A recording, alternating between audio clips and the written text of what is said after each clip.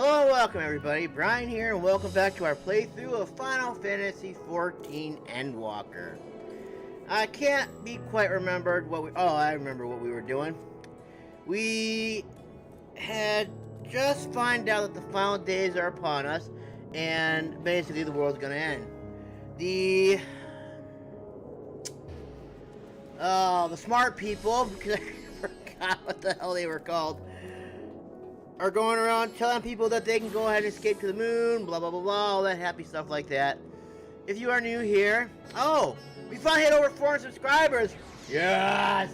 Woo! Thank you. Okay. I mean, I don't really have anything planned, honestly, but thank you all the same. I appreciate it. Seriously, thank you. If you are new here, then, and you're watching this in the future, all you gotta do is go down in the description below.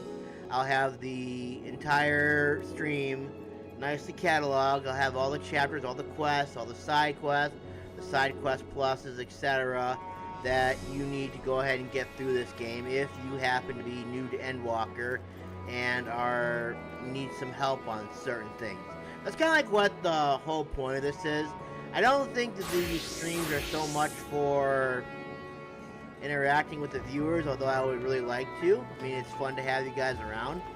But I think it's more future-proof than anything. Something that you can go back through afterwards and go ahead and be like, okay, yes, this is where I need to be. I can watch this part here. Oh, he was over there. Okay, good. And that's basically what I hope this thing will eventually accomplish in the long term. But we're also on our way to get to DawnTrail, which I think comes out July 4th, which is kind of sad because I'm probably not going to stream that day because I'm going to want to go be with my family that day. So we probably won't get to that till the next day, or if it's on a weekend or next Saturday or Sunday. I'm kind of hoping it's on the week personally because then I get a day off from work. Alright, so the first thing we gotta do is we're going to have to do like a stream test. Because I can't tell you, like, how many times I've gone ahead and started a stream, and then all of a sudden things just aren't working, or I'm getting double audio or something like that. So I'm going to go through real quick. We're going to go through all the screens real quick that I'm going to be using, the stream screen and the background stream, just to see if everything's working. So I'm going to turn off the microphone for a minute so we can figure out if we got audio right now, and then we will progress from there. So, give me a few seconds to check to make sure the game audio is all here. Mic off!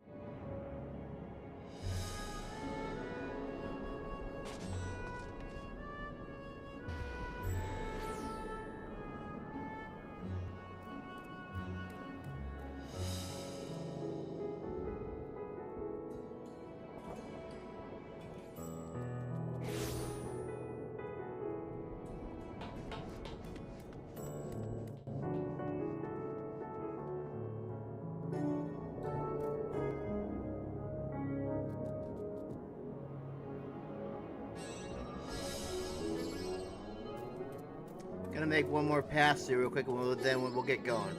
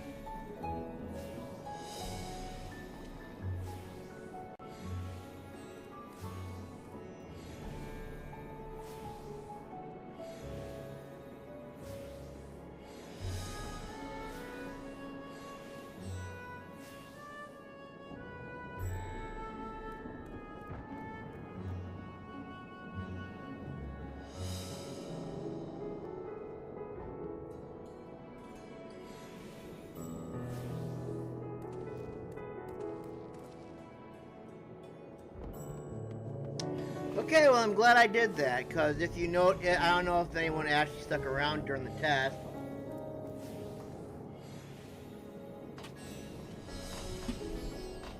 But, like, my intro screen was fine, and then all of a sudden the audio was gone in the cutscene screen and the stream screen. But it looks like everything is stable. I'm gonna check one more time, guys. I'm sorry. I just don't want to not have audio. It's such an annoying thing to not have audio for the whole stream. I actually went a whole stream one time without audio. It was very upsetting. One more time.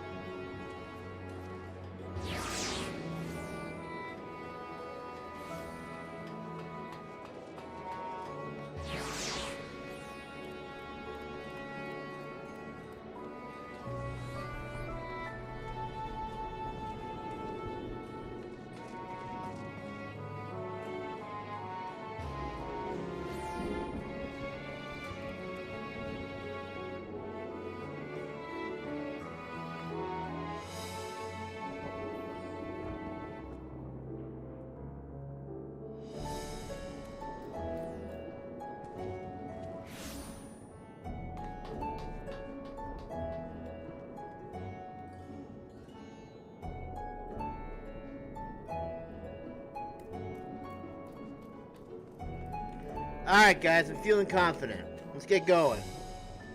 Let's not waste any more time going ahead and wondering whether the stream is actually going to be working or not. Alright, here we go. What do we do? Oh, we're going to the Crystarium.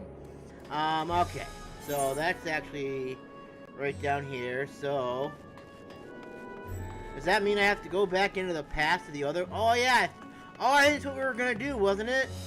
Is that we were going to go back in time to go ahead and see how Reen and them are doing in the past, or in the other timeline. Because if that's the case, and what's this? Okay, so I am in the process of getting new weapons and armor and stuff now, it looks like. Okay, here we go. Take this, Masamune, my spirit vessel. Oh.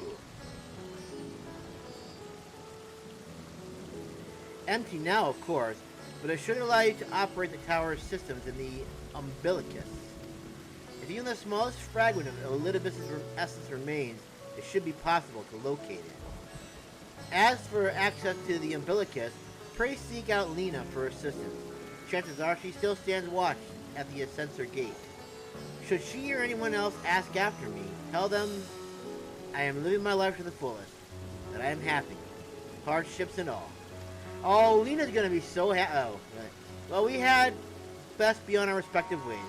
God willing, we will see each other again ere long.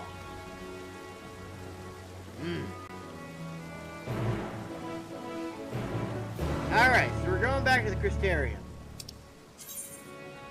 In Norvrent. Apparently we gotta go outside first in order to get to it. I guess I'll go here first. Poor job.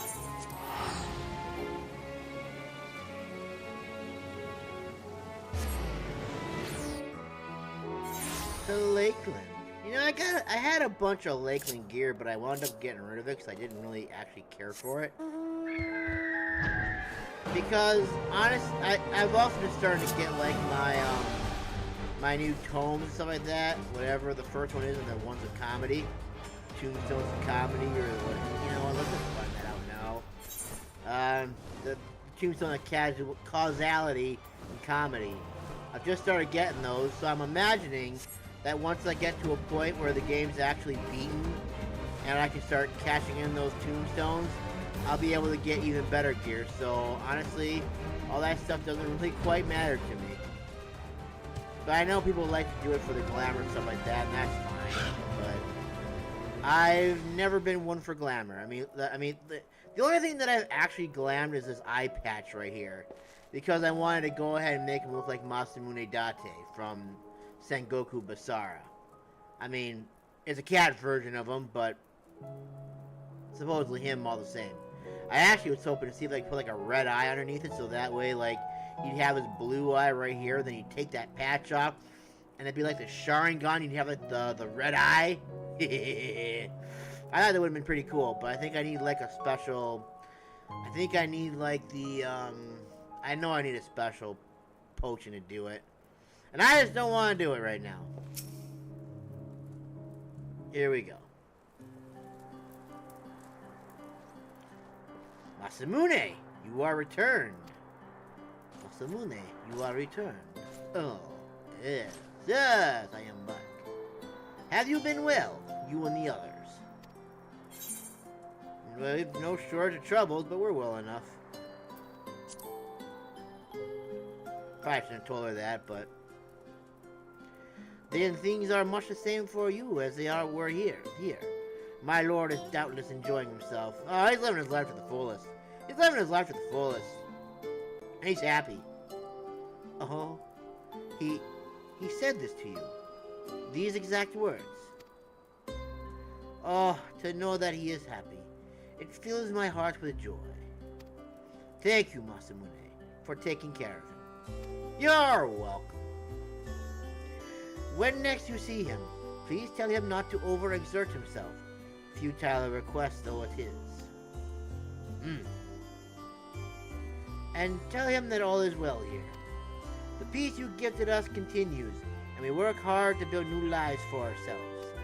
In the course of this, we occasionally bicker, but we've never been more optimistic for the morrow. If I had to mention one dilemma, it would be the question of our governance.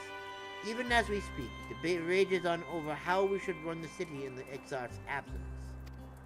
Most are of a mind that the Settlement Council should continue to oversee the general running of the Crystarium, while representatives are elected to determine policy and handle diplomacy.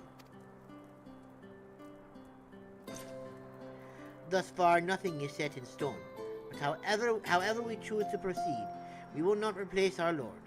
No one could. He's got big shoes to fill. Big shoes to fill. Have we recently observed any unusual phenomena? No, I cannot say there have been. Curious that you should ask me this question, though. Some days ago, Rin came and asked the very same. She was rather unsettled, in stark contrast to how cheerful she has been of late.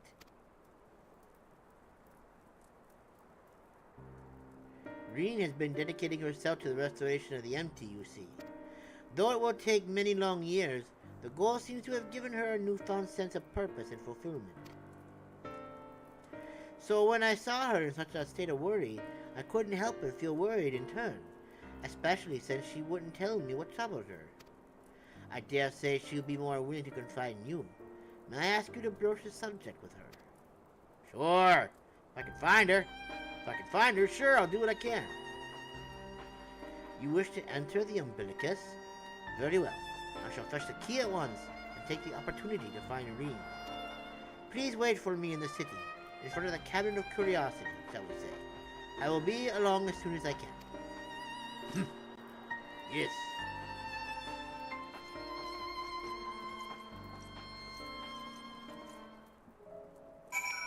Right on, frigga bro. Alright, now I guess we're gonna go into the Crystarium now. And I'm just... You know what? Why bother? I can fly now, for heaven's sake. Well, I could fly here before, but... Wee-hee! I can fly with style!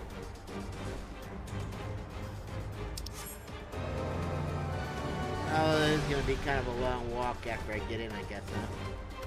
Whee!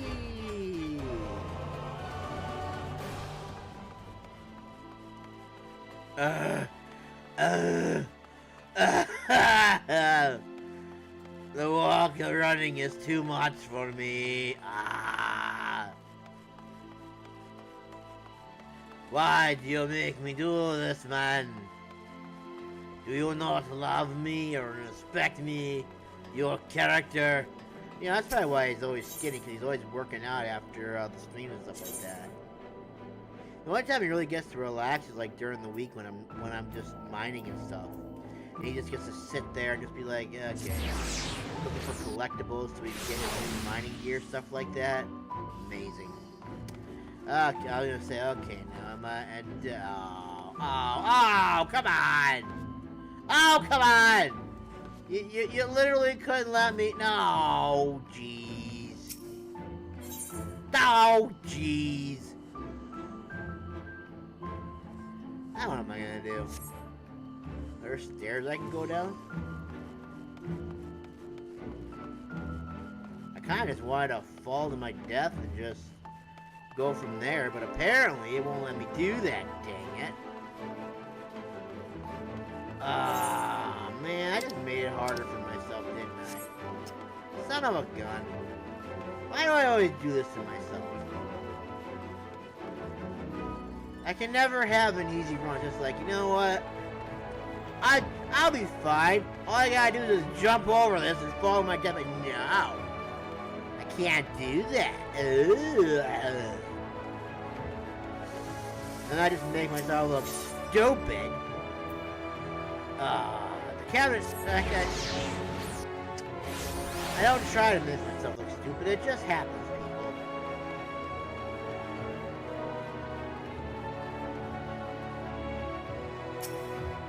Let us wait. The following event cannot be skipped. You may wish to cancel any pending duty flight registrations. Yes! I mean, it's not like we're doing anything special right now anyways.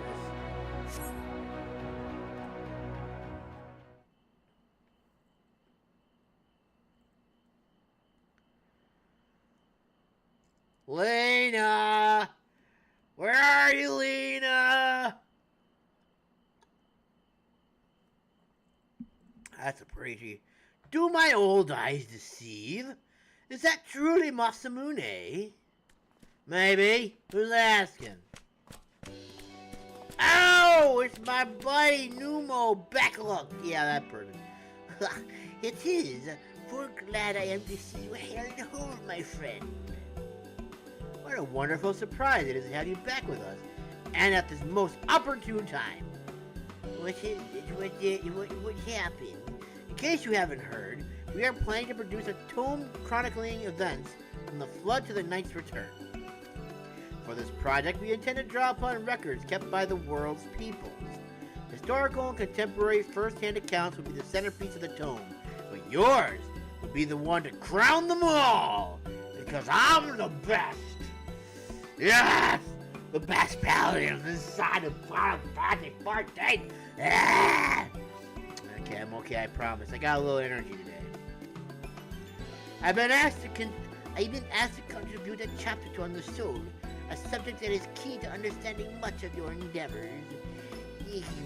In the course of developing the spirit lesson, I gained valuable insights into travel beyond the rift, knowledge that will allow me to attest to your existence indeed. Yes! There is no end to the questions I would ask you, but if you could indulge me just one for now. In your quest to restore the night, you face many a formidable foe. Among them, who offered you the greatest struggle? The last one.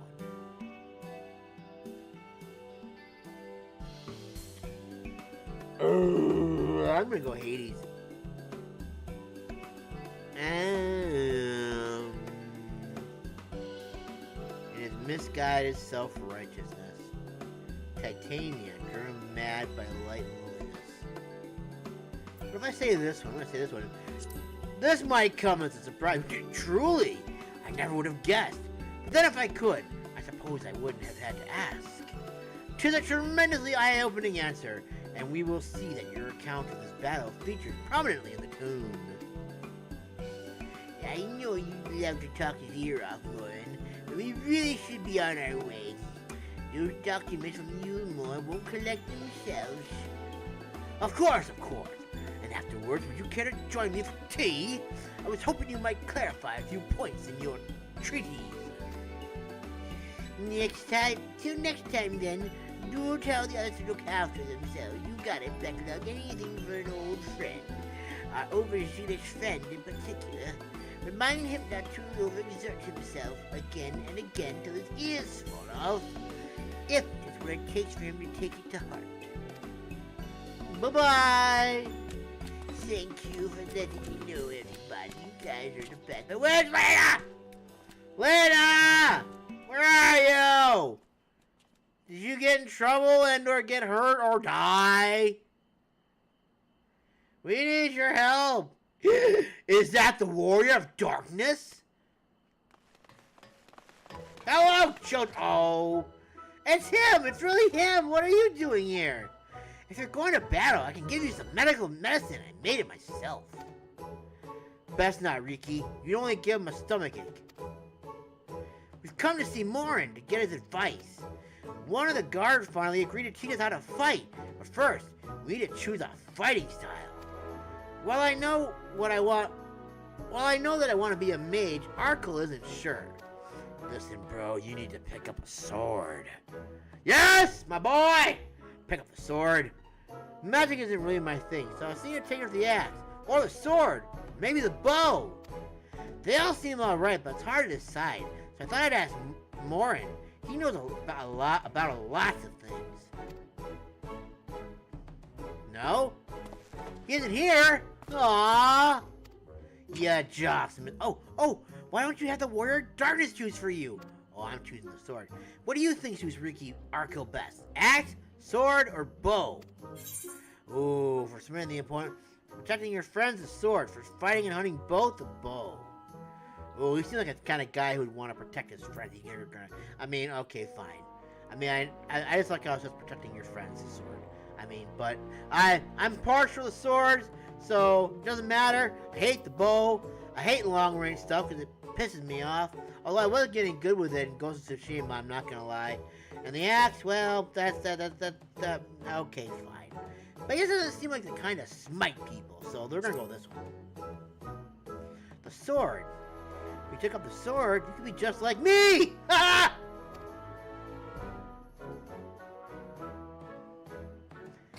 Oh, come on! Ah! I guess he's a good choice too, though, I suppose. I love that tale! Let's borrow the book today! It's really popular, though. I hope it's still there. Thanks for helping me decide, Warrior of Darkness. I'm start with that style and maybe try something else later on. And when I get really strong, I'll have to have a bout with you. Child, you will not be able to take this on in a million years. I am level 90 right now, and I've got more power than you'll ever have. I got more power in one finger than you do in your whole body right now. Okay, bye. Have a good one, kiddos. Hope your medicine train's going well. Lena! Lena, where are you? I've been sitting here for an hour now. What's taking so long? Such fun he's been having basking in the adoration of musty old bookworms and wide-eyed younglings. But does he spare a thought for me? Of course not. Who is that? What? What? Who? Where? What? I waited and waited and waited, but he won't so much as acknowledge the presence of this beautiful branch, even though they're right here. Such a heartless thing our sapling is. Cold and cruel and heartless. Branch. Oh, faithful Failey, loveliest of branches. Don't you have more important things to do, your majesty? I'm gonna go with this one. I like this one. If you truly miss me, you should have cried for me at the top of your lungs as you arrived.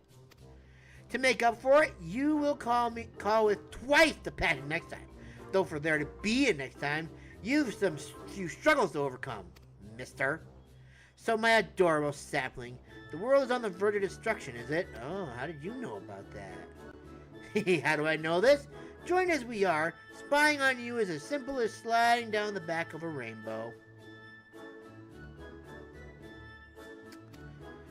Would that I could aid you in your quest, but the fate of we faith folk is bound to that of the star. Whither it goes, so too do we follow, such is our way. The most I could do for you is spare you the pain by giving you the sweetest of eternal dreams. But if escape's not to your liking, then you must struggle with your fellow mortals. Yes, I'd rather do the second. But here are the ones you were waiting. Here are the ones you were waiting for. I wonder what manner of conclusion awaits at tale's end. Victory, that's what. Whee! Is Lena here now? Lena, you finally here? Oh, good. Oh, and Rain's here too. Hi, Rain! Miss you, Rain. My apologies for the delay. Masamune, it's so wonderful to see you again. You doubtless have much catching up to do, so I shall leave you to it. I've taken the liberty of unlocking the umbilicus, and you may enter at your leisure. Thank you! You're awesome. Amazing, even. Wait, you're leaving? You don't want to hang out with us? Damn it! I feel like... well, I guess she is a busy woman, so I guess that's the thing, I guess. Damn it. We gotta go back into a cutscene again. I'm relieved to hear that everyone is well. I've had this feeling, like a pit in my stomach, and I was afraid that something might have happened. What? Maybe I'm overthinking things, but it's just that... What? I'm the Oracle of Light, but I've never spoken with Heidelin. Never once heard her call. Even so, I've always had this feeling deep inside me. A connection to something immense. These past few days, though, that connection has wavered. As if that immense something was distant, then close, then distant again. And then the other night, I was jolted awake by the feeling it had been completely severed. Wanting some fresh air, I went to open the window, and to my horror, the sky was ablaze, like during the star shower.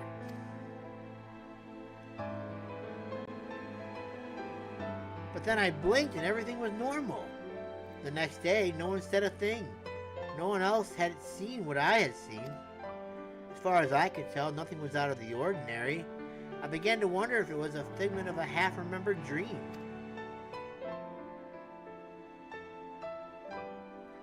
Masamune, what are you not telling me? The final days are upon us, Reen. I have to know. Please. It doesn't matter how terrible it is.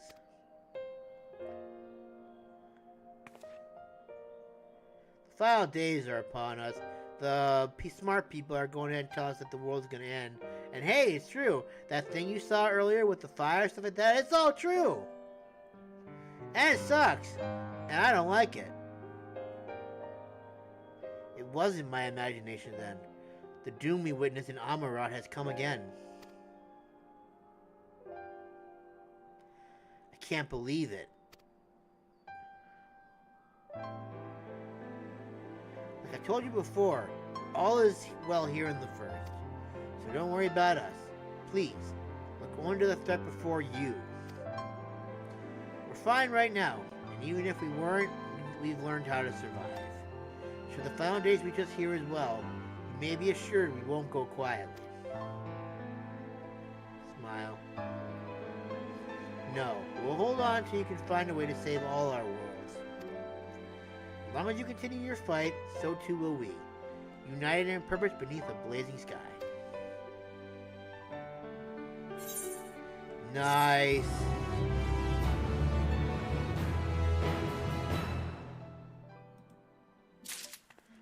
Alright. Let's go ahead and let's take a look at what we got. I got myself a new sword. And shield. The manganese. And they're high quality too. Alright, let's sort them out. Alright, this is the manganese sword. And we need the manganese shield.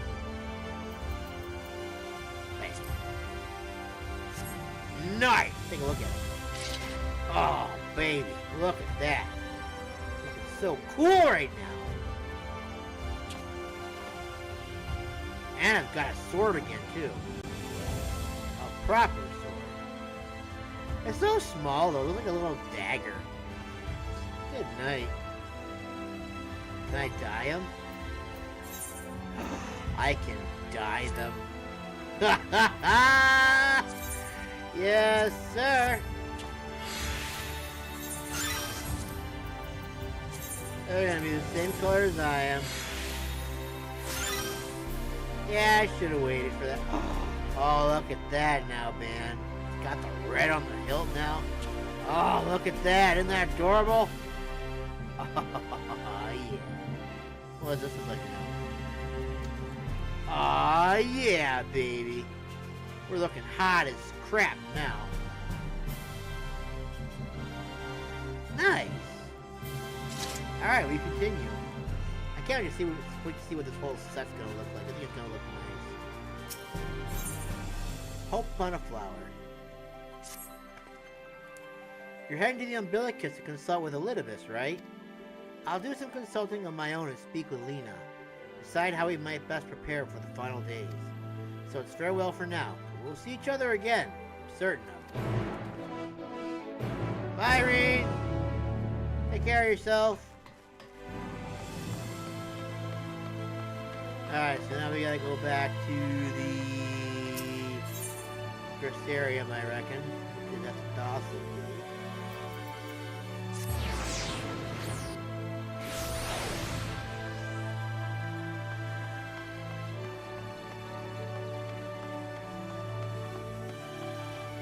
That's a mighty big shield, that's all I'm saying. Ah, Master Masamune, welcome back. The captain has told me all. Give me the word and I will show you to the ocular. Yes, sir. Take me to the ocular to talk to La Habrea. Who hasn't been around since the Rum Reborn, literally. Who are you? Ah, the memories of us all being here.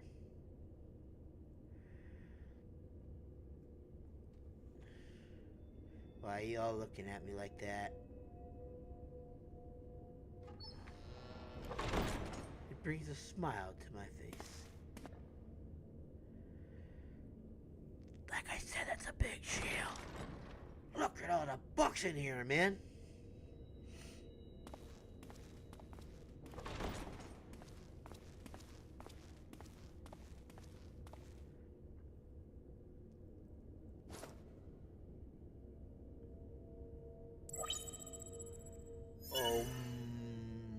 biometric authentication complete. Please state your business. I'm looking for La Brea. Do you think you can help me with that? Looking for La Brea. Do you think you can help me with that? Acknowledged. Reinitializing Circus Tower systems. Elidibus.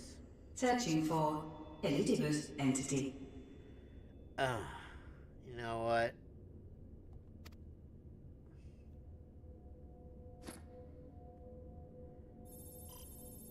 Why did La Brea come into my mind? Target located in subterranean core power accumulator. Projecting image. Hello, fool. Oh. My home. My friends. No more than a dream.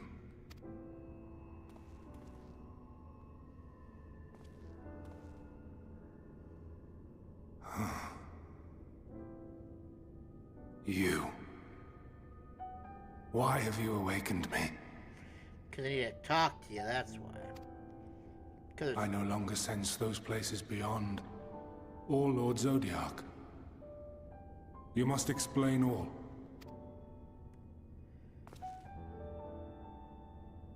Well, you see, he went crazy, so I went and defeated him.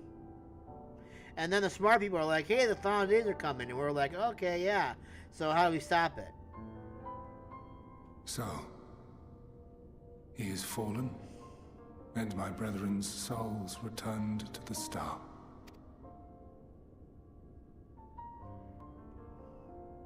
The doom we sacrificed so much to prevent is come again. Old burdens now yours to bear. But if this is Fandaniel's design, then I, as Elidibus, have a duty to fulfill. Your unsolicited act has restored to me some few memories of the convocation. Yay? Such knowledge as I have, I will share.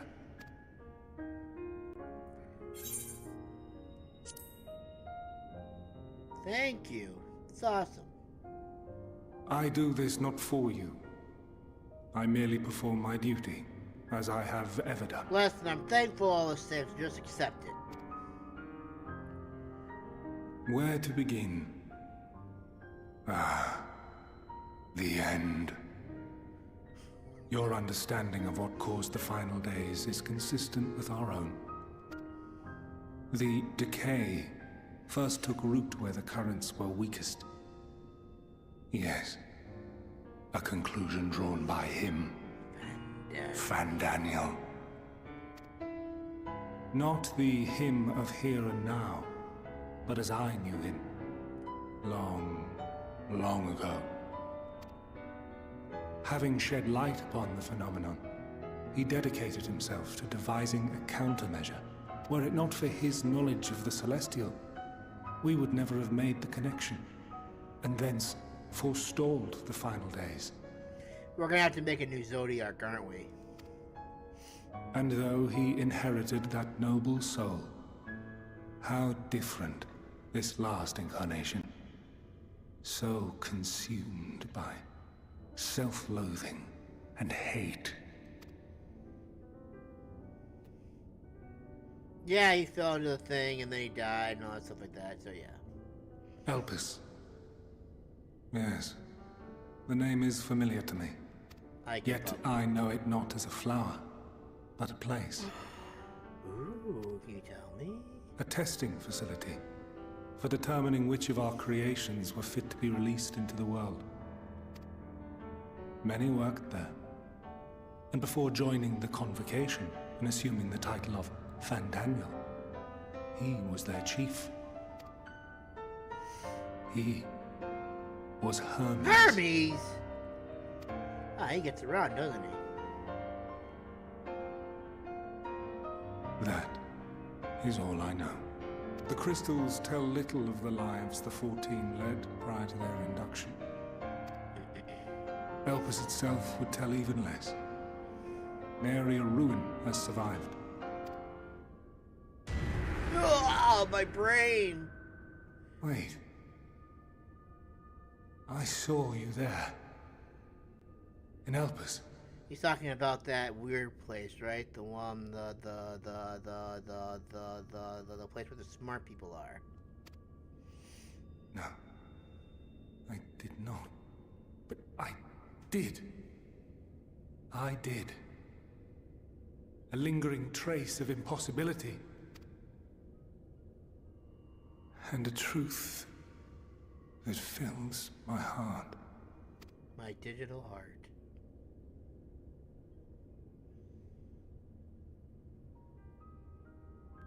My memories remain clouded, I fear. However, they have revealed to me one possible course.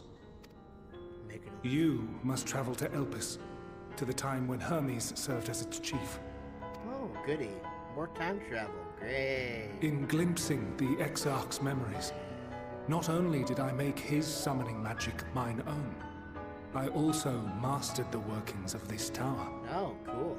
Which, having absorbed my empowered essence, now harbors an abundance of energy.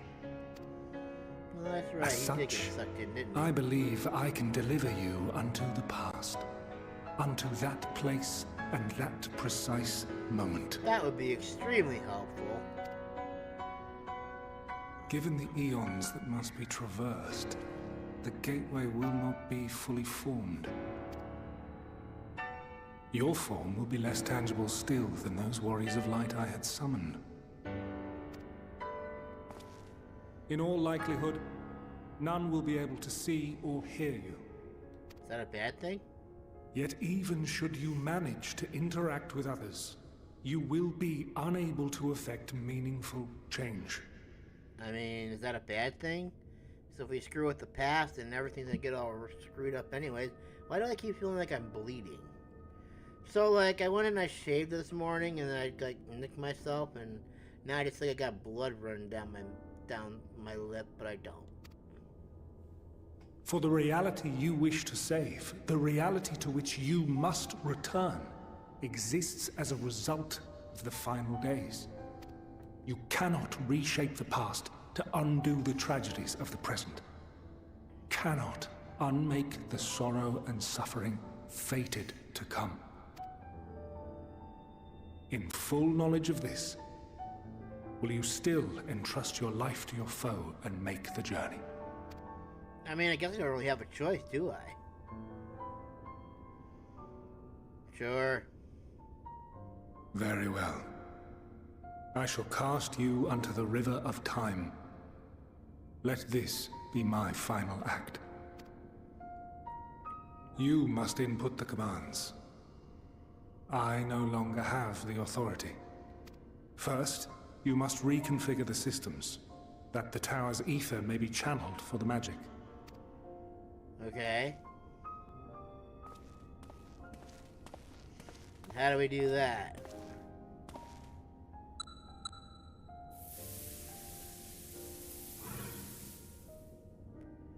Okay, I did it. What? He's gone.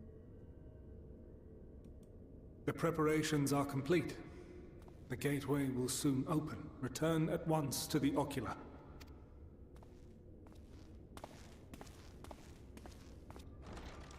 I'm a well-traveled cat, aren't I? I'm a very well-traveled kitty cat. All appears to be in order. The ether flows unimpeded. The magic should consume every last mote of my essence. Why are you surprised? Did I not say that this will be my final act? That you did. Lord Zodiac is no more. There is nothing for me here. The ones I love and long to see again are waiting. In that promised land. Beyond memory and dream. Now go, warrior of light. Go, and do not look back. Got it.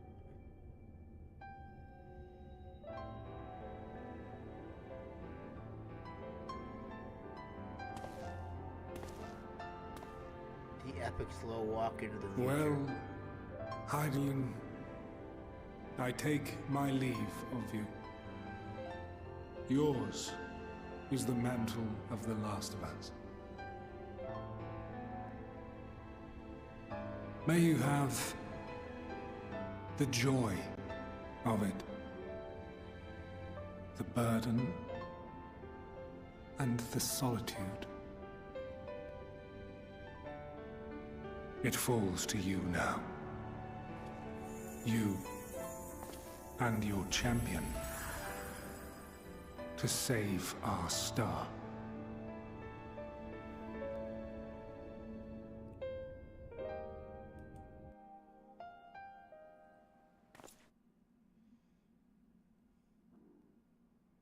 I'm gonna say what's gonna happen now.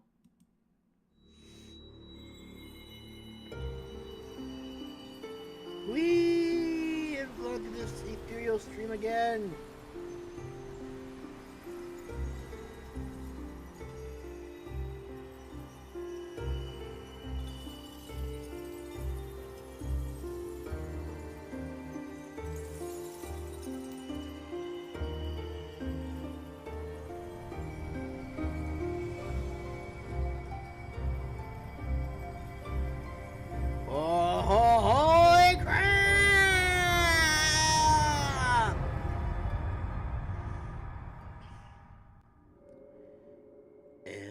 It alive? It would seem you're less aware. Oh, but I can't see myself. Oh no, I'm invisible. Oh, holy crap, you're tall. Damn. Now I gotta find Hermes, messenger of the gods.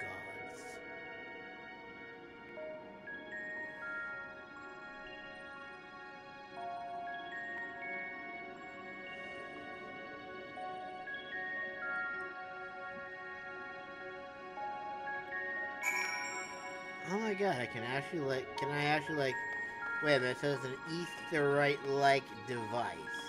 Am I allowed to attune to this? The device is reminiscent of an Aetherite. Perhaps it's possible to attune with it. No? Despite attempting to channel your focus your energies, you fail to attune with the device. You can only assume it operates differently. Well, I mean, we're technically not even supposed to be here. We're kind of in the past. So I find it very hard to believe this is how this is gonna be.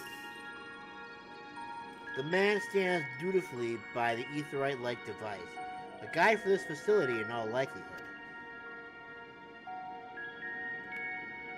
You attempt to get the man's attention, but if he sees or hears you, he gives absolutely no indication. As Elizabeth warned, it appears your form is intangible. Which we already knew.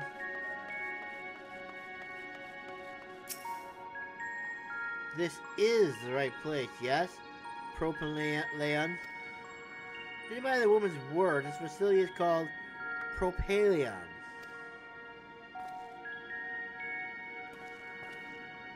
You attempt to gently prod the woman to attract her attention, but feel nothing, and it seems neither does she.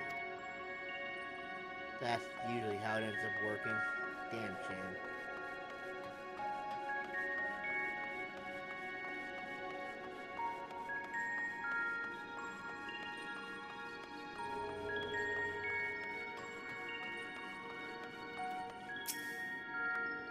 The remarkably large man wears a black robe and a half mask, much like the phantoms you encountered in Mare Lamentorum and the recreated Almirad.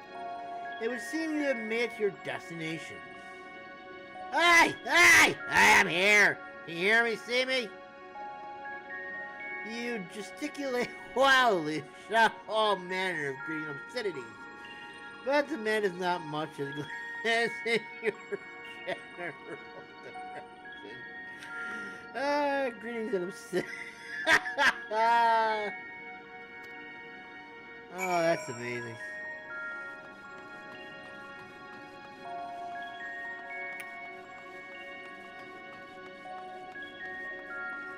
There is a sturdy door in my way. We must broke it down. You suspect this door leads outside, but how to open it? Walk right through it. Oh, damn it, I did it stupid. Walk right through it.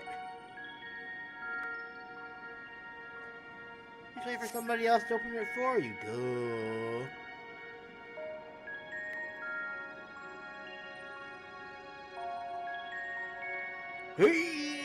Yeah. And here we are, Elpis. There's a stupid cat trying to open the door. Well, well, how rare to receive you in person. To what do we owe the honor? We're all gonna die. Oh, Is that just Hermes? a few odd tasks. We'll be here a while. You're welcome to stay as long as you see fit, of course.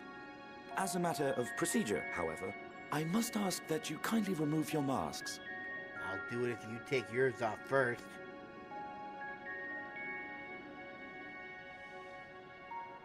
Come now. Is this truly necessary?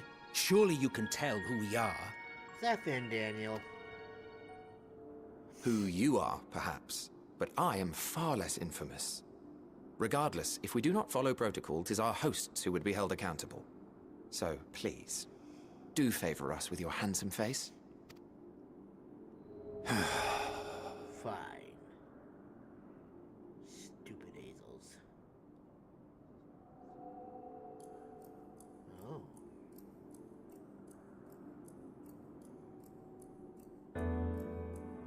What a handsome dude.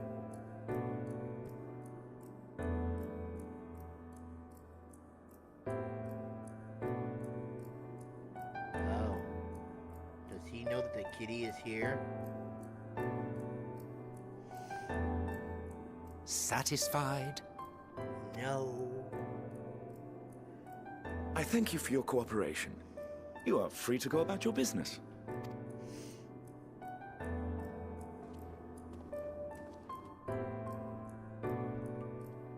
What are you doing, you stupid cat?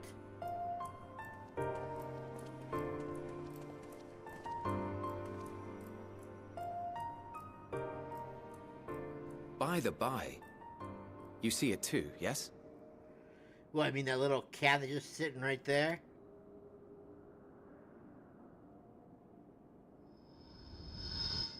Yes. I haven't the foggiest what you're talking about.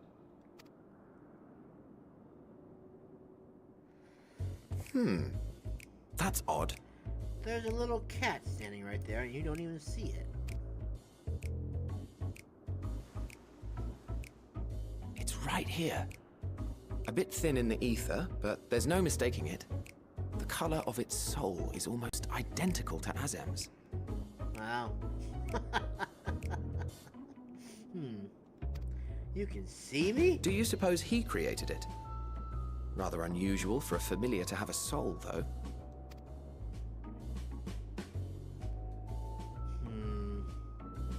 Don't ask me. All I know is that it's trouble. Doubly so if it's his spitting image.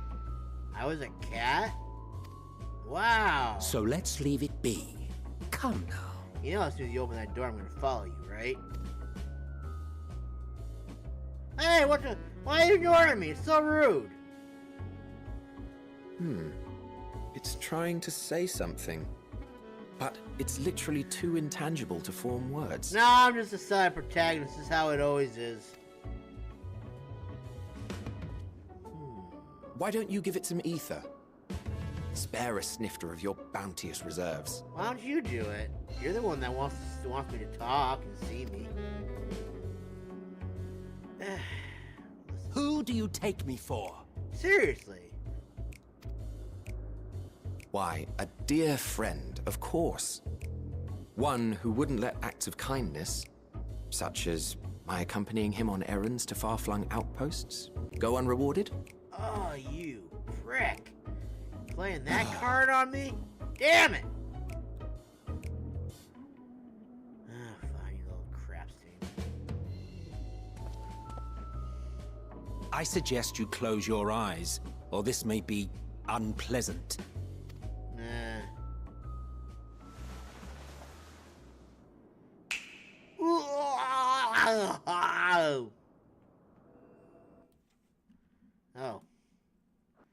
Apparently I have a tangible form now, maybe? You may open your eyes. Thank you, man with a familiar voice who doesn't sound like Fan Daniel. No! Oh my god, I'm not see-through anymore. This is amazing! I'm invisible. And I'm tall! Oh, you even adjusted its size. I'm still short! Damn it, man! The better to indulge your whim. This way, it will be easier to communicate. You're amazing. How very thoughtful of you. And may I applaud your artful reinforcement. Without further ado then. Greetings! I am Hythlodaeus, Chief of the Bureau of the Architect. Nice to meet you. Sulking beside me is the most honorable Emmet Selk of the Convocation of 14. Emmet Selk?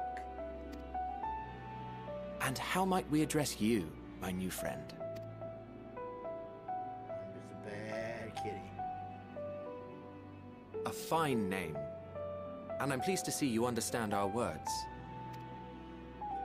So, tell us, whence have you come? The thinness of your essence suggests you weren't created here.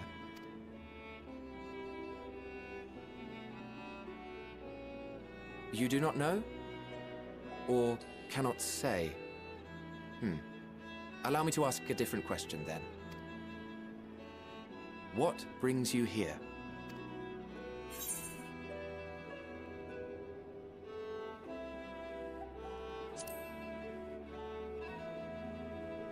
That seems more plausible.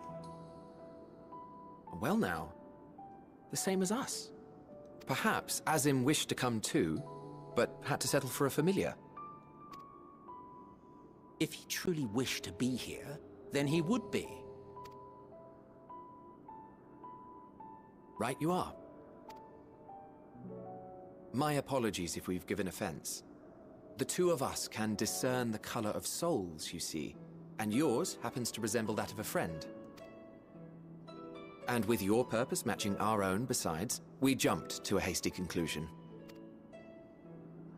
We are here to speak with Hermes, the chief overseer of this facility, which we also intend to tour in order to gain greater insight into the man's work.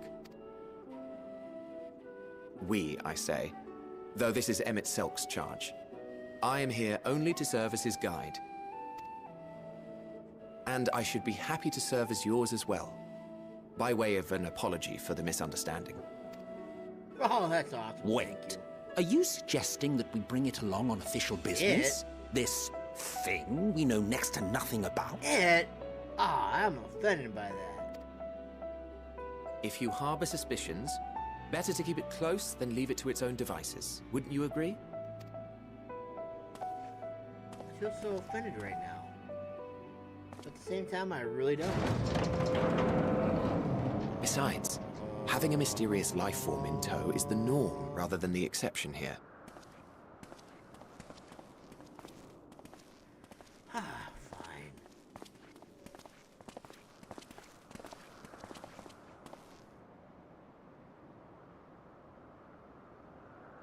Welcome, my friends, to the testing ground of creation at Heaven's Edge. Elpis. Nice. World Unsundered. Elvis.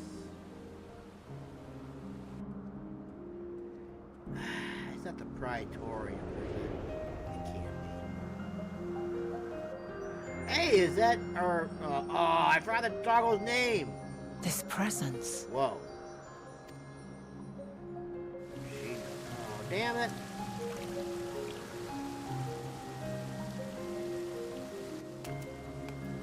Is that Hermes? Hermes!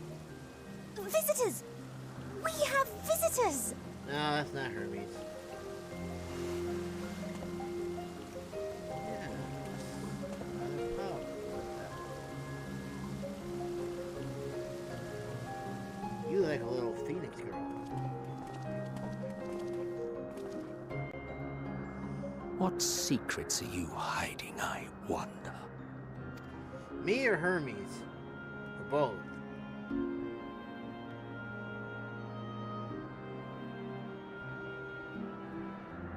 feel so tall. Ha ha ha! I'm so tall! Yes! You're basically normal size for this area. Can I? Oh, I can't tune to it. Oh well, I tried. I was hopeful. Is this something that... Oh, this is an area we can tune to. Oh, this is sweet, baby. Oh my gosh. Oh, this is gonna be a good area to explore, I can already...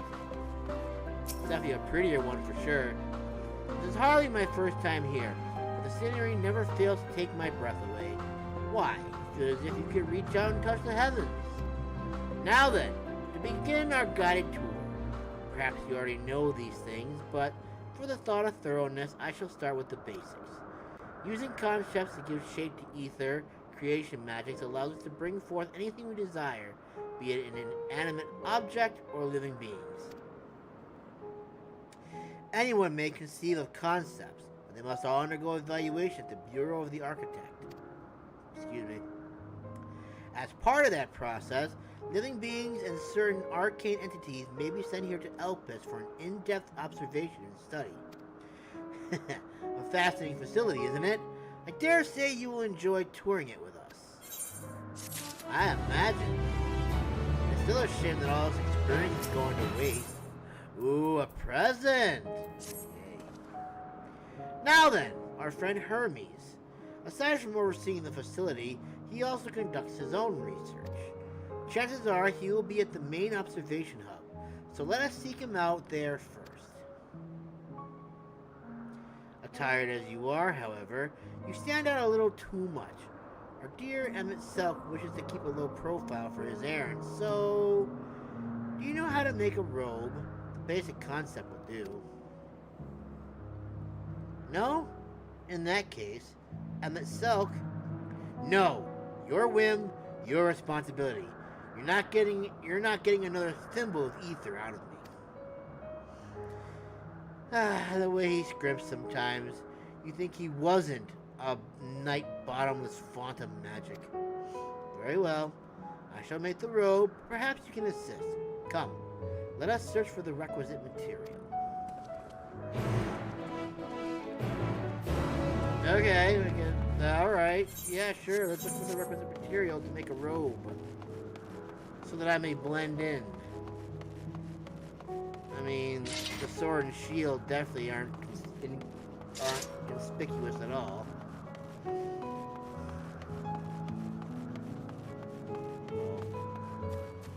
you say opium? Oh, I thought I said onion. You know what? Why did I do that? Oh well.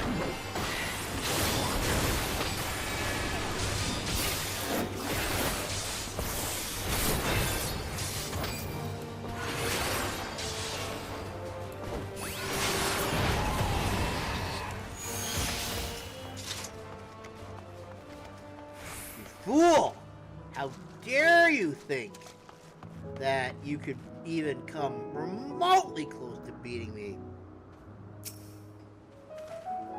Yes, these creatures should suffice. Am I supposed to take those things out?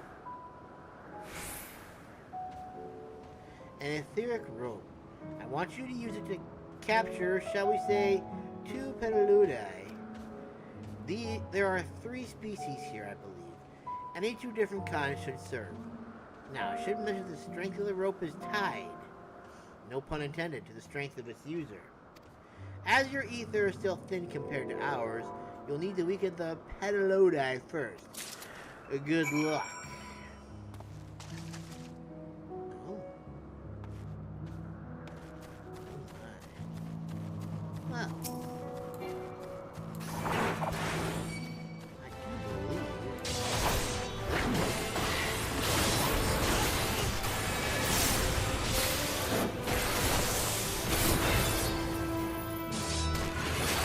I can't kill it.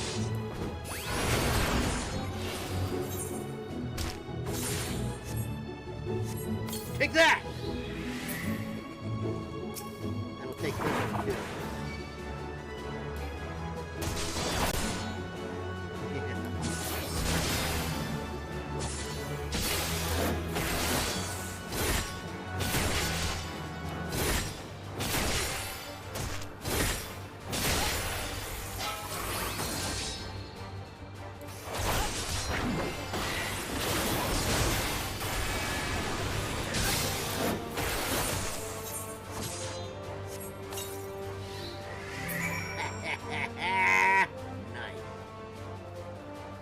got my two colors. Red and blue. Oh, I could have gotten a purple one. No, maybe not. Nope, could have gotten those. Probably could have, but I already beat it, so. You caught the Petalouda. Come, come! Let us see. There you go. Petalouda. Yes, these fine spells are doing nicely. And now for a spot of reversion.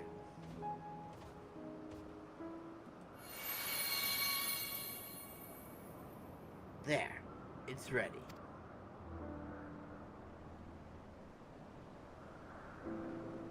It's nothing fancy, but then we're trying not to stand out. Try it on for size.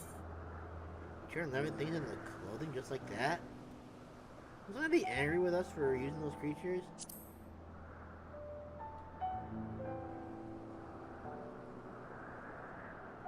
Well, not just like that. You need to revert them to their constituent ether first.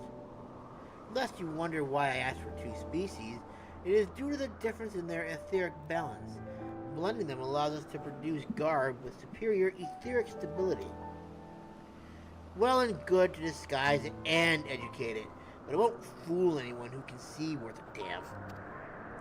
Fair point, but at the very least it should spare you unwanted attention from the casual observers. Except for that mask he's wearing. I mean, it's red, or like a purplish red. Emmett Selk speaks true. Even dressed like us, your unusual nature will be plain to those who think to look. Should someone question your presence, don't make up excuses, much less try to explain what you actually are.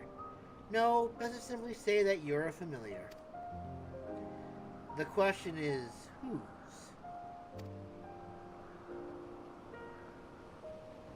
Of course, Azim's. If you say you belong to him, people will give you the benefit of the doubt for any and all outlandish behavior. Exploiting our associate's absence? For lack of his presence, absolutely. Were he here, he'd have been the first to propose the idea. And you know it. With that, your story is settled. Let us continue with our errand. Oh my, Sophus. I'm gonna dye him red just so I can piss Emmett Selk off.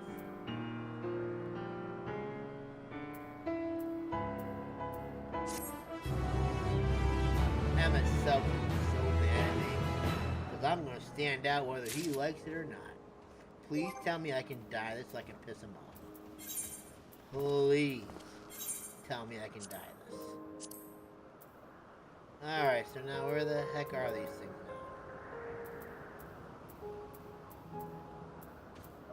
now? It's a robe.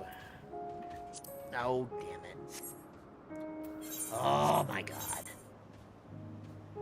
Yum, yum, yum, yum, yum, yum, yum, nom, nom, nom, nom, nom, nom, nom. Oh, there it is.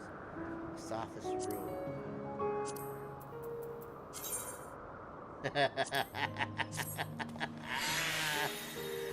Just to piss them Selk off.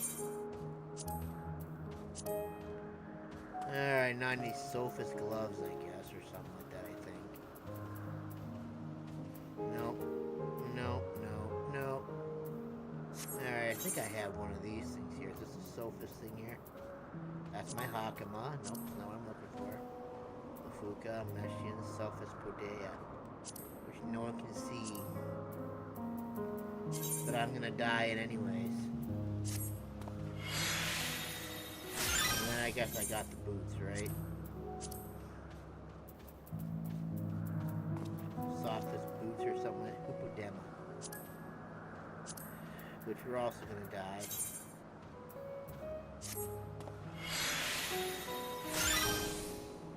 No! Why did I do that? Oh no. Now that's registered as a gear. Oh, damn it. Oh, well that was stupid. Haha. See my, oh, you know what? I think I'll do you a favor here. Just because I'm nice. And I will, like, hide my sword and my shield. Well, you can hide that if it makes you feel better. Oh, look at that.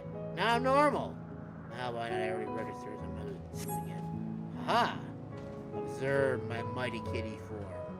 This is probably one of the few times you actually see him with both eyes open.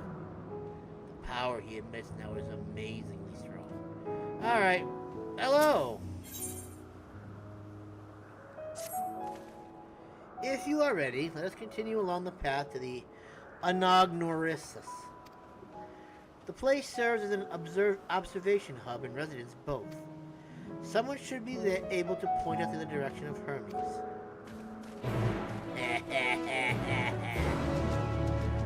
Yes.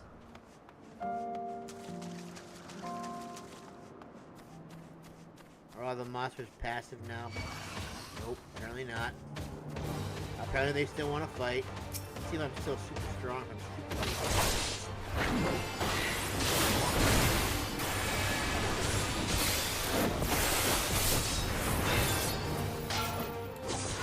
Oh man, Toad's super weak now.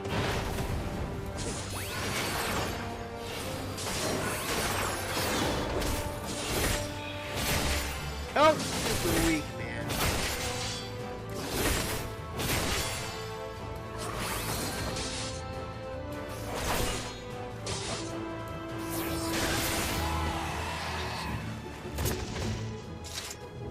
That works.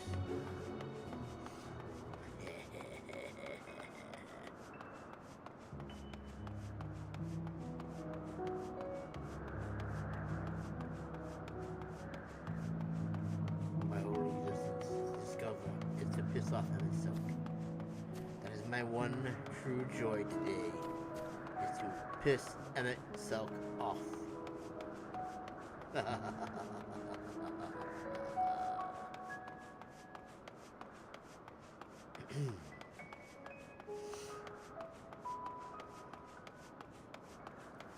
Petalouda. Hello, observer. Who also knew about my presence, if this is the same person I'm thinking of? Yes, can I help you? We wish to speak with Chief Hermes. Do you know where we might find him?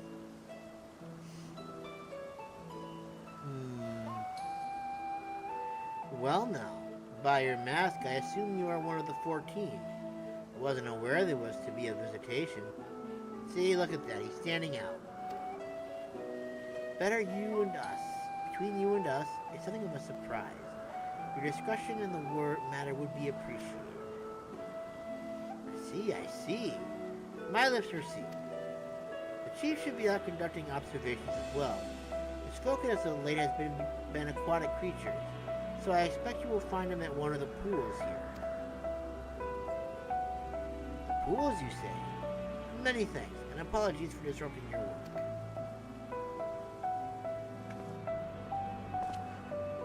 I say, Petalouda, while I've never met Hermes, you know him well, do you not? That being the case, couldn't you simply find him by his ether? Aye, that I could. But it's more fun to search. As you know, myself and I can discern the color of souls. By the same token, we can also see ether quite keenly, and from great distances. With this skill, I could readily locate Hermes, but I felt that it would be a waste of an opportunity. We're here to perform an assessment after all. By searching the ordinary way, we stand to gain insight into Elpis and the man in charge of it. This is as much for your own enjoyment, like as not, but point taken. If you're going to accompany us, make yourself useful and help us look for Hermes. According to his profile, he has short, dark hair. So you know, it's because we're in Elpis that we don't have our cowls up. A special exemption due to the need to be aware of dangerous creatures. Elsewhere, we do not exhibit our individuality. It's unseemly. This is all common sense, but I would not assume you possess any. Man, that hurt. I don't appreciate that at all. It's It's a rare treat indeed to be able to search for someone by their appearance, and I thank you for humoring me. Come, let's find our man. Why does she have her mask up then, if that's the case, or he have his mask up if that's the case?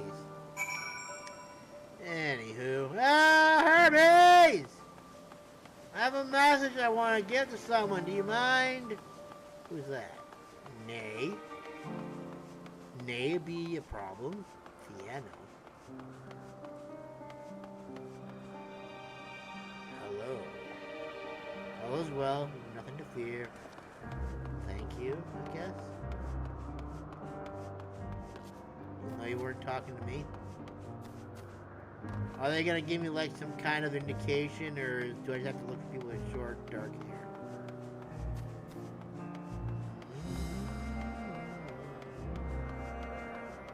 Wouldn't you like a taste of the magic? Wouldn't you like to have some fun?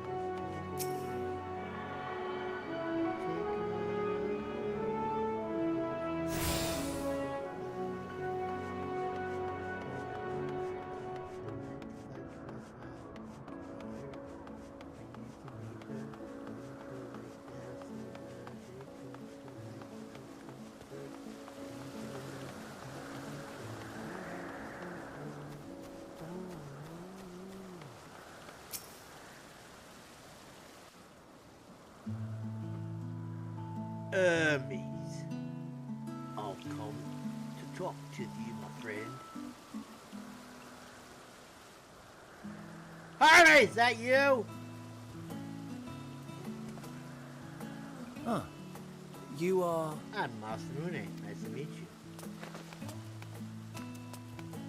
Oh, You're an excitable one, aren't you? Don't fall. different. You're different too. You and me. We're alike. Friends. I want to be... The winged girl. Wait. Please. Wait. Okay, I'm waiting. Deep breath. Greetings and salutations. Can you hear me? Indeed I can. Do not be alarmed. I mean you no harm. I wish only to hear your words, share your feelings, and know your thoughts. How are you doing this? May we please be friends? Okay. May we please be friends?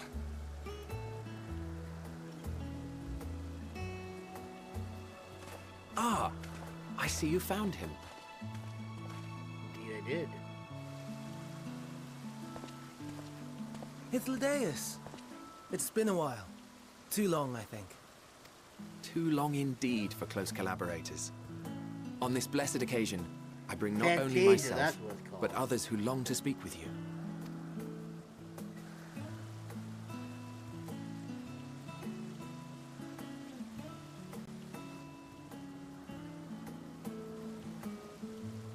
You are of the convocation. Emmett Selk at your service. Do I have the honor of addressing Hermes, Chief Overseer of Elpis? You do. You have traveled far for it. Given your facility's purpose, its remote location is something of a necessity. Would that I didn't have to rely upon a guide. Oh, you wound me. Have I not ever been an attentive and helpful friend? But moving along to more agreeable company, this one we chance to...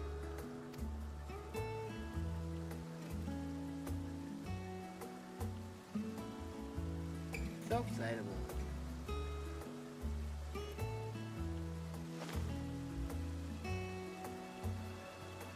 Well, you certainly have her attention.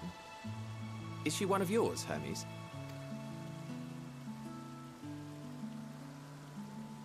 Her name is Meteon. It means shooting star.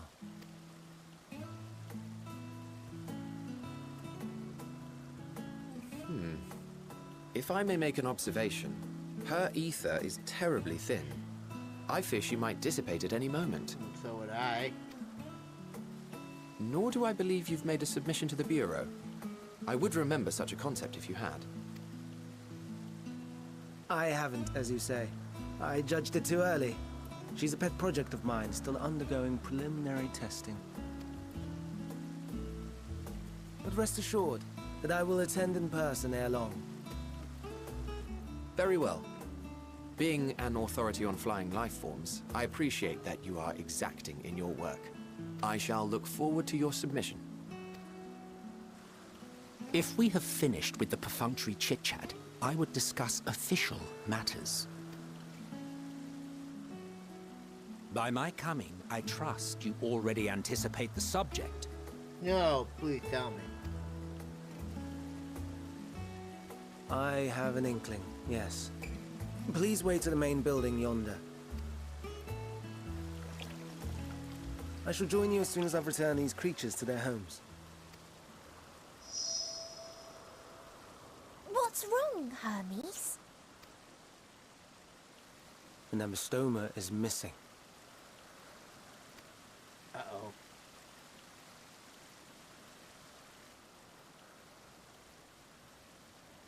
Okay, just go missing. I may have found it. A creature with the self-same ether as those there, nestled in the boughs of a tree outside the grounds.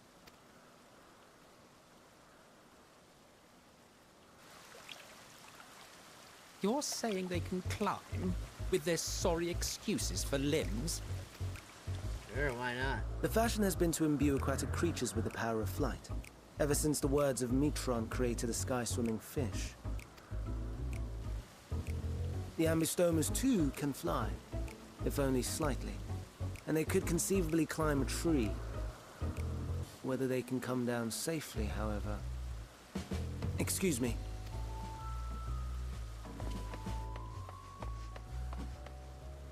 I'll help, too!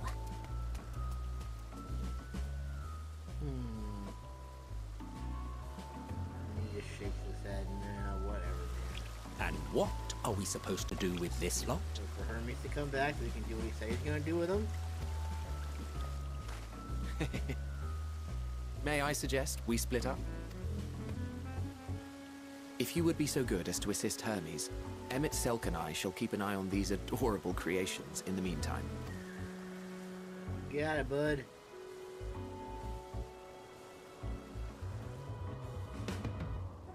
Look at how nicely I stand out.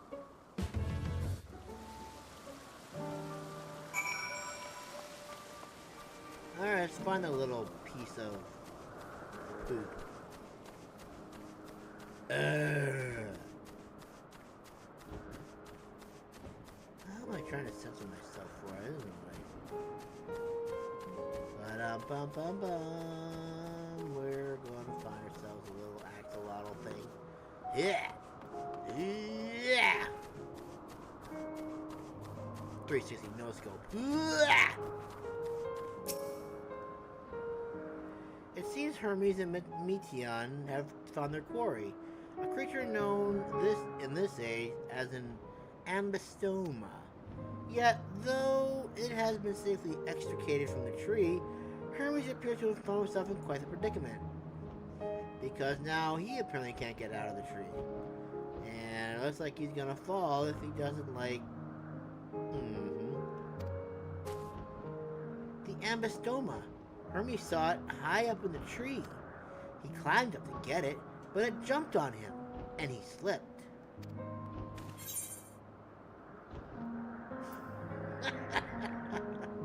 Everything is under control, I trust? Yes, rest assured this is nothing new to me. I've ended up in far more compromising positions in the course of my work. Now, for your own safety, please stand back. Okay. Ouch. That sounded kind of painful.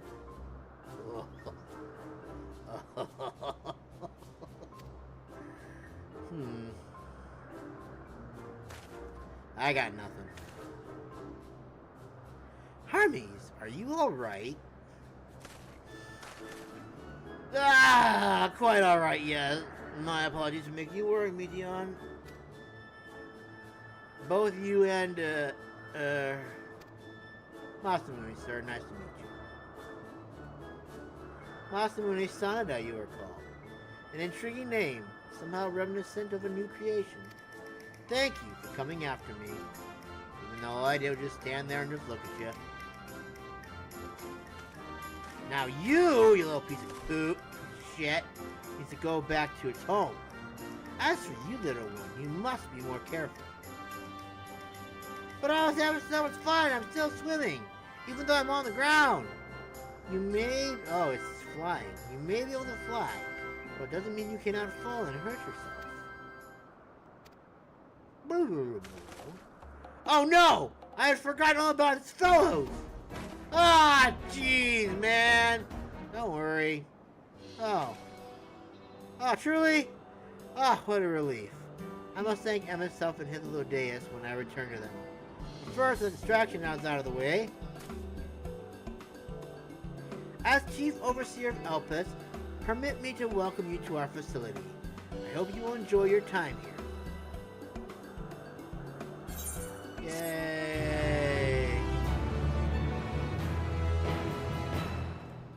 Do I get to find like all the Aetherites and stuff like that too? Because if I can do that, then I could fly one day. Oh, that's a chocobo thing, isn't it? That would be a chocobo thing, ding. Well, we must keep the others waiting. Let's return to Anagnorisis. Anagnorisis. Can I like take this off now, do you think? I'm gonna try and see if I can take this off now. I mean, as cool as it is. Now I just gotta remember what the hell I was wearing. Oh wait, it would have been like one of those, high quality, this thing right here. She can jump you to a monster that'll grind to the bone. When you take her on a run, wouldn't you like a taste of the power? Wouldn't you like to have her deep in the night? That song is stuck in my head now, and it's a song from Epic. It's like where Odysseus is going after Xerxes because she had just turned his men into pigs, and he's trying to go and save them, and that's one of the songs they have in the musical. Hermes, Hermes, Hermes. My apologies for the trouble. Owing to your kind assistance, all the ambistomas are safe and well. I will personally send them back to their space. You would go on ahead to the main building. Upon entering, you will see a table and chairs, a meeting area. We may speak there. Very well. Take care not to let the creature slip away again. You got it, bud. Okay.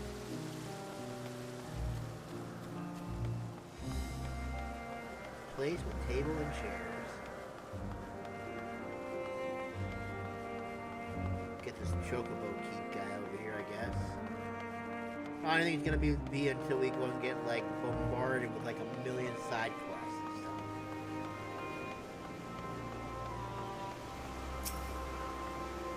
My little creation set. My wonders where? Oh, it's a gemstone trader. I am sorry. You know, I think I'd be more interested in doing fakes than it would actually have like weapons and armors. And unfortunately, right now, fakes won't do me any good at all. So it's kind of pointless for me to even think of doing something like that right now.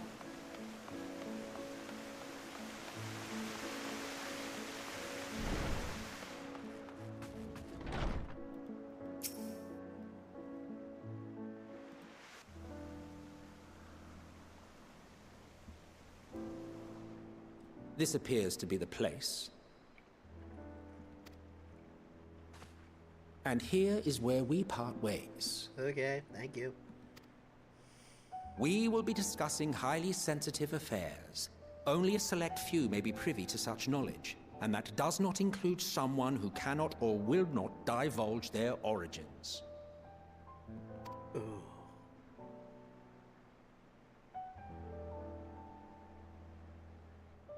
What? Will I have to remove you by force? Sure, why not? You can try. I think I beat you once before. I can do it again.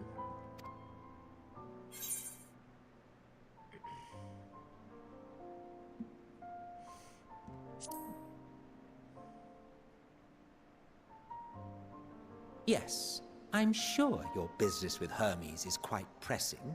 You may speak with him to your heart's content after ours is concluded. I do not object to his attendance. Ha! Take that, Emmett Silk. Hermes, this is highly irregular. Perhaps, but I believe he can be trusted. Meteion would not have taken to him so quickly otherwise. Thank you, Meteion. You're the best.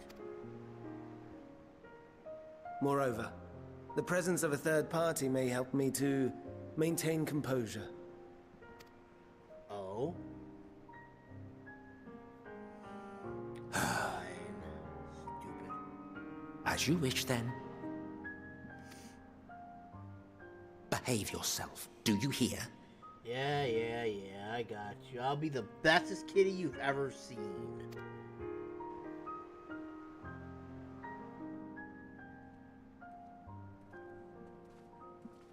You won't even know I'm here.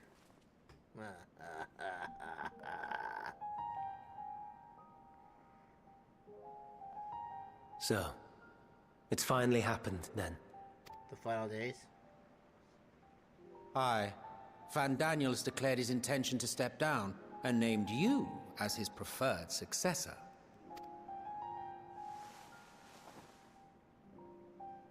In recognition of your knowledge and your works, the Convocation is giving the recommendation due consideration.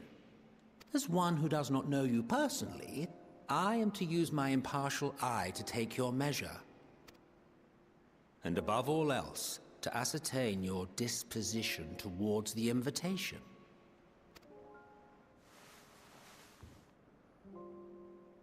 I understand that you and Van Daniel are close. He himself was once chief overseer of Elpis after all. I should not be surprised if you knew before anyone else that he wished to relinquish his office. I did. He told me that when he fulfilled his purpose, he wished to pass the torch to me. A torch you seem none too pleased to accept. Are you so averse to serving on the Convocation? No, it's not that. For a humble researcher like myself to even be considered is an honor beyond words. No. What troubles me, what I struggle to come to terms with, is the very fact that Van Daniel is stepping down. Does this not mean that he will return to the Star?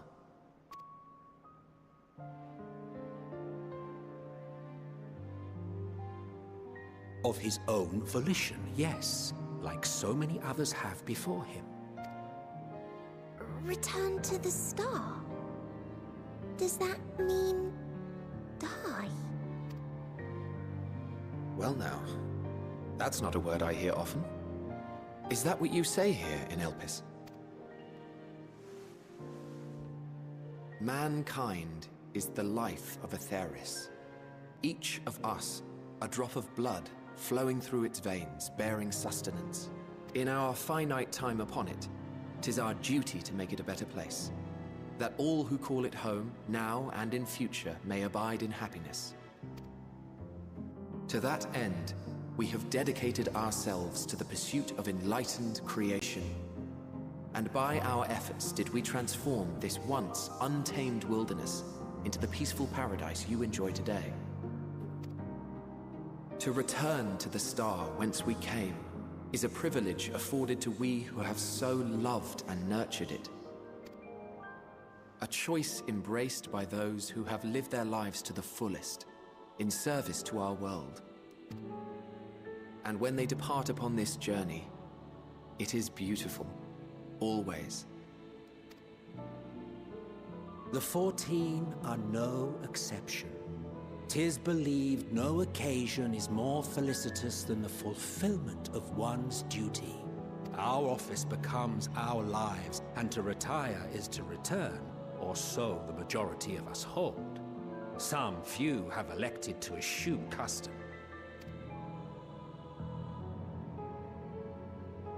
Mayhap you feel Fandaniel's deeds do not warrant his return. Yet you should know his accomplishments as well as any. During his time, he conceived of countless outstanding concepts. And channeling the wealth of experience he attained here in Elpis, he brought forth many new specimens. I know of all this. I do. It's just, I cannot fathom why someone so great and wise, who could still do so much good, would want to end it all.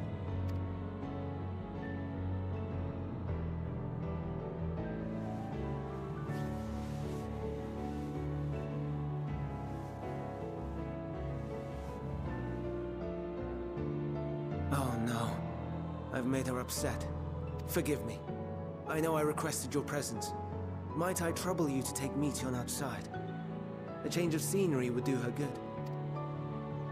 Sure.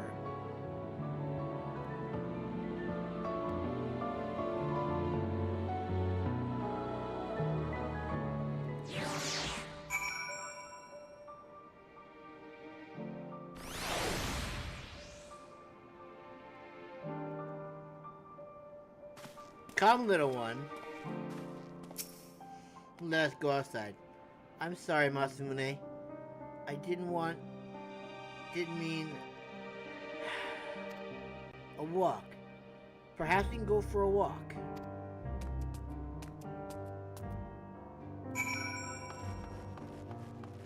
A walk we shall go then. Ooh, it's up here. Nothing fun. Dang it.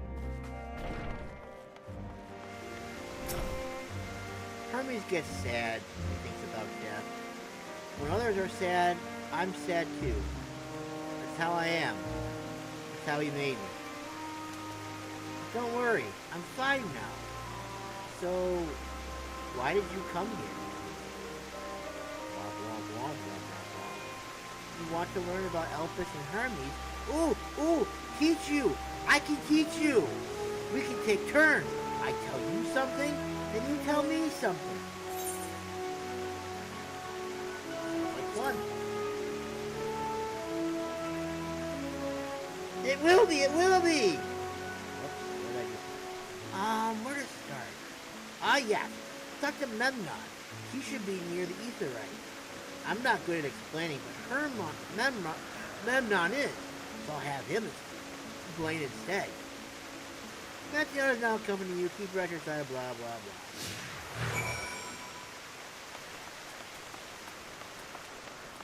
Blah, blah, blah.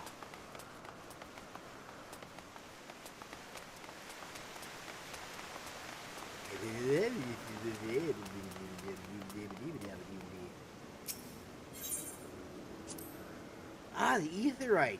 Anyone can use it to teleport anywhere. Well, maybe not anywhere. Not to the ground or other isles. For that, you need teleporters. Oh, and permission. Memnon, hi. And what have we here? Though you look like a person, you have the ears and tail of a beast. I assume you are familiar like Meteion. Is there something you need? This is Masamune. Could you teach him about Elpis?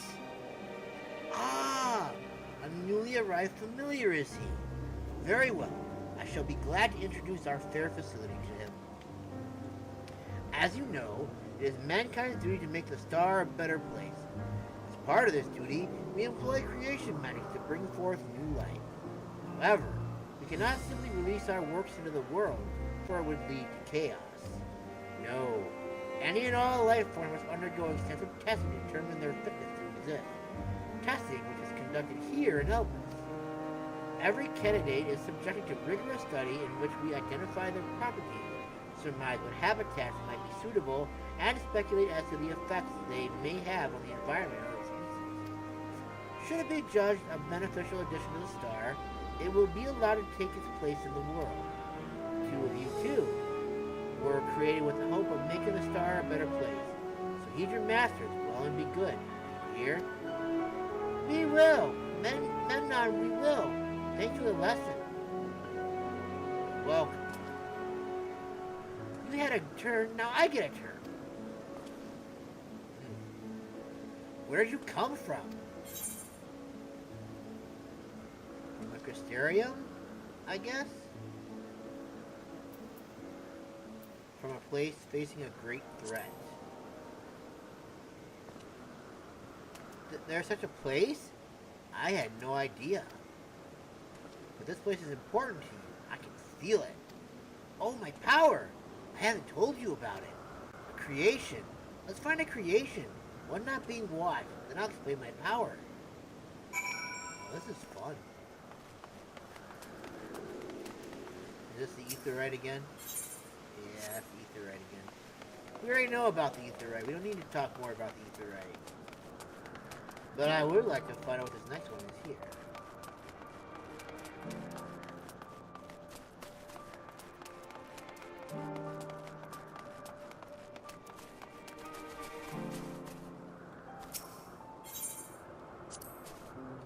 Spriggans? What are Spriggans? See little bunny things right next to you. Oh no, we call them Orii. There's many. If it's just one, we say Aureus. Though they're cute, they can be naughty. Sometimes they run off with concept crystals, and Hermes has to run after them. Well, that's bad. We don't like that.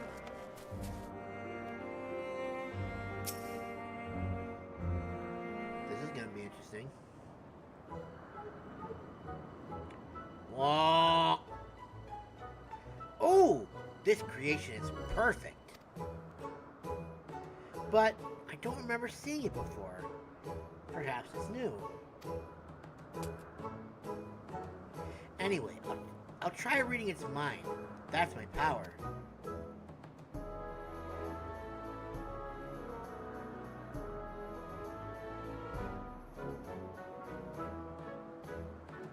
I don't have a mind.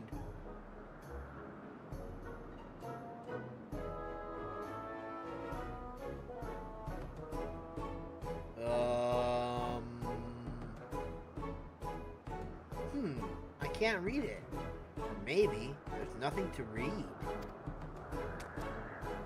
Wait, please wait. I'll try again. With you this time.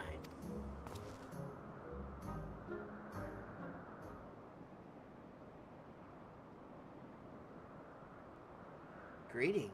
Can you hear me?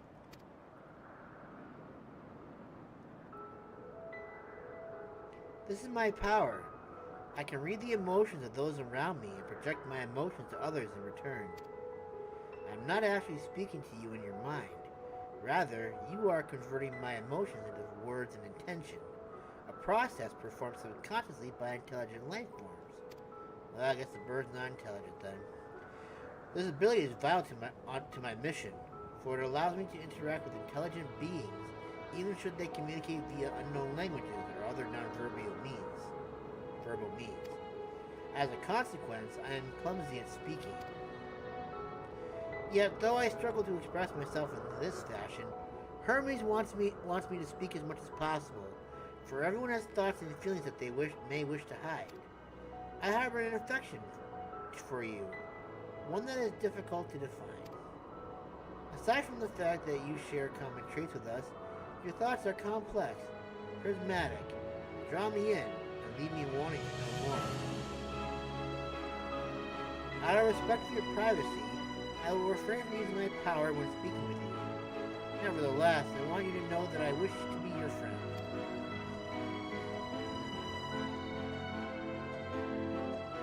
Did you hear me?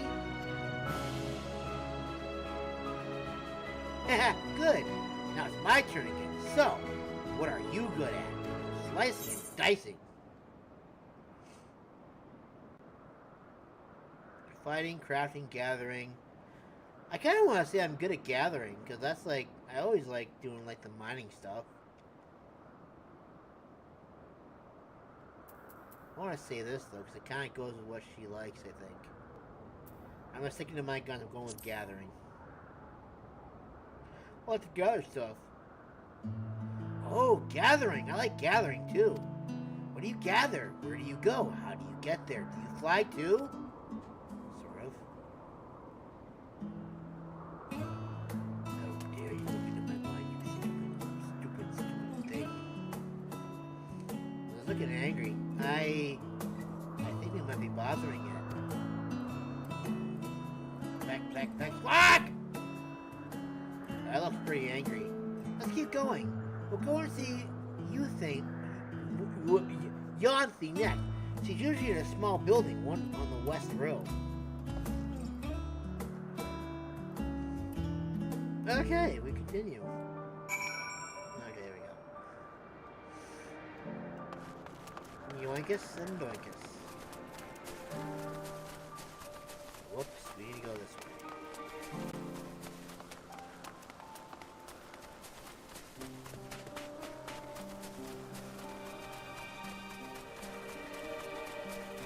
What a little cute little experience this is.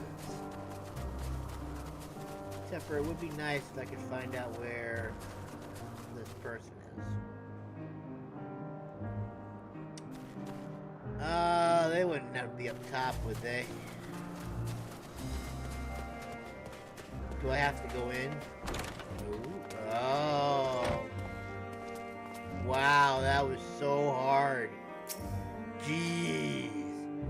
Well, if it isn't Meteon, I see you brought a friend today. Greetings, Yanthi. An apple. Could you make me an apple? The kind Hermes makes, covered in syrup. I want to share it with Masamune. Oh, candied apple. Hermes is certainly partial to them, but you know you can't eat Meteon. You weren't made to do so. But I like it too. It may seem that way, but it's due to your ability to share others' feelings. You've taken Hermes' likes for your own. In any case, I can't prepare an apple right now, but I'll bring one for Hermes soon, I promise. I'm sorry, Masamune. I wanted to show you my favorite thing. Then I could ask about yours, but I failed. Tell me what you like.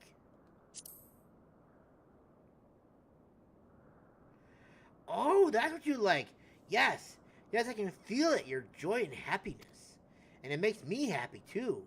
Thanks for sharing it with me, Masamune. Well, we watched and talked a lot. Maybe Hermes is finished talking, too. Should we go and see? This is all ruse. Meteon did this on purpose. To get information from us. Pass on to Hermes. I've been duped. But in a good way.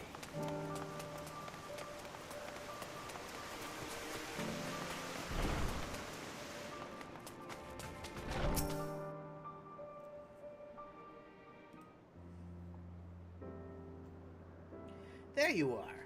I can see the fresh air has done Meteon some good.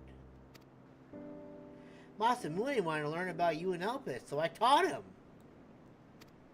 About this place, about my power, about your favorite food. I'm not sure if that last one will be of any use. But I appreciate you keeping Meteon company. While you were away, I finished speaking with our guests. That's what Mr. Gotti wanted anyways. And it was finished, hardly. You requested time to consider the invitation, so we have no choice but to occupy ourselves with an inspection of your work. My apologies. It has been decided that myself and Petalouda will accompany me as I tend to my duties. If you wish to learn more, perhaps you would like to come too. I'm compelled to remind you that he is in no way associated with the convocation. We simply chanced to meet at Propalion. There is no guarantee that the matter we discuss will remain private.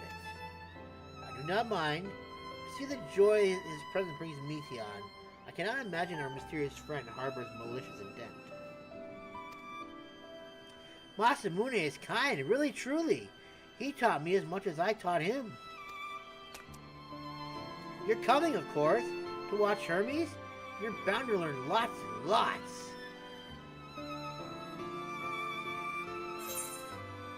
And so, M itself has once again been denied. Ha ha, ha ha, ha ha ha. Do do do do do do do do do. Let's get this new piece of armor on now. Do do do do do do do do do. Let's see what it looks like now. Do do do do do do do do do do do do. That's not where I want to be. There are side quests. I knew that wouldn't take long. Do do do do do do do do do do do do do do do do. Oh my goodness. I kind of want to color this. This actually looks pretty cool. Let me see what it looks like when it's dyed. Oh, never mind. This is fully getting dyed. Oh, baby. Oh, look at this. This is absolutely gorgeous, man. Oh, baby.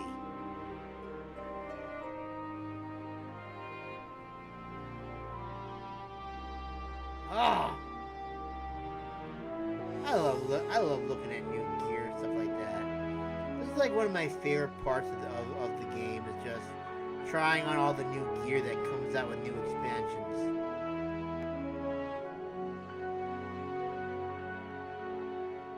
Oh. Alright, let's continue. Wait, did I register it? Oh my god, this is so cool. Of the Behemoth King. Oh, damn.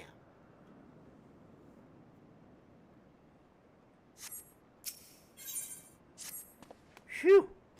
If everyone is ready, there are a few creations I need to check on. First, we shall return to the spot where we found our wayward ambystoma. Have care when you step outside a hub, for there may be more unruly creatures about. You know what? In my excitement, I forgot to do the side quest first. Oh well. I've committed. And so I shall continue.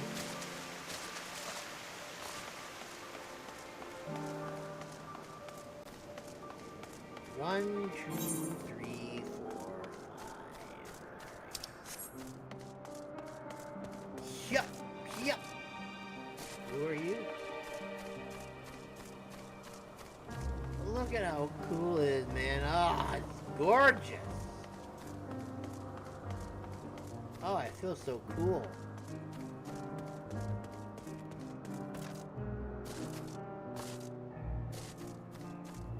Hermes is looking after the butterfly.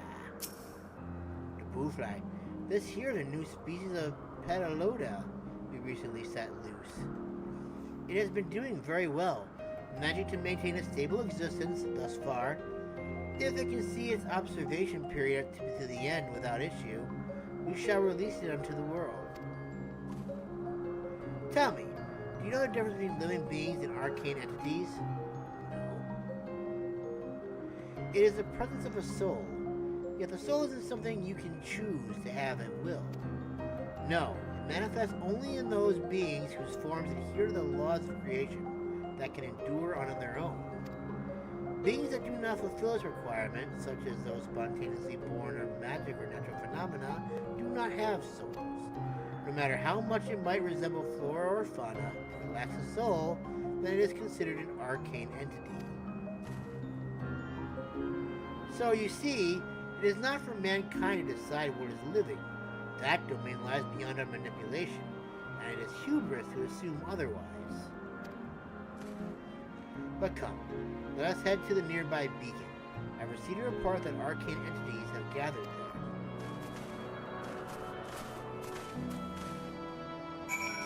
Okay, bud. I'm coming.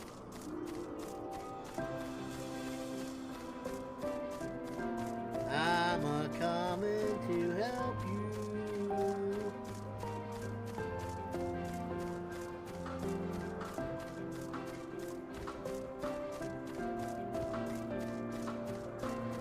That's kind of weird. Oh, it's just flapping and the tail moves at the same time.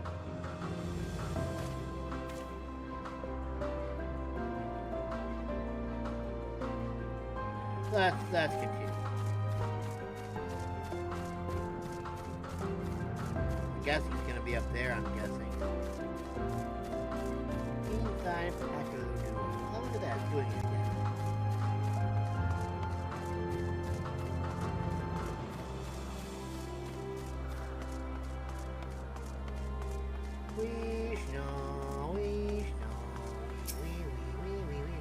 Ah, yes, lightning.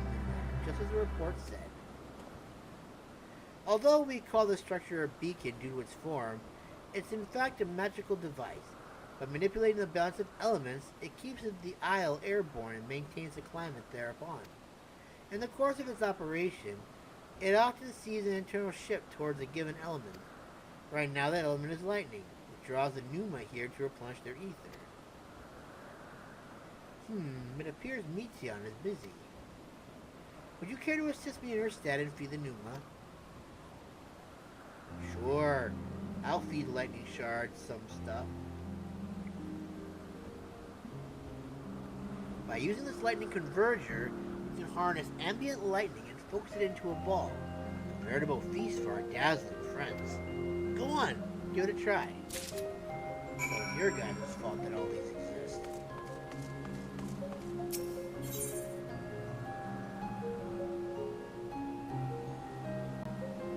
Drop it here, or what?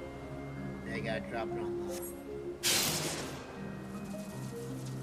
Oh, would you look at that? That's pretty cool. That's pretty sick, man. I'm not gonna lie.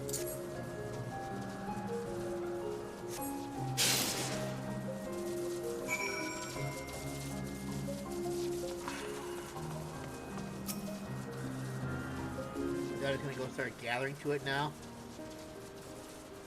Perfectly done, Master Monet. Look.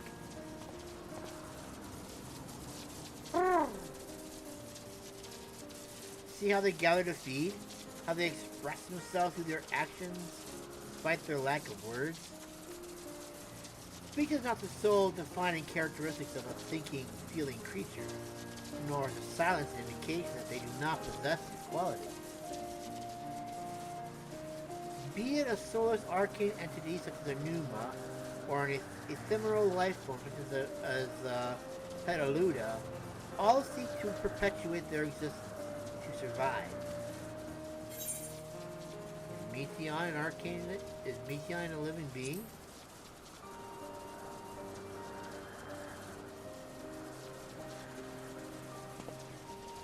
A good question. I can answer it from a theoretical standpoint, but it ultimately falls to the Bureau of the Architect to pass judgment. Those with exceptional visions, such as Petalouda, may be able to ascertain her true nature. But to me, it doesn't matter.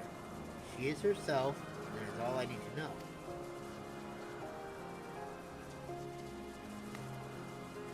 Oh, you finished already? I'm sorry. I was in the way. Don't worry, my dear. They missed nothing of note, and we still have plenty of work for them to observe.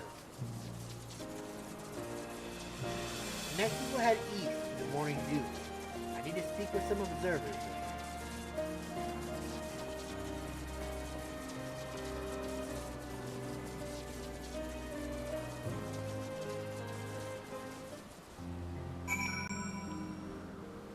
Nice. Enjoy your food, my little lightning sprites. Spirits. Whatever you want to call them, I guess. Little lightning shards of lightning.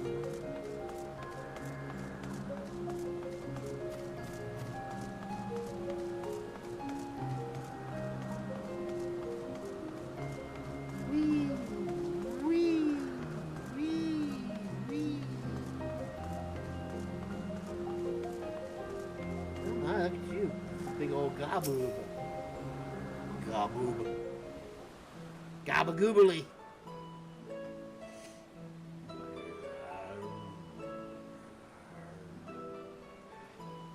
Amazing, is it not?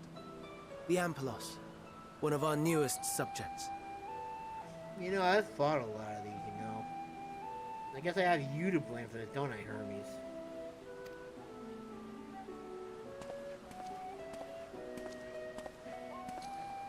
So, how are we coming along?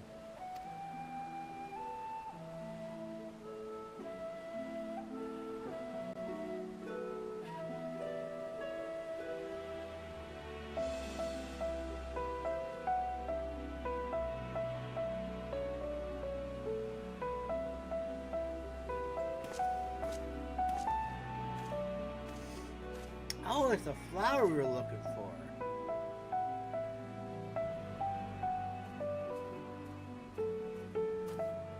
This place is Elpis. Those flowers. Elpis. Entelekis. Like me.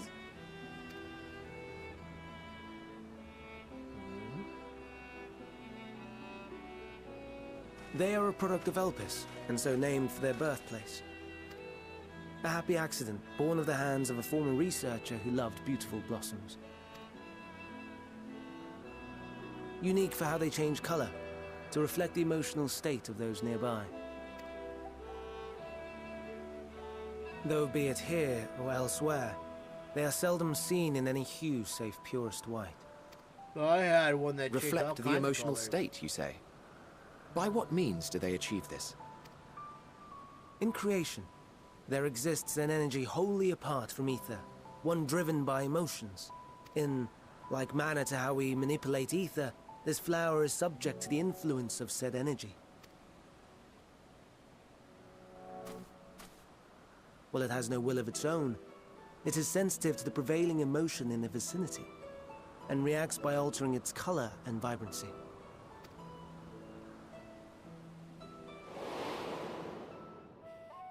Akasha? It is one of the unseen energies defined by Harnish alchemical theory. Though a gross oversimplification, some describe it as an essence influenced by feeling.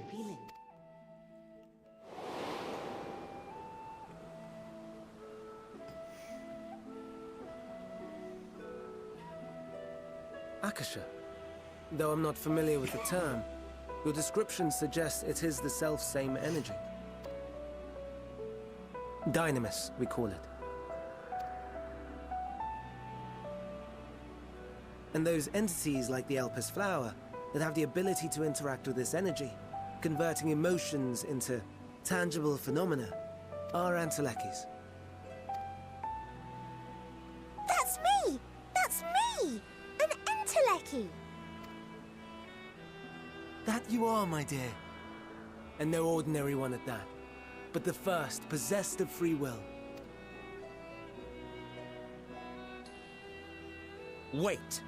A form of energy other than ether? Dynamis? I've never heard of such a thing. Hardly surprising. Dynamis cannot be seen, much less felt. And though its existence has long been theorized, we had no proof until the flower's serendipitous creation. What's more, Dynamis is far weaker than ether. Under normal circumstances, its effects are drowned out by the latter, on account of which, beings comprised of and reliant upon the ether, like you and I, are unable to make practical use of Dynamis. Darn.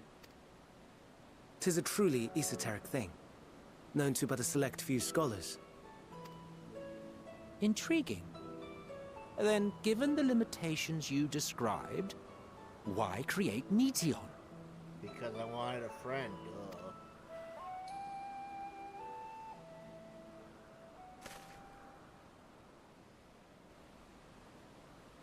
Our star, Aetheris, is especially rich in ether, so much so that its name is derived from it. However, when we consider all energy in existence here and in the vast space beyond, Dynamis may account for as much as 68 0.3%. A more abundant form by far. Were we able to control it, we could open the door to limitless possibilities. 'Tis not unlike a gently flowing stream, unable to break through the dam of ether barring its path. But if we could imbue the stream with the vigor of a raging river...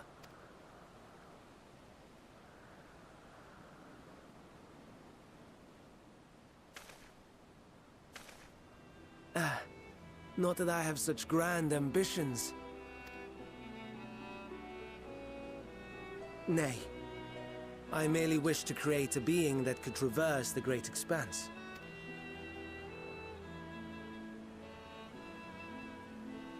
The relative scarcity of ether beyond the bounds of this star was a concern. And so, I looked to another source of energy by necessity.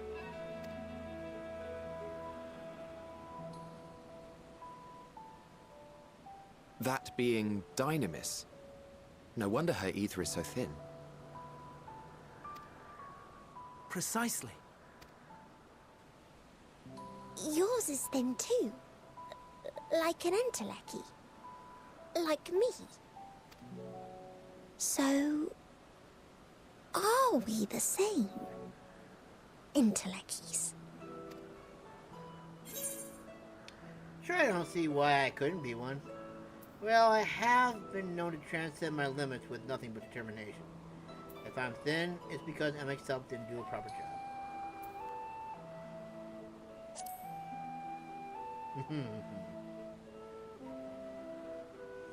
That sounds more akin to the desperate flailings of a wild beast when facing imminent death. I mean, he's not wrong. I have faced imminent death many times in the game. A deficit of ether alone does not an entelechy make. It would, however, make it easier for you to interact with Dynamis. And limited though its influence may be, this quality could prove the difference between victory and defeat. You'd do well not to underestimate it. Yes, sir. Got bud. Someone's tired. Oh dear. I'd forgotten about the poor fellow. You must excuse me a moment while I go and verify a few more things.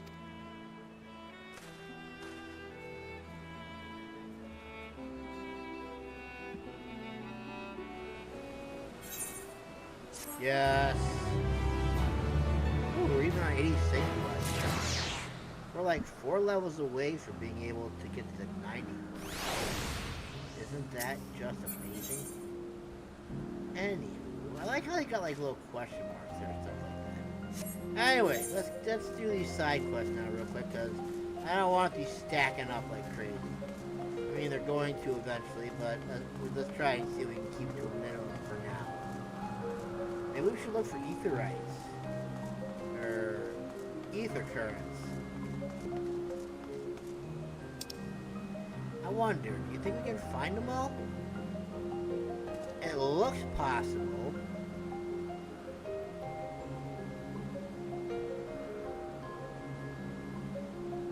Why don't we see if we can find some ether currents first?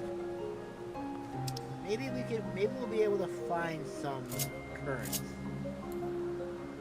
Let's see if we can find all 10 of them. Alright, so we already got one over here. Like, did I miss it? Was it like right in front of my face?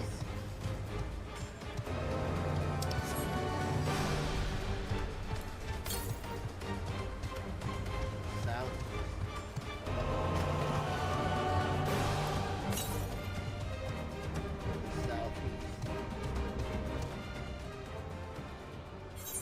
Is there more to the southeast?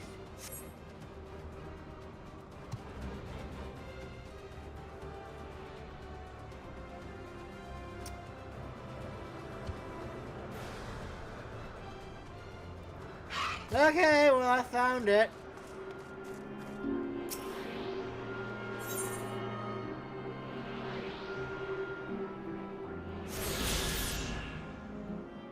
That's where it would be right there. Next! To the west.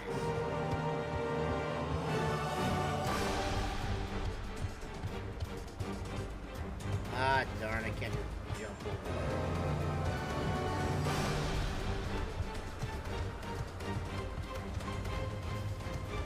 I kind of want to be able to...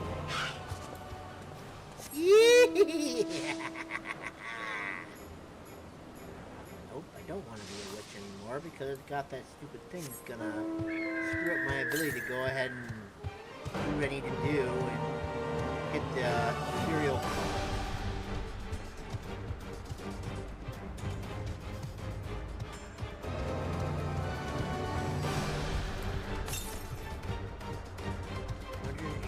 To the west.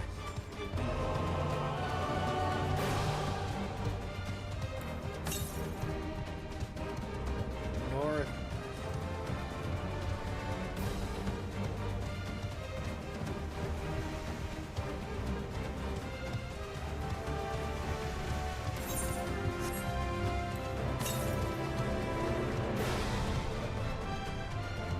So that means it's somewhere over here. Back here, down here. Am I just being stupid again? Probably. No, I don't want to go to Ul'dah. 74 to the west. Oh, there it is right there. Yeah. Found it. Number two. Number two. Number two. Number two. Number two. Pencil. Bam. Whoops.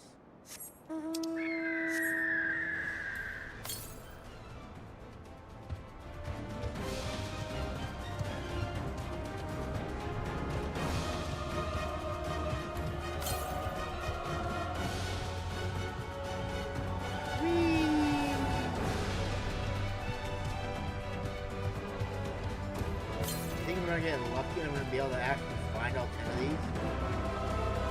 If we can, that'd be pretty cool. Now I guess we gotta go through. Oh, maybe not. No, I'm gonna have to go up, I guess.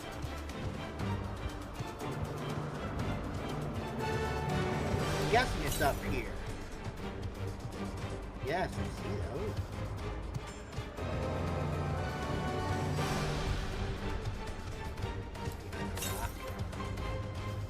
71 to the northwest.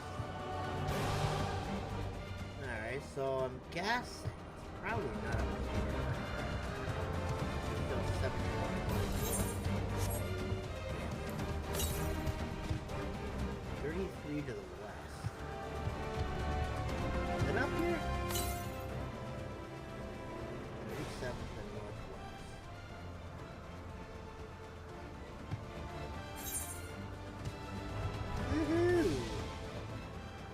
Alright, so I'm guessing. Will we be able to get up there eventually, you think? No.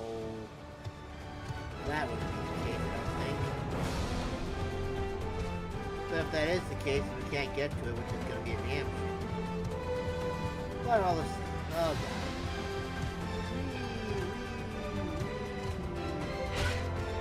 Alright.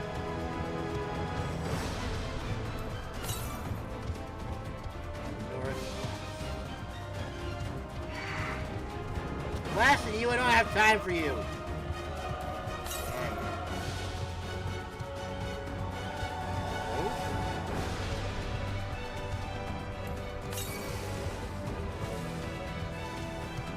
So that's straight up.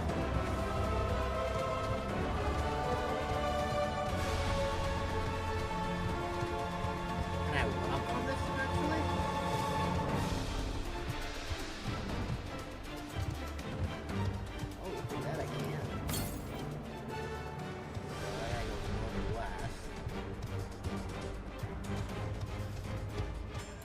Yeah, I don't think I can get up there again. Wait. Now it's saying I go. It is up there. Is there a location I can eventually like teleport to or something, or?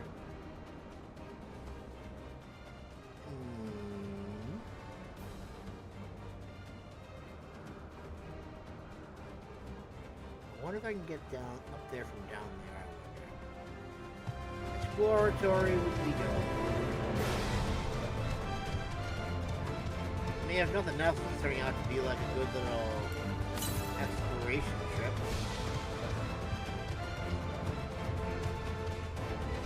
Looks like I can get over there. That's good.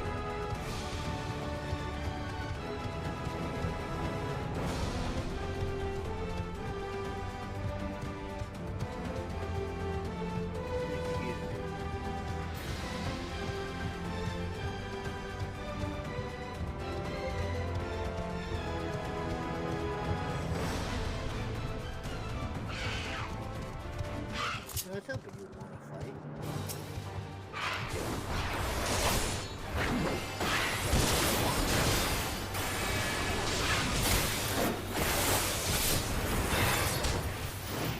So strong. Alright, that was fun. That was a little something to break up the action, I guess.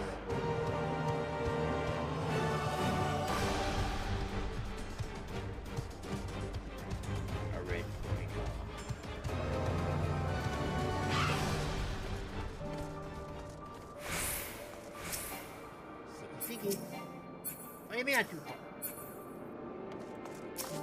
God. Oh my God!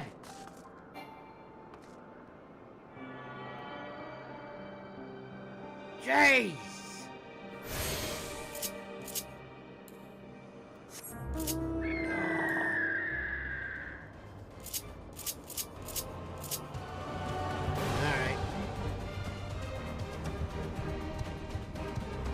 My guess is I will be able to get out here.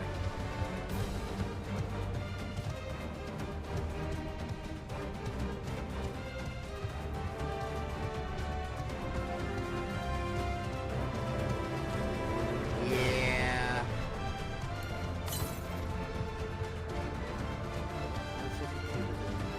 Maybe. Maybe I'll find something here.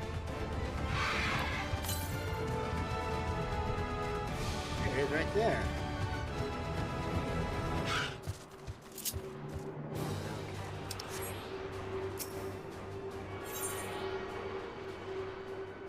It is right there. Number 3. Oh yeah. Alright, see if we can find number 4 now.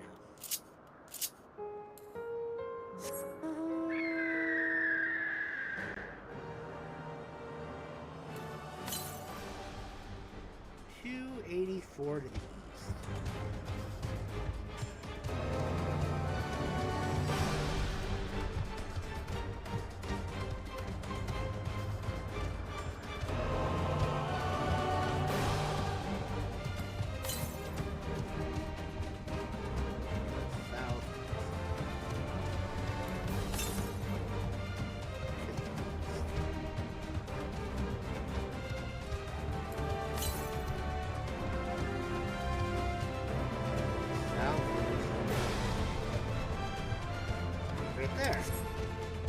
Noise!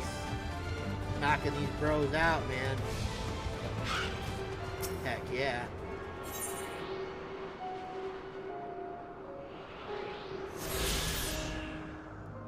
Nice! We're doing pretty good right now. To the north.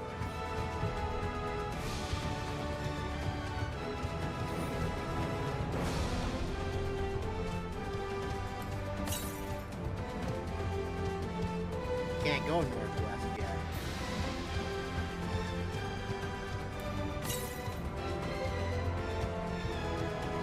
South.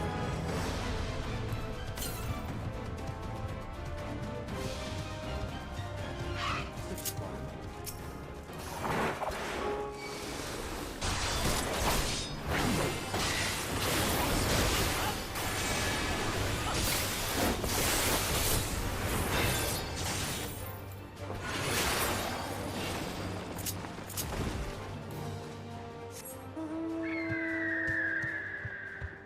Anyways,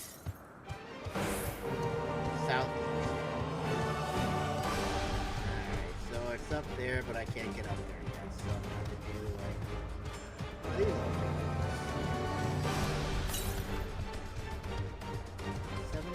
There it is, right there.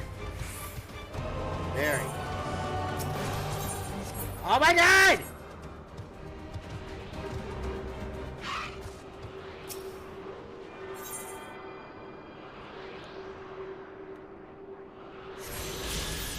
There.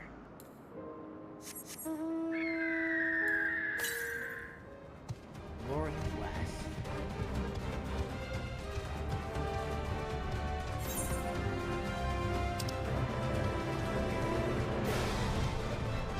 So maybe that one's going to be on the other side. I don't want to walk here.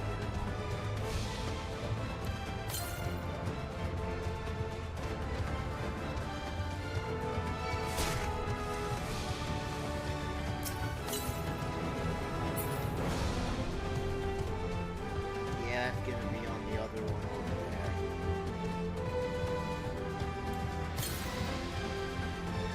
Alright, so we gotta go to the new area up there.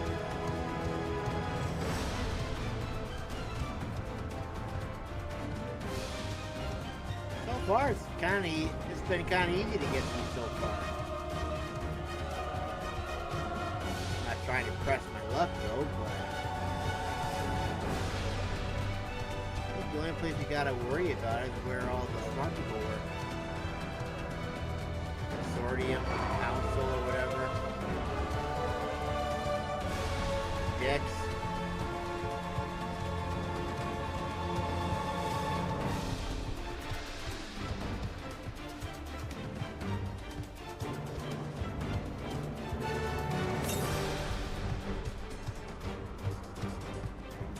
Oh, wait. Let's see. Am I guessing we're probably just gonna be able to get these 5 for now, and the other ones will open up later, I'm guessing, or can I actually get there? It does not look like I'll have the ability to get those at this moment in time. It looks like those 5 are the only ones that we can get for now.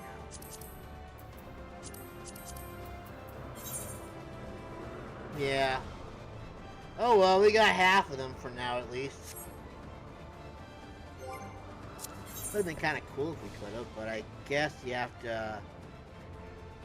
I don't see another way up there at this moment in time. I'm gonna assume that eventually there's a way we can ride a mount up there, maybe. No, it doesn't look like I can get there from there. It doesn't look like. Oh well, let's take care of all these side quests now, I guess.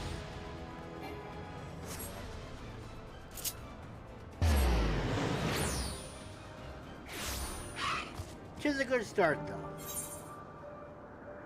Alright, well, you're all the way up here, so I guess I'll start with you first.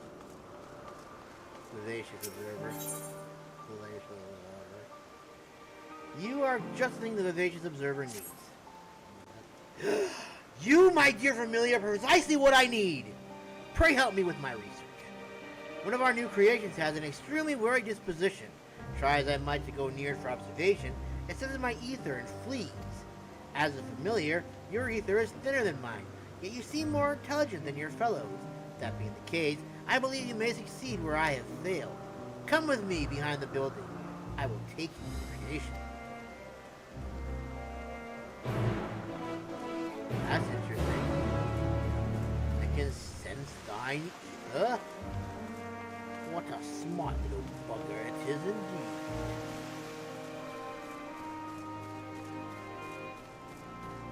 Yeah, I know. I probably could have walked around the building. But at the time, this seemed like the shorter of the 2 routes. Because now all I gotta do is just do a leap of faith. And bam, here I am. There it is. Noto 666. New as it is to Elpis, the creature has yet to be given a proper name. As I mentioned, I cannot go near it. Indeed. This is the closest I can be. I want you to approach it, and then do something to show it that you are a friend. What do you think will work? Perform a dance for it? Ah, an excellent idea. If it sees you moving in a whimsical fashion, it may well lower its guard. So go on. Try to perform a dance for Notice 666. I shall watch from here. Best of luck to you. Best of luck to me. Best of luck to you. If I win, I win. If I don't, I lose. Hello, little owl. I would like to do a dance for you. If it please you.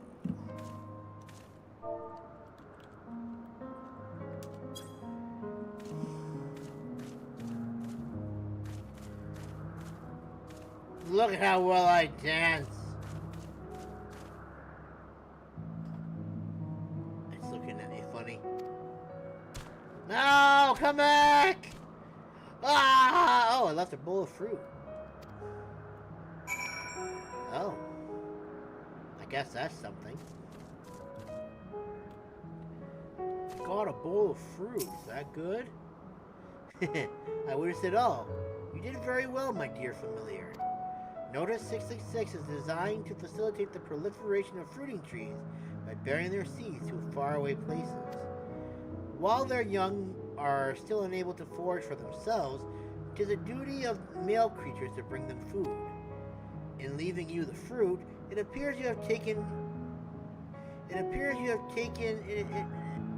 you for one. Oh, yeah. It appears to have taken you for one of its own.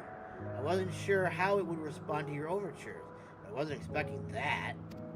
Go on and take your gift, and let's return to Anagnorisis. You deserve a reward for your troubles. I got a bowl of fruit, I'm gonna eat it and it's gonna be tasty in my tummy. Bowl of fruit, I'm gonna eat it and it's gonna be good.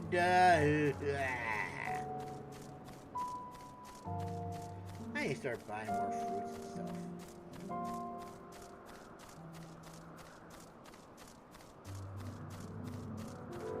I was saying, if it's all glitchy, I was going to be pissed for a second there. Like, what? It's been glitchy this whole time? I didn't know?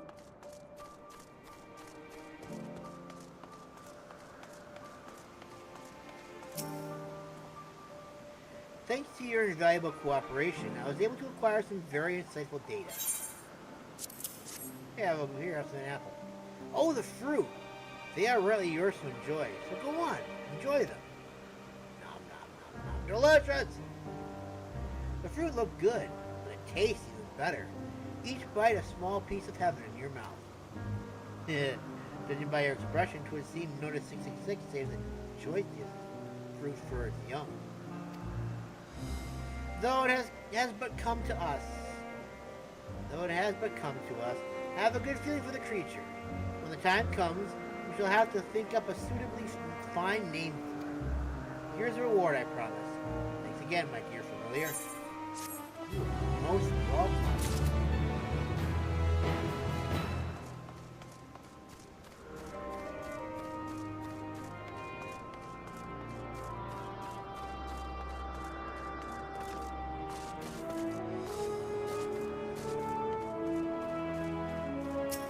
What's up, my dude? What are we getting here?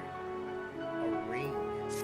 Oh, please. You're touring our facility, are you? If you wish, you can assist with one of our latest arrivals, the Aureus. The creatures are identifiable by their long ears, which they use to detect danger.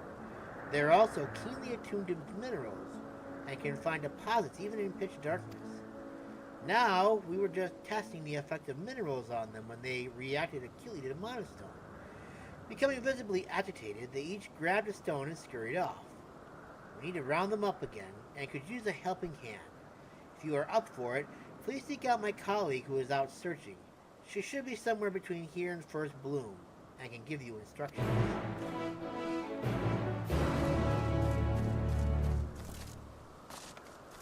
Okay. We'll help you find the Aureus, aka Spriggans. Spriggans the Dowge? Lame.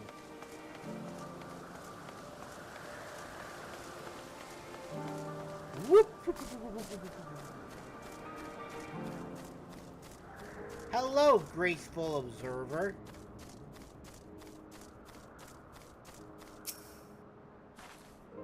Come to help us find the Ore, you say? We're much obliged. 3 of the critters have been sighted yonder. When you find one, use this Hypnos potion on it. It should put it to sleep and allow you to easily capture it. Should the potion fail to work, as it occasionally does, you can simply exhaust the creature into submission. Okay.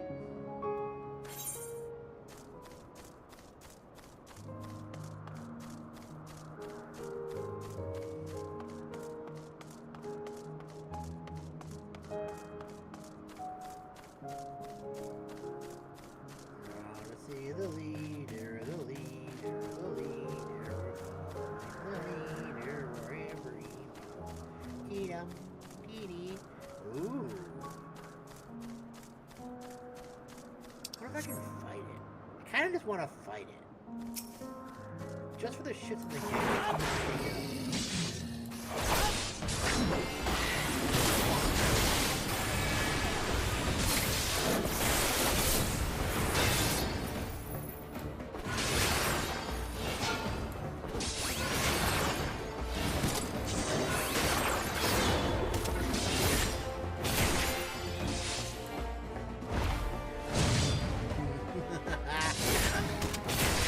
Try to crush it and fail. I don't even know what level this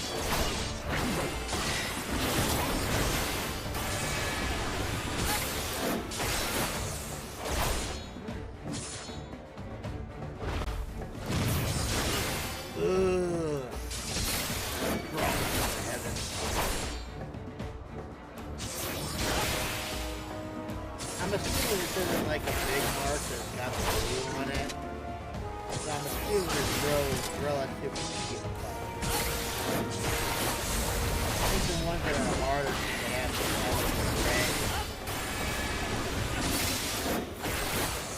I forget what the ranking is.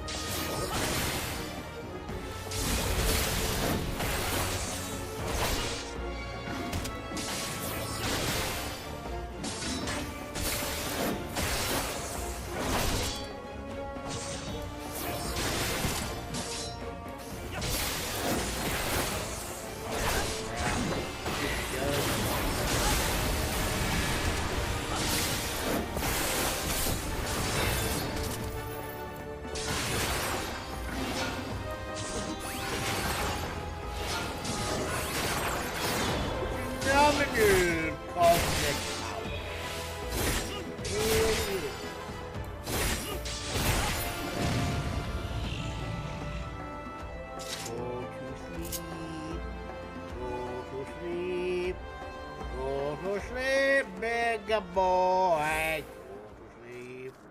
go to sleep. Alright, so what am I supposed to do with these now? You should use the Hypnos potion on the Oris before you attempt to capture it.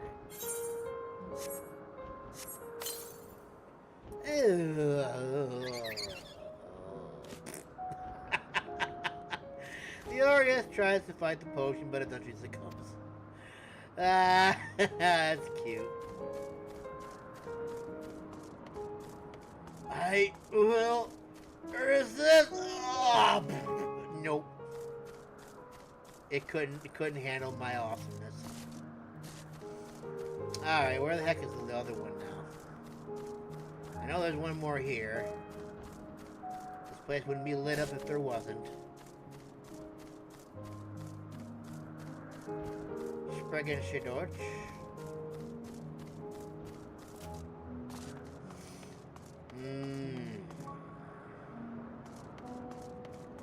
Unless the game is messing with me and there really is nothing else here. I don't think that's the case. And if it is, then I have lost all trust in this game forever.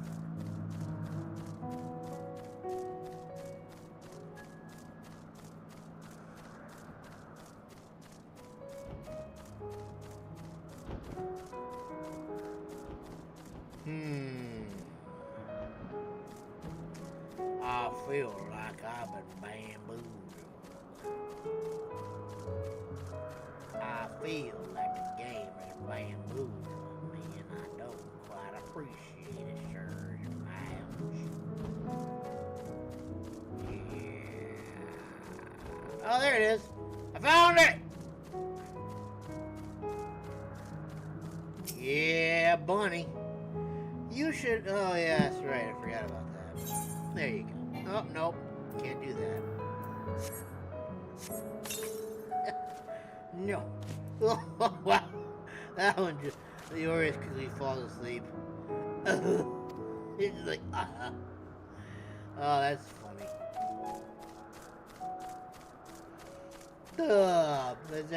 It's like me before surgery. It's like, dead. Gone. Just sleepy sleep is all I gotta say to that. Lost to the world forever. Never to be heard from again.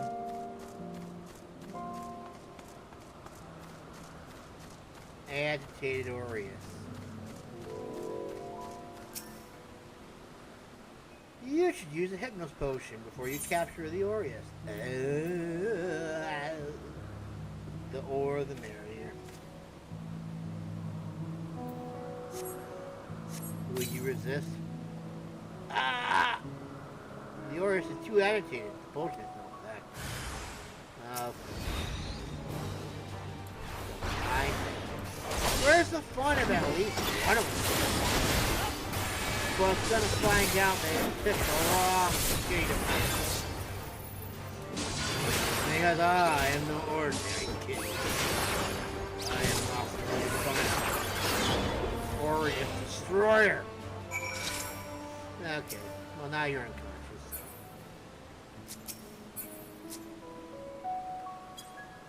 Wait, did I get it?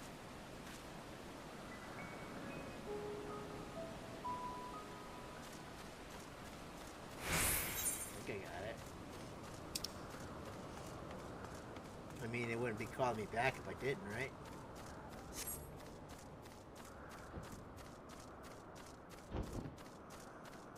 I mean, I wish I could see what the letters are underneath my thing there. But I think in order to see that, I need to have like a 50-inch screen, for heaven's sake.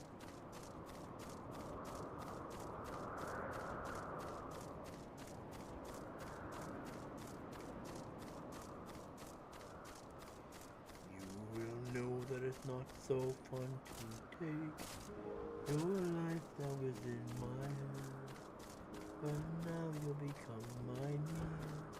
The trade you seek, take from you what took from me.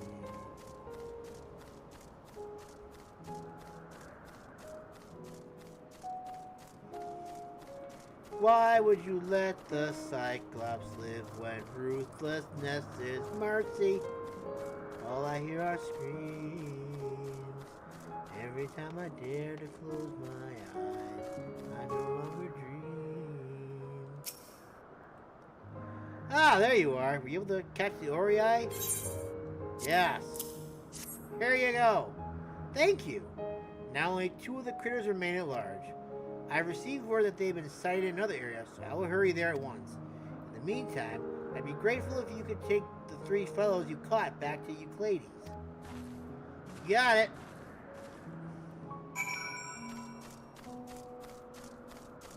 Only nightmares of those who died.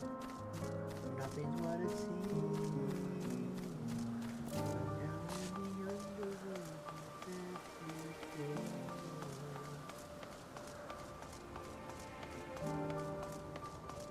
This life is amazing when you treat it with open arms. Okay.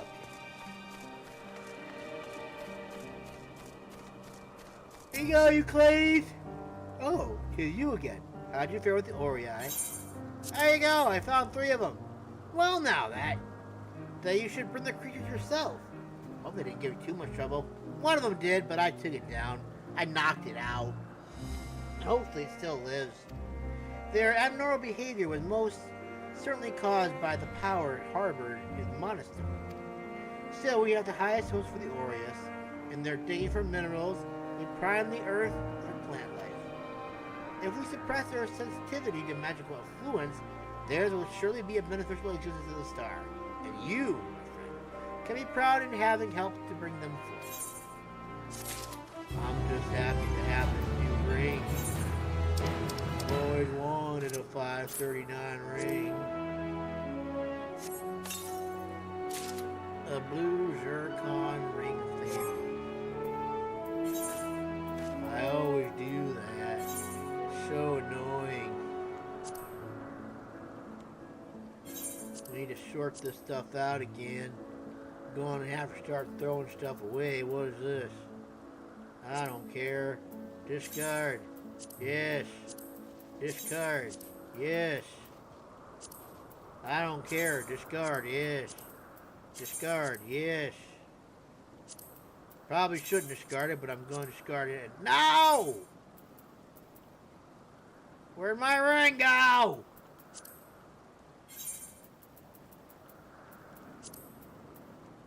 Yes. R hat ring offending. Is this even... Discard. Discard.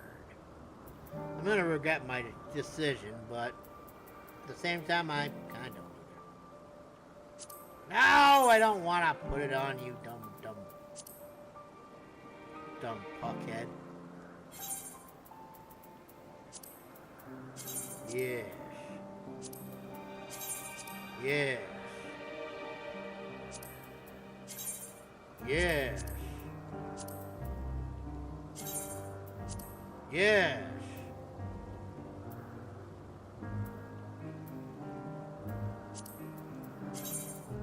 Yes. Yes. Yes. Yes. Yes.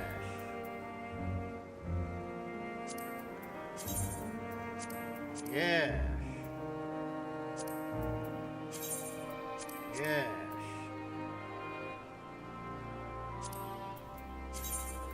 Yes. Alright, that should do it. Ah! So much more better. And I'm definitely not going to regret that later, probably. But I'm going to have to use my own guild to rebuy an item that I threw away. Paramonas. Ooh, yummy delicious carniarch. Yum. How curious. Familiar bearing armaments. You must be special indeed. Thank you. As it happens, I may have a use for you. Would you care to assist me by capturing a few Ophians in exchange for a reward of sorts, naturally? I should warn you, however, they tend to be rather uncooperative. Aggressively so, in fact. The familiars previously recruited for this task all met with most unfortunate ends. A terrible waste. But let us not dwell on such things. Here, take this etherically imbued rope and use it to restrain the Ophians. Remember, I require living samples. They are extremely valuable. So if you must choose between their lives and your own, do the honorable thing and let them kill you.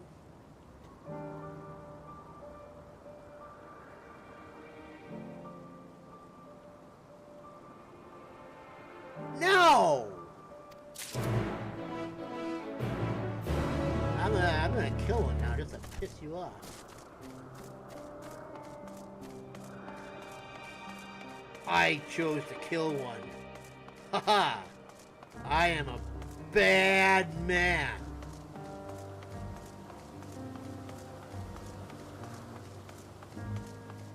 A very bad man. Look, if it attacks me first, I'm attacking back.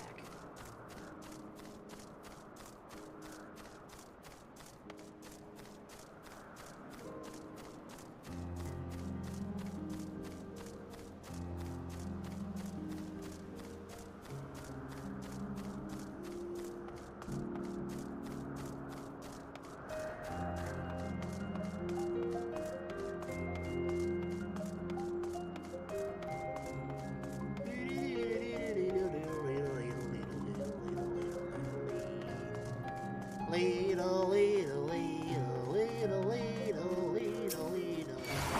I'm gonna kill you just because I can. Level capture. Weak. Oh well, I can go now, I guess.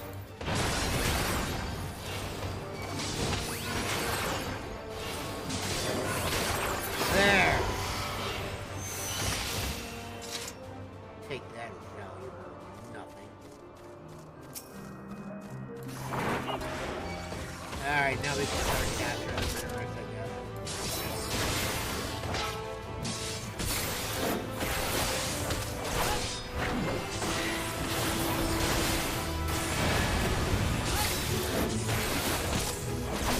This is kind of cool.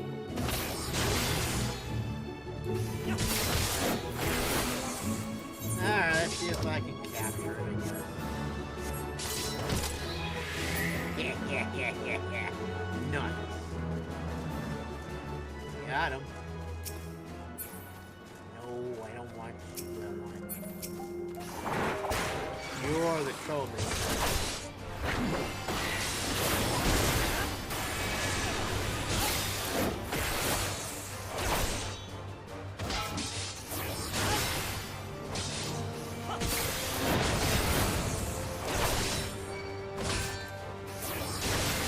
Yeah.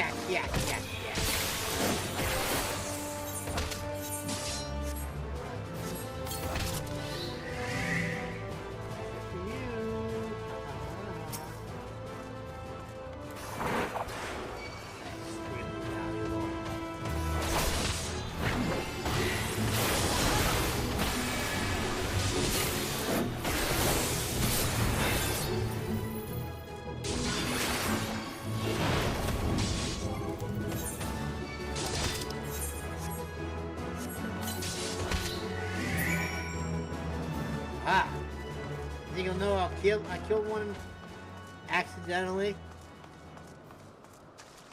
You won't tell him, will you? Thank you.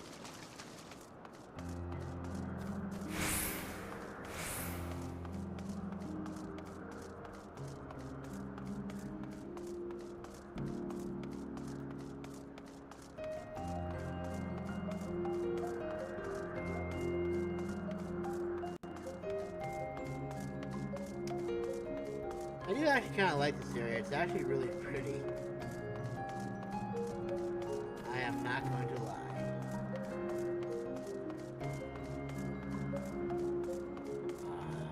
That probably won't work. So I just started getting my purple scripts and stuff like that for my miner, and I was wondering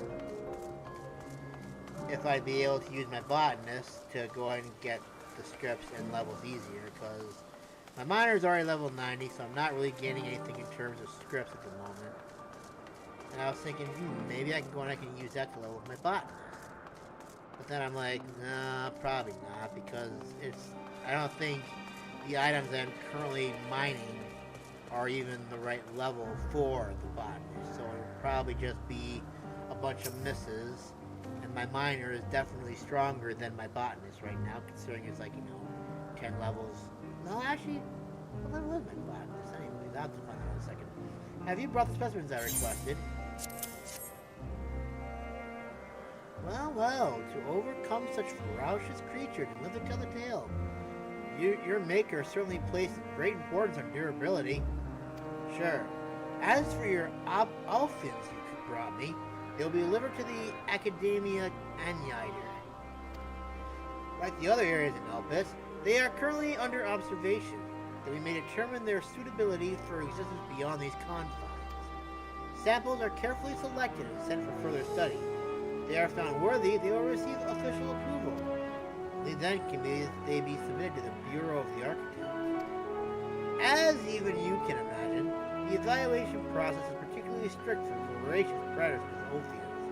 It would reflect rather poorly on those involved if they were to wreak havoc and unleashed into the wider world. Not that it is any concern of yours. Here's your reward. Now run along, would you? Bum bum. Okay. Nom nom tasty food. Nom nom tasty food, well fed. Nom nom tasty food, well fed.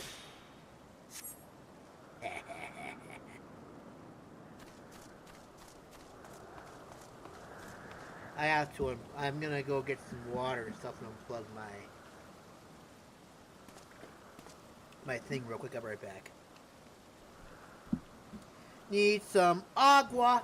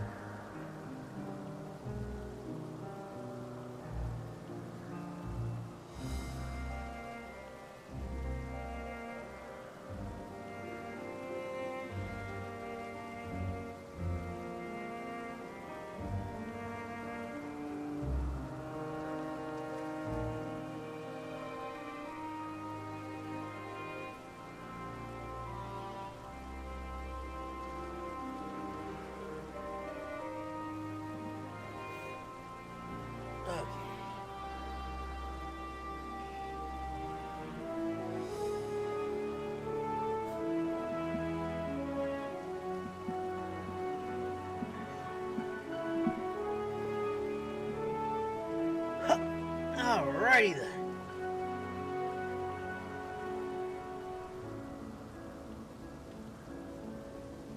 Alright, here we go. Earnest Observer. Ooh, necklace. Ah, where in the world could the rest have gotten to? Ah, friend familiar. If you have a moment, I require help rounding up our Agavoidus young. 6 remain unaccounted for, and I'd be most grateful if you could search for them with me. Creatures secrete nectar from their trails, which attracts insects where they swarm. You are like to find an Agavoidus, and when you do, use etheric rope to catch it. Small as they are, I don't believe they will be too far away. Let us endeavor to find 3 each and then reconvene here. You got it, bud. Yep, because kneeling on the ground is going to do just that. Okay. You go this way. I go home.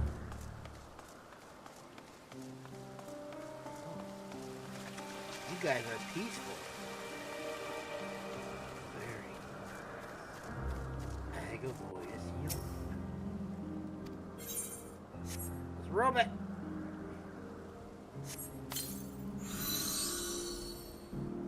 Got him. I appreciate that you were relatively easy to find. Oh, that's what they look like, huh? Oops. I'll get a look at your face here.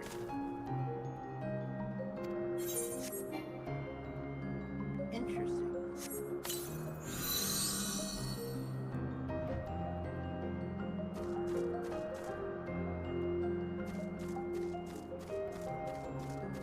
Oh.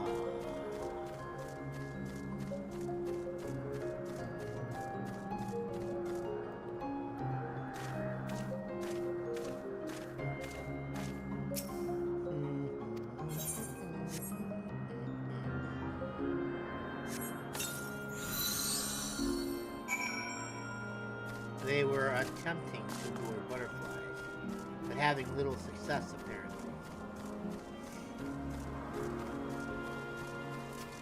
Okay, now this thing is pretty cool.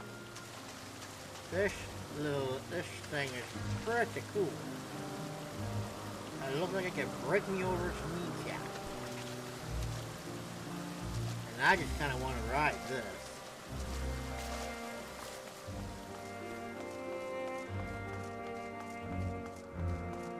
You found your 3. Ah, you are returned as well. I managed to find 3. How about yourself? There you go. Bam!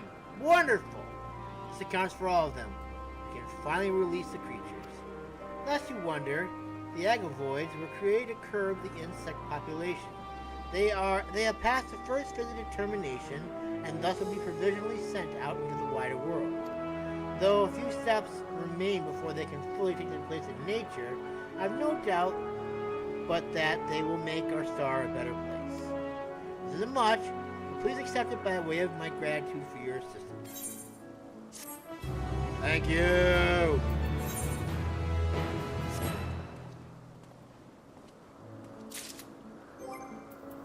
Thank you!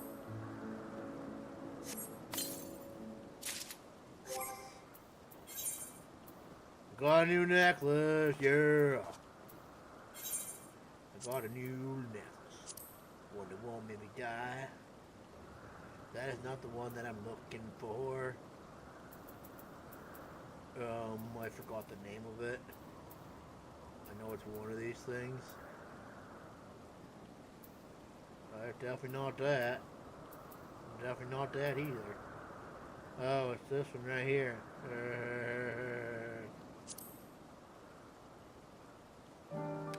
535, and the item level is 539.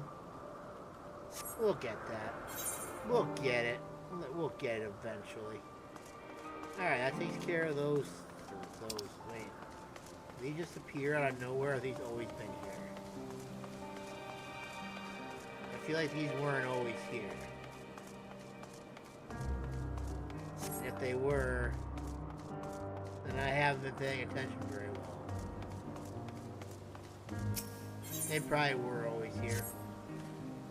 Ah, you there. Yes, you, the familiar. I need you to do me a favor. A colleague and I are supposed to conduct some tests at the Thalas site, but said colleagues is late to arrive. I would go and find him myself, but I have preparations to finalize. Could you head over to the first bloom and tell him to hurry up? He's an observer with blue hair. Hurry up, you fool. You're keeping somebody waiting for you. And that is just not right.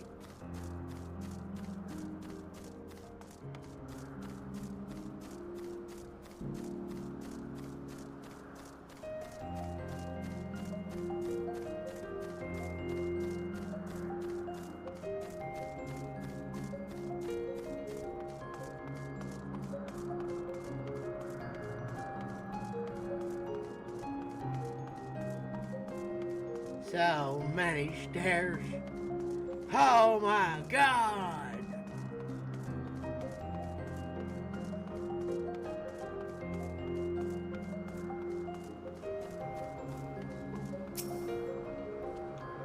Well now, there's a familiar I'm not familiar with. I get it, it's a joke. Ahem, apologies, I couldn't help myself. So is there something I can do for you? God, the test! So deep was I in thought I completely lost track of time. In my defense, it was these very tests I have been pondering. Lest you wonder, they are for a species of fish that purifies the sea by devouring carcasses. Small as they are easy targets for larger fish. Thus do we imbue them with poison as a defense mechanism. Not wanting to poison to outright kill, we kept it weak. Even so, it gradually accumulates within the predator's body, and testing has determined that it will lead to mass death. Though we wish to avoid this outcome, the concept for the fish is truly marvelous, and it would be a shame to abandon it. What to do? You could give it warning colors. You could warn predators that it's poisonous. I like the colors better. But of course! In so doing, it would reduce the likelihood that they will be preyed upon. Yes, I believe we have our solution. It's all thanks to you, my brilliant familiar. I'll go and join my colleague at once. We have a test to perform.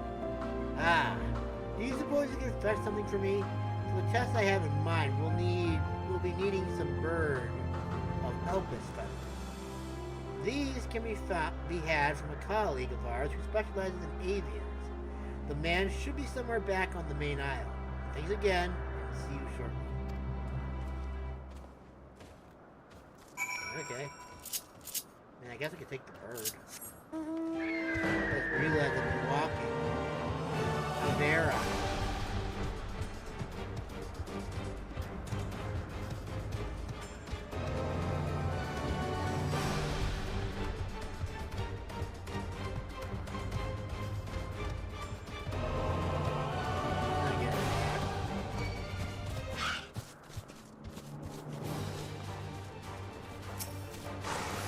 Sorry, My Little Pony.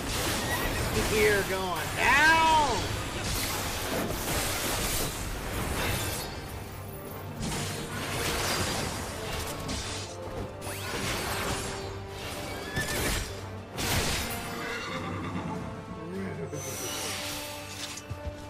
That's a bit of excessive way to die.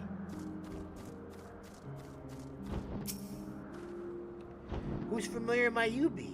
What is it you require? I require feathers! Birds of Elpis feathers, you say? I assume they are for your master. Here you go then. Run along. You're not for my master. I have no master. Except that my master probably has them, I guess.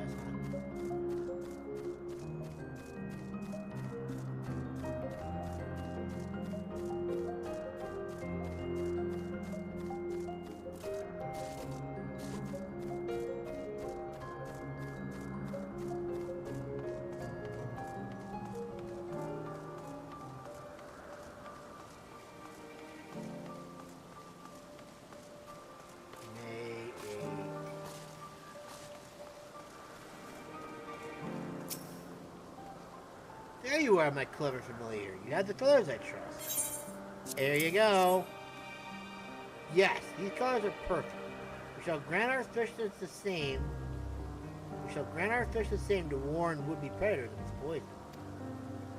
I say, was it the familiar who conceived this idea? It was. Thanks to him, we won't need to revert our fish to ether. So not only did you find my colleague, thought of a solution to our problem and fetch the feathers. Very busy on our behalf, and we're grateful. Here's a little something for your trouble. Thank you. Appreciate you. Kind of.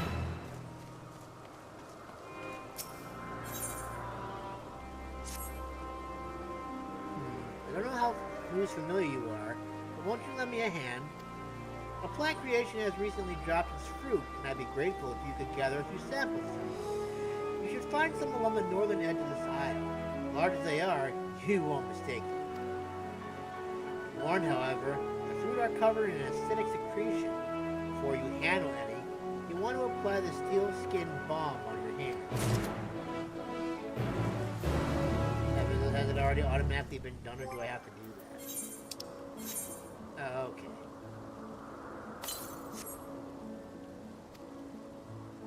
Well, it's on, so hopefully I won't have to worry about it anymore. I don't see a countdown timer, so I'm going to assume that I'll be okay. Maybe. Hopefully.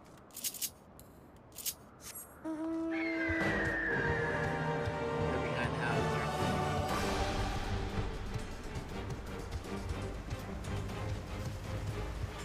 Glad.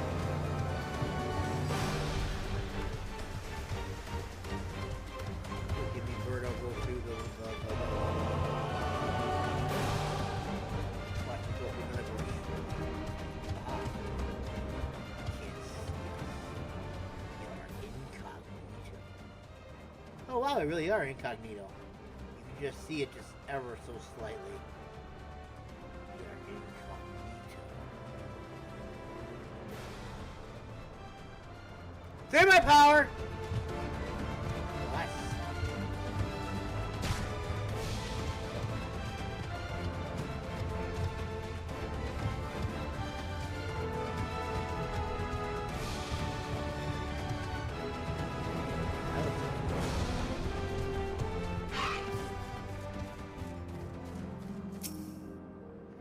Creations lie prone near the fruit, alive but insensate.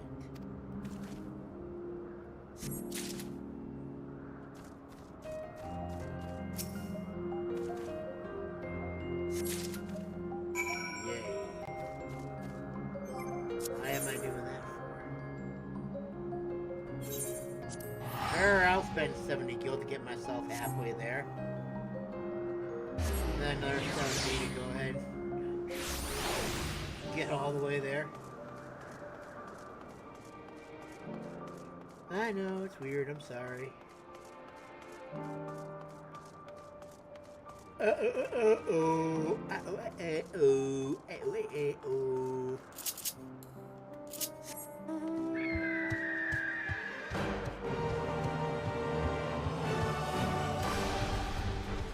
Jesus.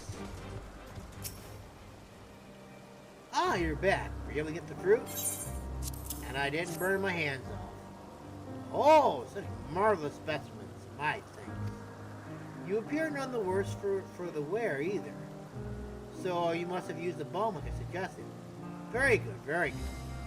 You may be wondering why the fruit is covered in acid. One day, each fruit will become a carnivorous plant that preys upon herbivores, keeping their population in check. But until it matures, it needs protection from those self-same herbivores. To that end, we tried giving the mother plant the impulse to spray its fruit with its digestive secretion. Gross. The fruit you brought, we will examine to determine its resistance to the acid and make adjustments as necessary. My thanks for your help. You're welcome. Who says side quests aren't worth it?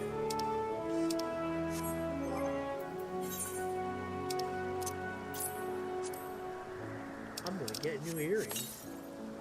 How exciting is that? Blue zircon earrings.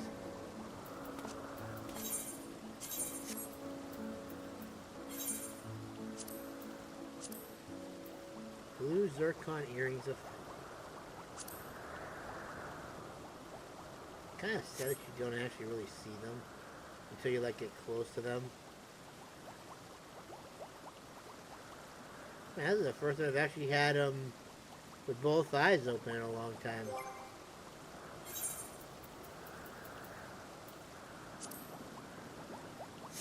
There. Now he's back to normal again. We must conceal his true power. I want to see if I can get like a Fantasia. How do I go about getting a Fantasia? Because maybe I might be able to go ahead and actually get something like that.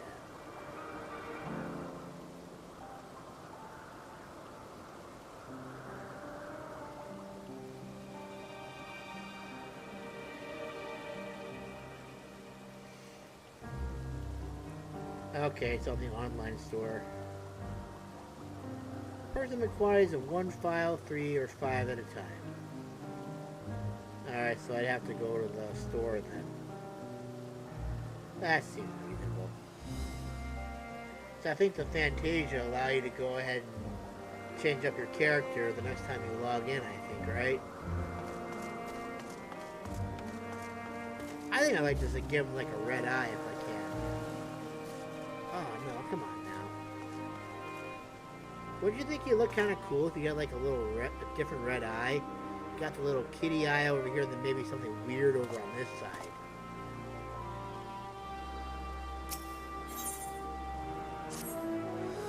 Oh, so much to do, so little time.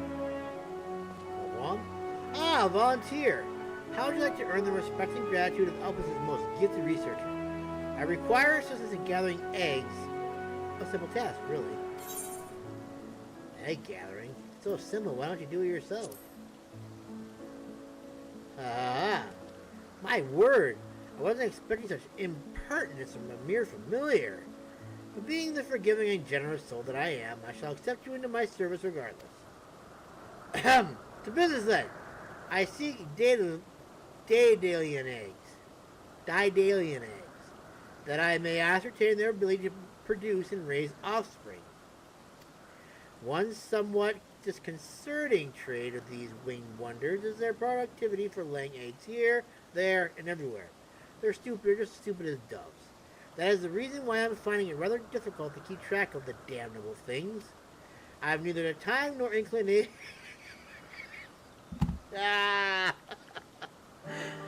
Okay. Okay. So, just now, I just had a thought. Well, I remembered something. So, my sister used to have a Subaru Legacy, okay? And one time, these stupid doves went inside to lay an egg on top of her car. Now, the fact that it laid an egg on top of her car isn't the funny thing. The funny thing to me is that these birds are so stupid, they literally cooked its own young alive before it could even develop. It probably, like, turned like a little fried egg. Because, you know, cars, you touch a car, it gets very hot. I mean, if you put an egg on top of a car, more than likely it's going to fry its little inside, and you have a roasted dove egg. And for some reason, I found that to be funny. So, I am sorry. But I'm sure you don't mind. If the parents take offense at you pitching their egg, you have my permission to slay them if need be. It's well awful kind of you. I do love slaying things. It's the next best thing to gathering.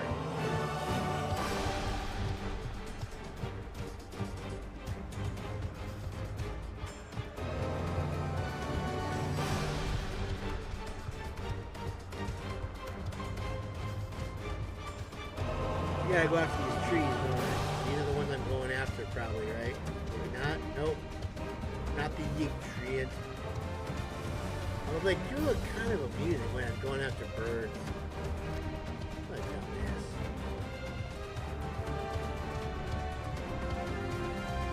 I often wonder if my brain is working properly sometimes.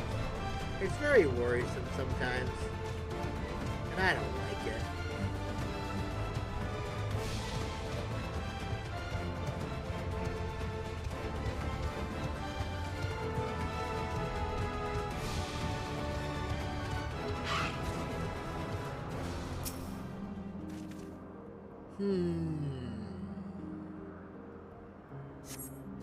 You discovered a Daedalian egg.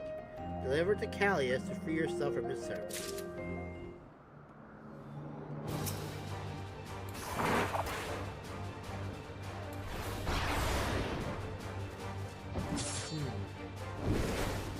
You're a big bird.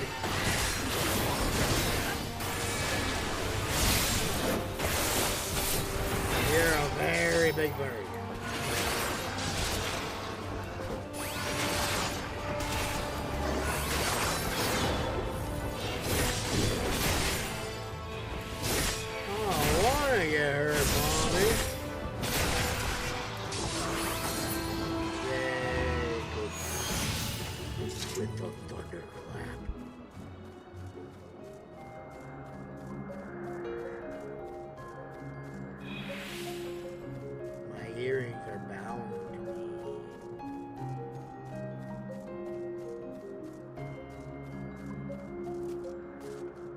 Daily message.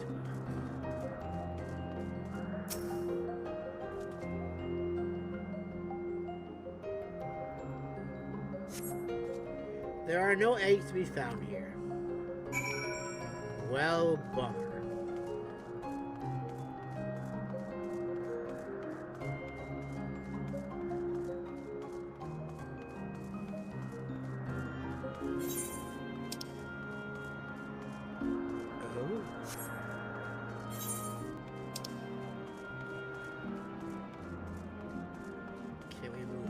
After this, I think I might go and eat some lunch after we do this.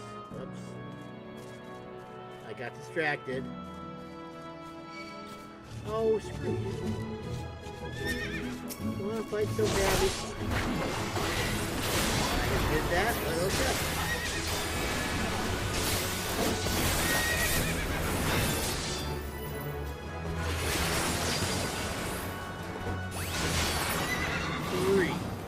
Two, one. Thunderbirds are go.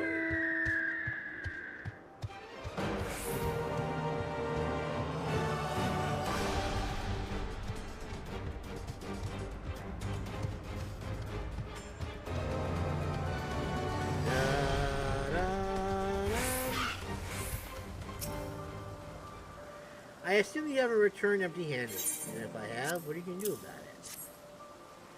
Splendid! I now have ample evidence that the Daedalian are breeding as expected. Then all we need to do is wait for the concept to be officially approved. But wait! Even a mediocre familiar such as you can steal their eggs. How are they supposed to propagate in the wild? No, this will never do. We shall have to find a way to improve their natural defenses against those threats.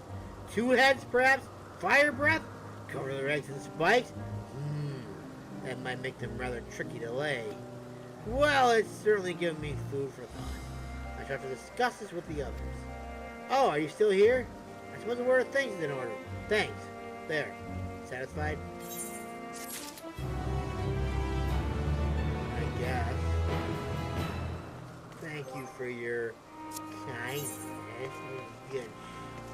Good observer. I appreciate how you were... I don't know what I was going with that. Why am I not riding on the bird? That's so much faster.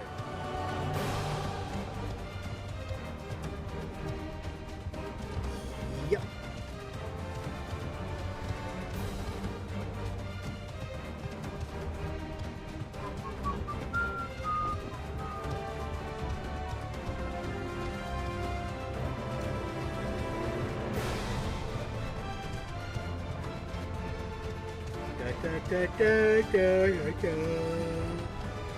Oh my goodness, excuse me.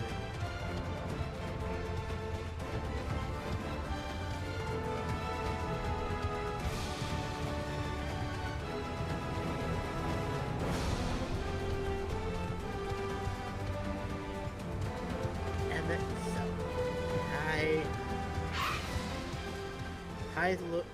Ailouros. Alright, we'll continue in about, let's see, it's almost 3:30. We'll probably pick it up again at 4, so I am going to be right back. You go ahead and get your snacks, you go ahead and eat something, etc., so on and so forth. And I shall return soon. Bye for now.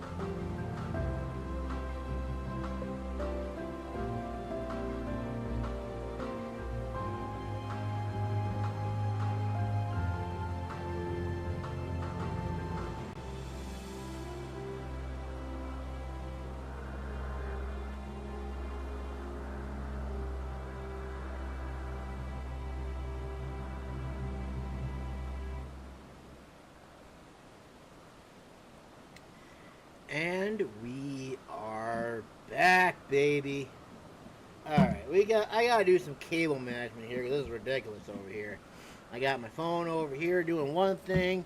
I got my headphones doing another thing. Got the controller charging a little bit, so that way we don't have to worry about it dying on us in the middle of our play. And it's just a mess, guys. It really is. I should probably, like, clean my desk up a little bit so I don't have to worry about this. Also, it'd probably be nice too if my monitor had like a Bluetooth adapter or something like that. I wonder if I could actually do it. You know what? That's a fascinating thing. Is there a Bluetooth adapter for a TV? Because if it is, I might buy it. Hold on a sec, guys.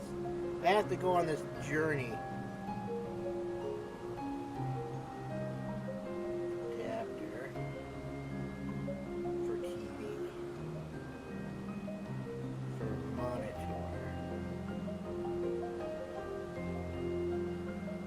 They gotta have something like that. Bluetooth transceiver for TV and PC. Get the frick out of here, man. Dude, this is amazing. I don't know how well it works. Plug and play Bluetooth dongle receiver. It's only $8. This is amazing. I wonder if this even works. Long range support. Windows 11.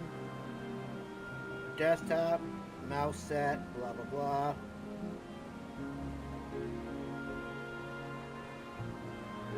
That's for keyboard, mouse, headset, yeah. And it's a little USB thing. But it's got to hook up into the...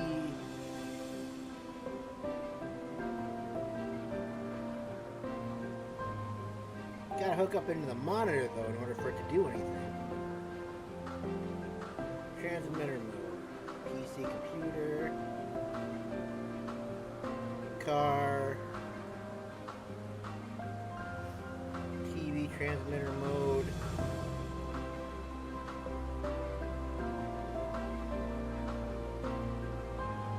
I'll be damned, guys. Hold on a second. I'm gonna turn off the microphone real quick so you can't hear them.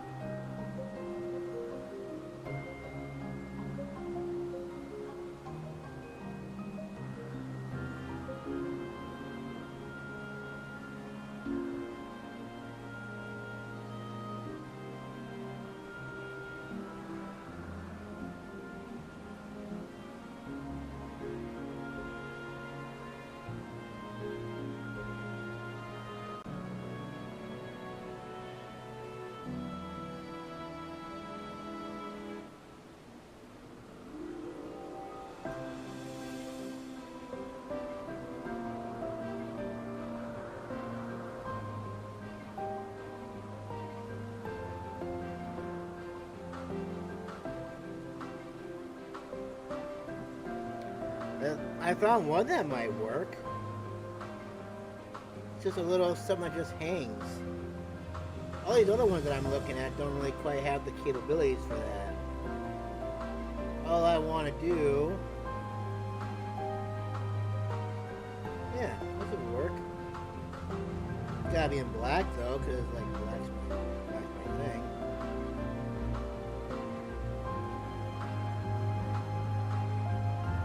Oh, I think it's got like a battery though too, whatever that's for.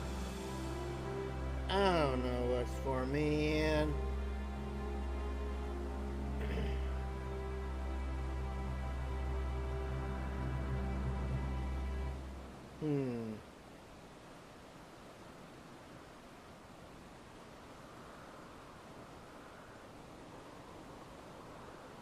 No, that's colorful.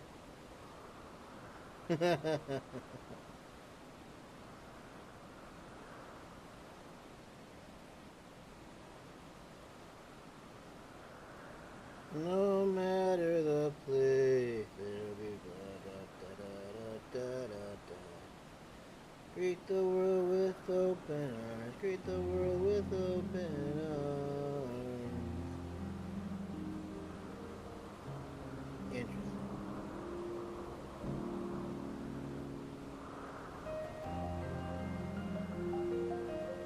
Alright, I'm sorry.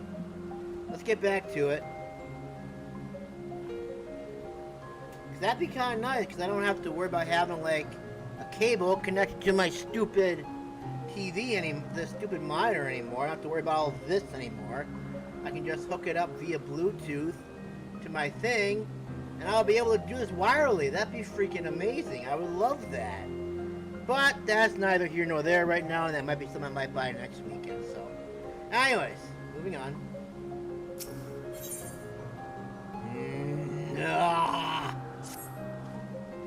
Not that I or anyone else would be able to make use of it, even if we knew.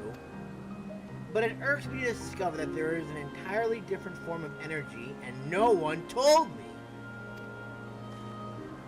That personal annoyance aside, Hermes' knowledge is undeniably impressive. Given that there are none among the 14 who specialize in Celestial, he would be a welcome addition. Assuming he can be persuaded to join, that is. Still can't understand his hesitation. Why did you join the convocation? Oh, you wish to know why Emmett Selk was chosen for the convocation? I should be glad to share the tale. Ahem. Began when... Not another word. Lest you've forgotten, we're to learn about Hermes, not me. My misspent youth is not your concern. I mean, fair enough, but it's really nice to know. I mean, you don't have to be a dick about it. Hermes! My apologies for the wait. I have inspected the Empelos to my satisfaction. All is well with the creature, and I dare say it won't be long ere it is released into the world.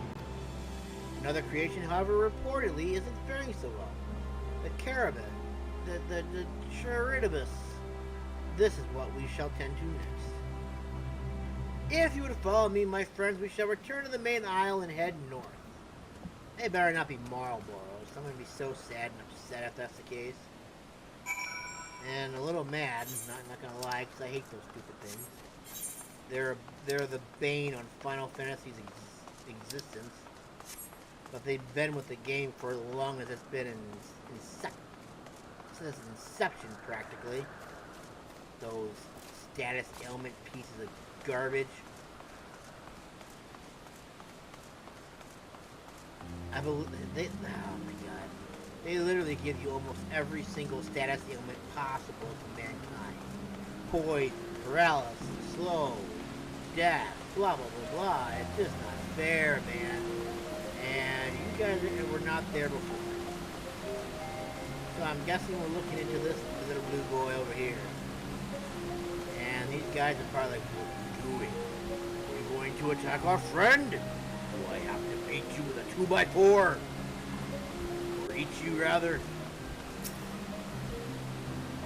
They're gonna attack us, aren't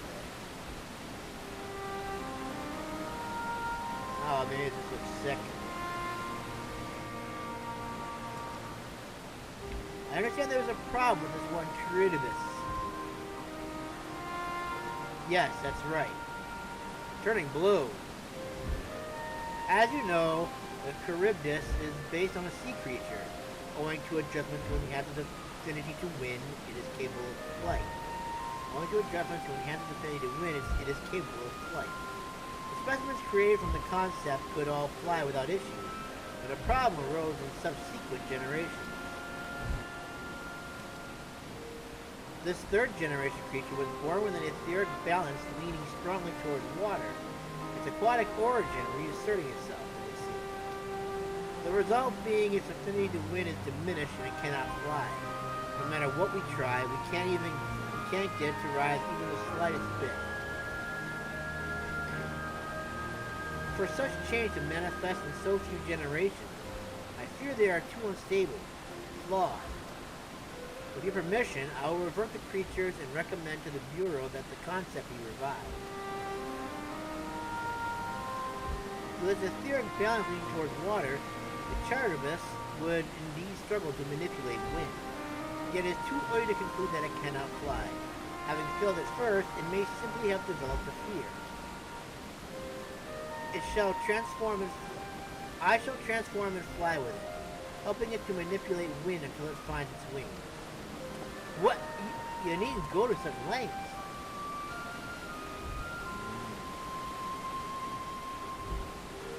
You don't know? But of course, transformation is an art in which one manipulates a vast quantity of ether to construct another body around himself. In practice, this allows one to assume any conceivable form, and thereby transcend the limits of one's flesh. Yet, convenient though it may be, transforming in the presence of others is considered vainglorious in the extreme, as uncouth and unseemly as running around robots. Shameful. Am I to understand you make a habit of this? Nothing of the sort. It's just that, when transformed, I can wield the wind and fly. It may seem excessive, but what is our shame next to the lives of these creatures? They deserve a chance, and we owe it all to them to do it. And we owe it to them to do all in our power. Be that as it may.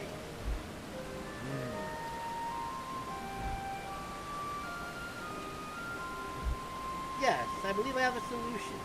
MSQ, may I trouble you to move that Charybdis away from its fellows, somewhere out of sight?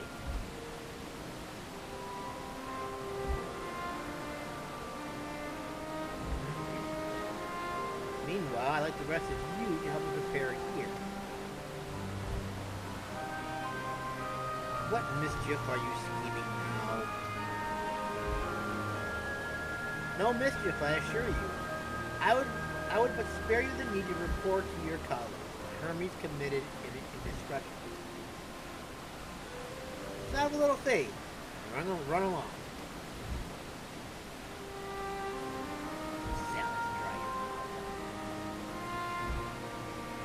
I trust you don't mind.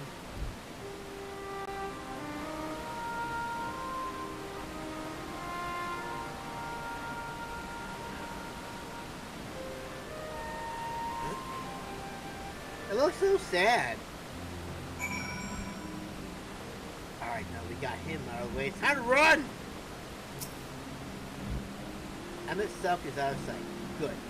Let's speak of the plan. It's a stroke of genius, really. We have MSQ trained the Charybdis.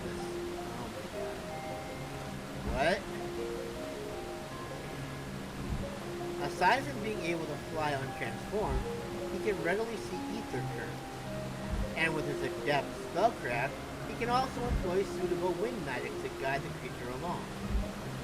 While he is indeed capable of all you described, it is not his duty. I am loath to trouble him with it. He doesn't have a choice, because his Lodius isn't going to allow it. His Lodeus isn't going to allow it. Don't be. As I mentioned, it would also be for his own sake. That settled, let's begin at once. Masamune, Once you go to MSQ, tell him that you have a favor to ask. He will be disinclined to cooperate at first, but mustn't be discouraged. With our friend, the trick is to be unflaggingly persistent. Here you go now. With the chat mode and say, use your keyboard or the software keyboard to enter the phrase of the words, I have a favor to ask, to indicate MSQ that you have a request.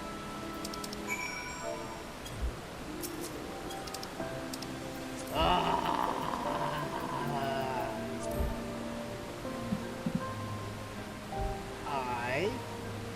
have a favor.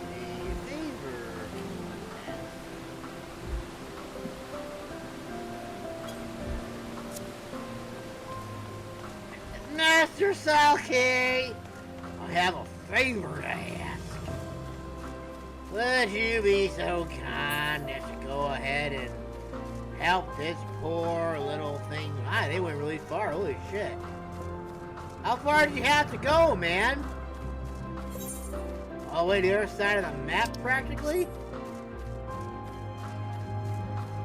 Jeez Louise!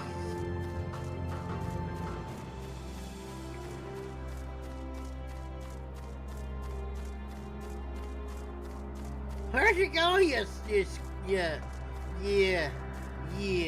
knucklehead? Oh, there they are. My God, man! I am here to ask you for a favor that you most likely will say no to.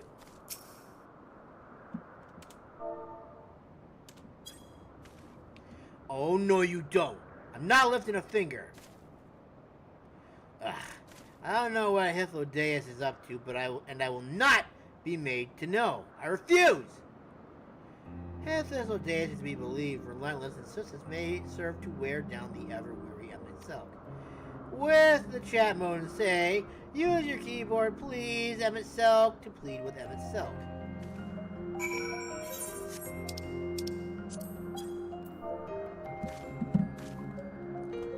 Please, MSQ.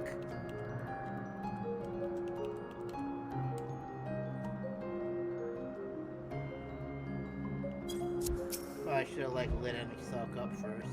Look at that. Please, MSQ. You didn't listen to me, you little bastard. Did I spell his name wrong? I forgot to put the period in there.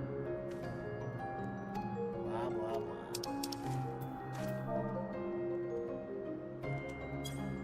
God damn it, I did it wrong again. Just do it, MSQ! Please! Oh, come on, what the hell?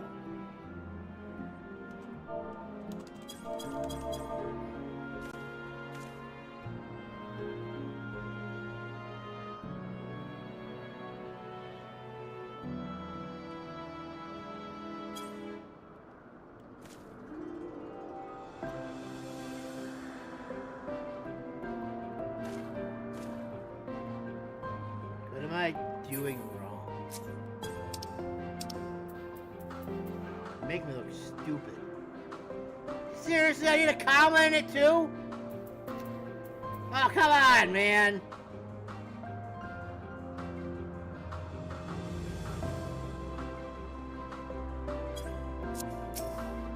Oh, God. Jesus. Please, MSQ. No, no, no. No, no. You are not foisting this nonsense on me. Never mind, he's already got it. Thank you. I'm given to understand you have the power to help the Charybdis, and should be quite willing to do so. And so I appeal to your better nature, most benevolent MSQ. Please teach her to fly. Or else Hermes will transform. Right now. No, threatening him isn't gonna help. Now, there's no need to go quite that far. Altruism is its own reward, as I'm sure he would agree. Oh, would he now? And who contrived to put me in this position, pray tell? It was me. I did it. Nothing so devious. I merely suggested a possible course of action.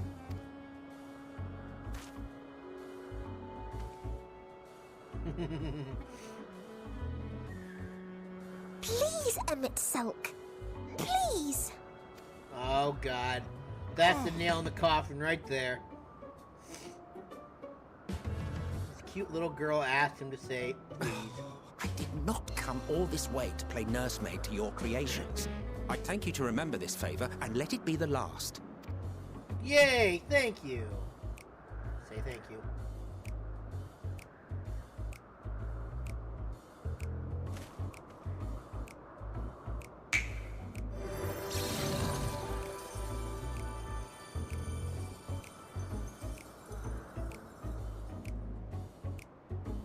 I will aid it once it has taken to the air. It falls to you to shepherd it skyward.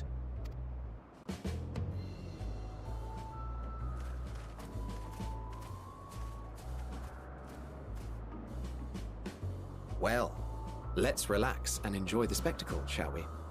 Let's shall.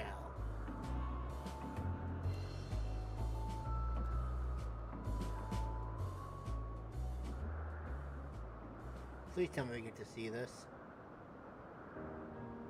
Oh look, it's flying! You were wondering why Emmett Selk joined the convocation. Indeed. Truth be told, he wasn't the first choice for the office. I was, on the strength of my ability to see ether. But I declined the offer. For though my vision is exceptional, I am pedestrian in all other aspects. Worse even, quite abysmal when it comes to manipulating ether, for example. Couldn't transform even if I had a mind to do so. What good is the ability to perceive a problem if one cannot act to address it? Emmett Selk has no such shortcomings. He excels in vision and manipulation both, the latter to an extraordinary degree. If there is a mage more powerful, I do not know of them.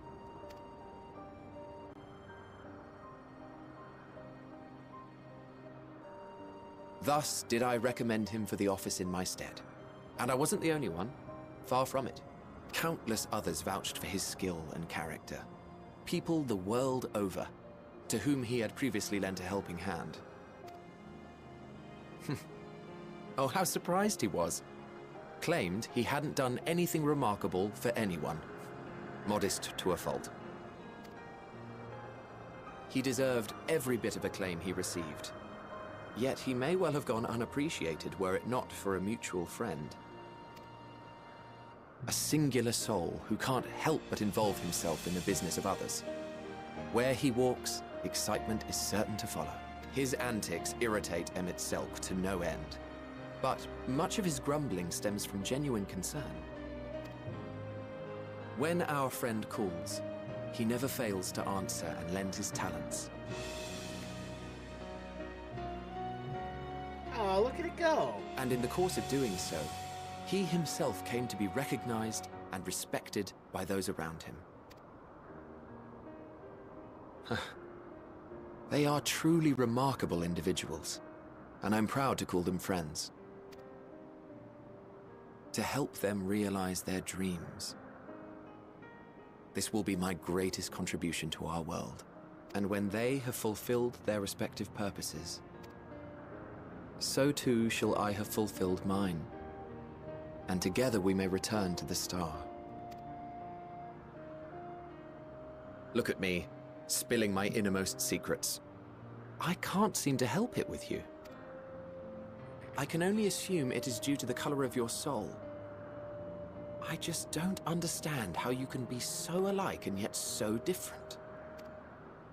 Blah, blah, blah, blah, blah, blah. Well done, my pet. Well done! Yay, look at you go.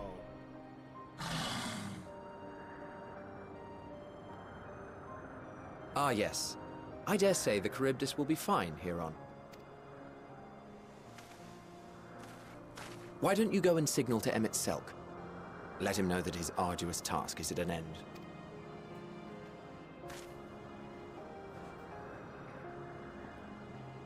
You got it, bud. Buddy boo. I can't wait to see what the rest of the armors are going to look like.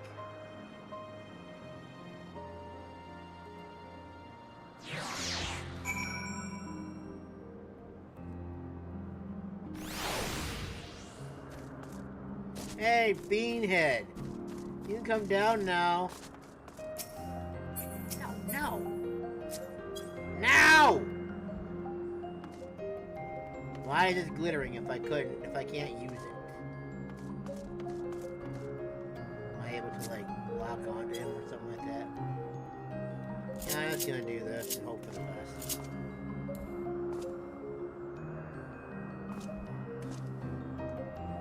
Emerging from his reverie, MSQ notices you and begins to descend with the Caridibus. Yeah. Yay, look at you, you can fly! Woohoo! I have no words to express my gratitude. Thanks to you, the Caridibus has learned to fly.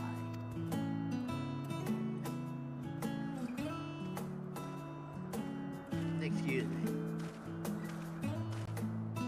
And Masamune and I could relax and have a pleasant chat. How about you? I'm sure you did.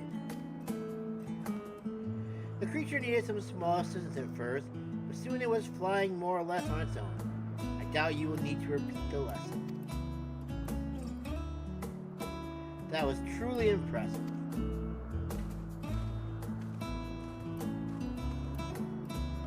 I witnessed it all from afar. The Caridibus flies. Indeed.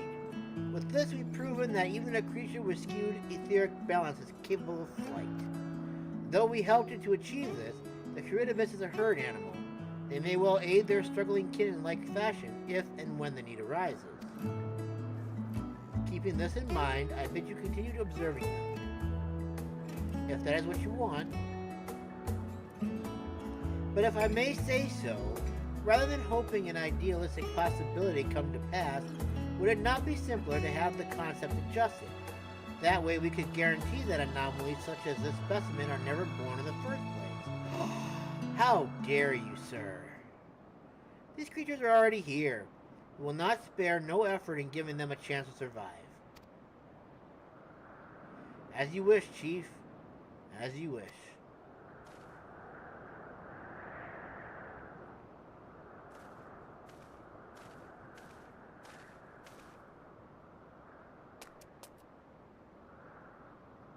Hermes?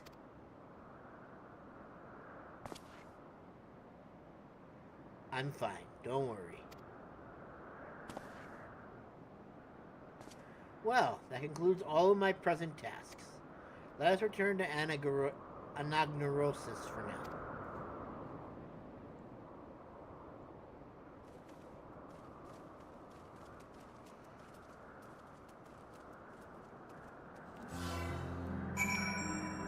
Whoop whoop! Not what I wanted. Anagnorisis, baby.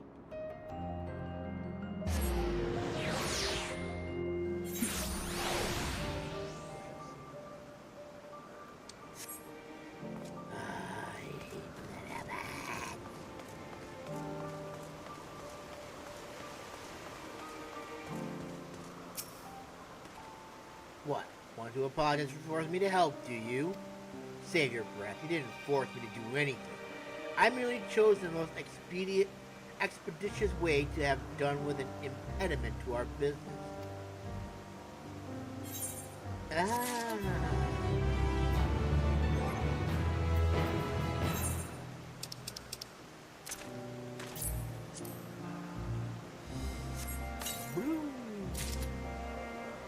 Come, Basharaki. And I believe it was this one right here. Come, Basharaki. Come, Harashkin.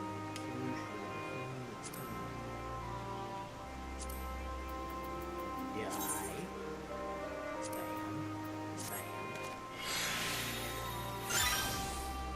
Nice. Sweet. Not that I thought it was looking different. Oh, I guess they do. can get the glove so it doesn't look so fakey. You know what I mean? Alright. No. Oh, look at that. We got the shoes there. Ooh, wow. Look at that. Oh, no more side quests! Dang it, I missed them. Oh, well. Tell me, Masamune, in the course of watching me, have you learned aught of value? Dynamis seemed promising. I'm not sure what I'm looking for, but I don't think I've found it yet.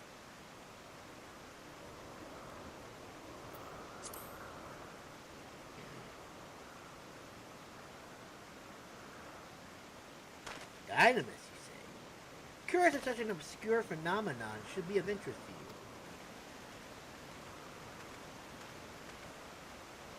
you. Chief Hermes, what good fortune to find you here.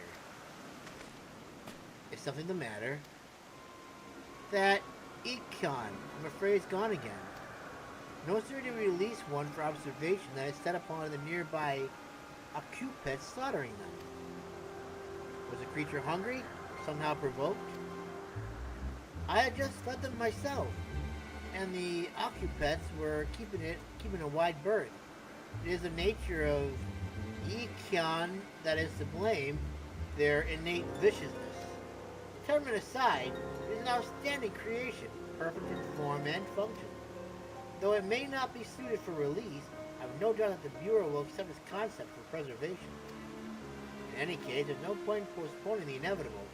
Doros will revert them all once the paperwork is in order. Where is the scene of the incident?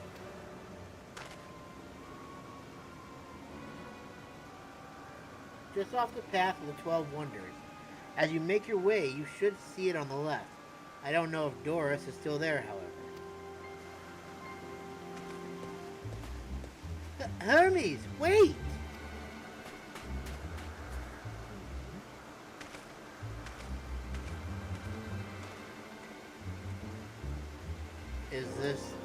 If this is part of his work, then I would observe, follow.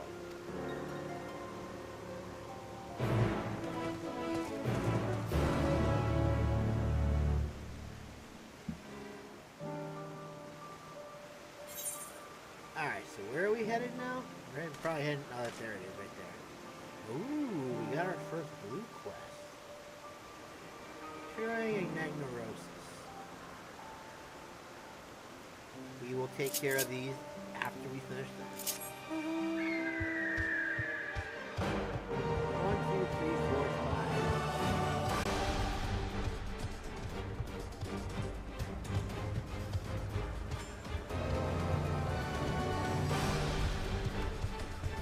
Blah, blah, blah, blah, blah, blah, blah, blah, blah.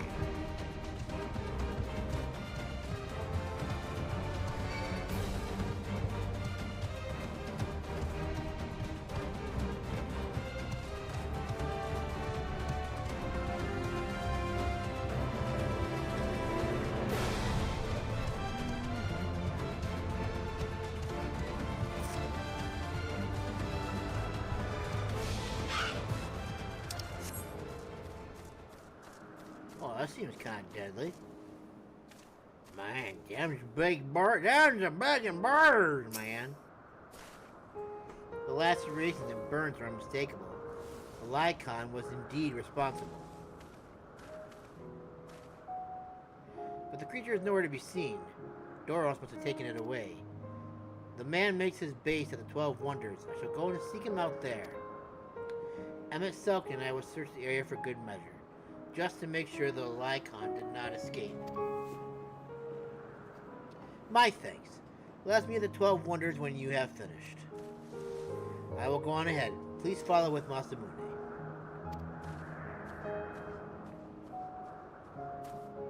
Come, come!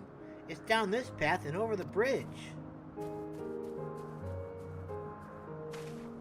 Okay, bye.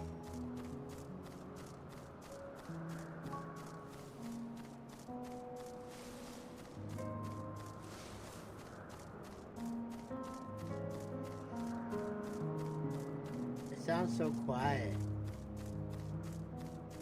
and relaxing. It almost makes you want to fall asleep. The gentle twangs of the piano playing. Simply wonderful. And now I just realized I'm walking and I forgot the bird. And I'm also realizing I could have like teleported there, but oopsies.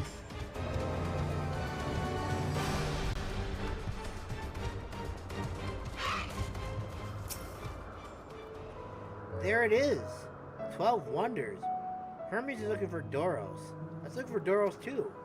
He's a man with long blonde hair. I think. I know him when I see him. Okay. Blah blah blah. See the company. Great.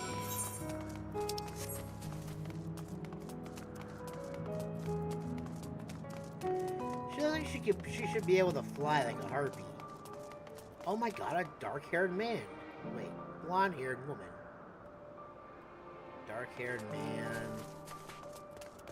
Look at her, blonde-haired man. Blonde-haired man.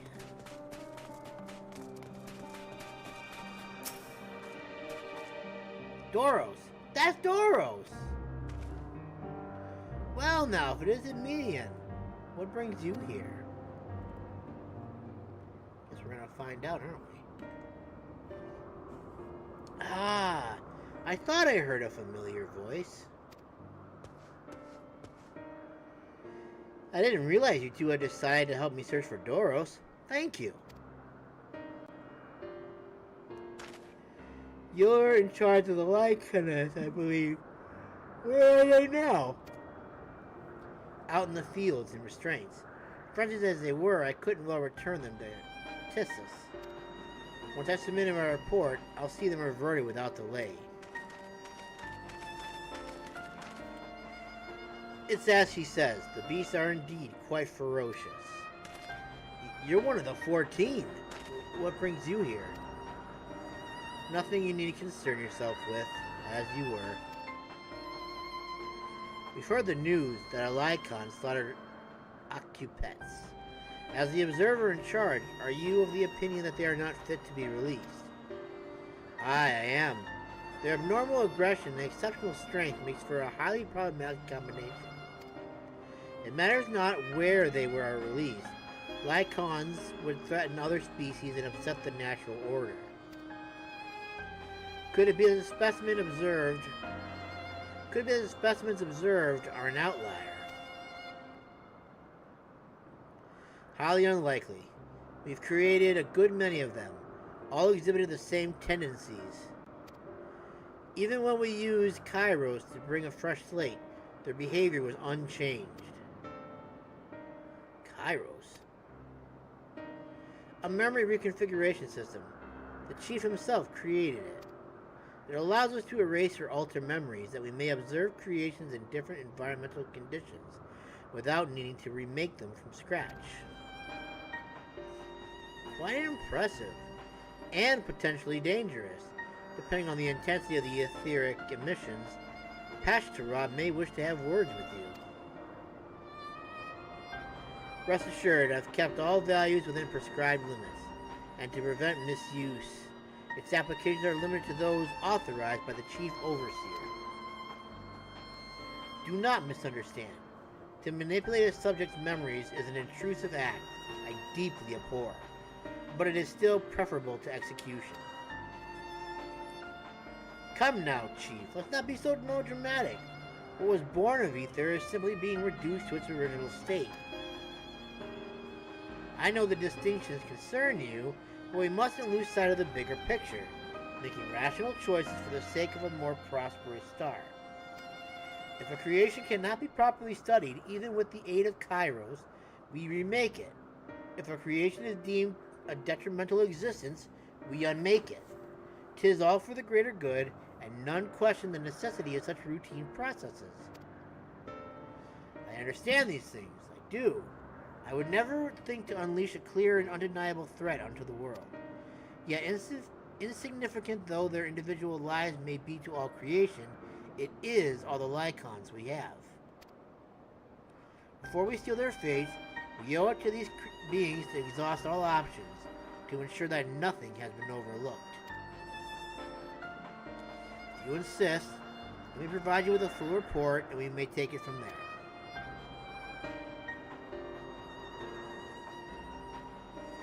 Would it be possible for us to attend a discussion that M itself may better carry out his duties?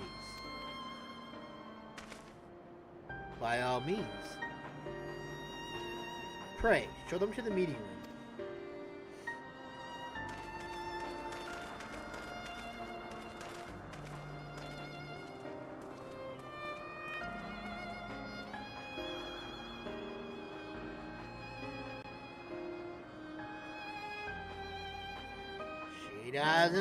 She knows something's wrong with Hermes.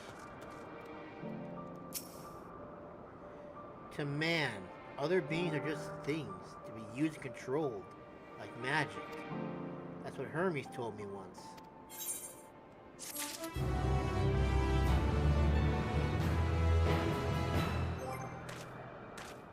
Inventory, gonna get new boots. Magnanis. Getting new boots, yummy, delicious new boots.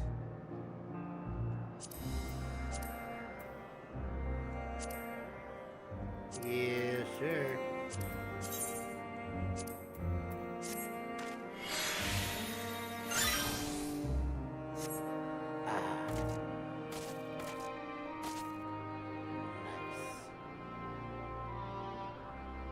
This set's turning out to be quite cool.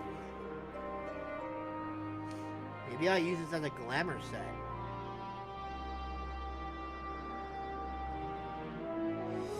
We'll have to see what the last one looks like. 'Cause I think I got like, before the end, there's like an 89 set. Then I'm gonna be curious to see if, like, even I want to see, like, the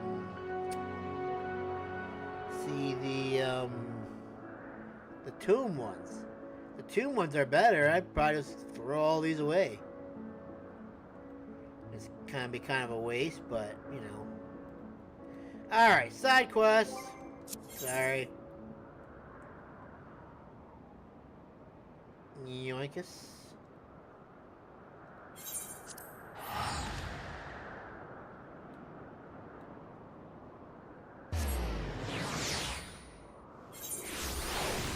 Okay.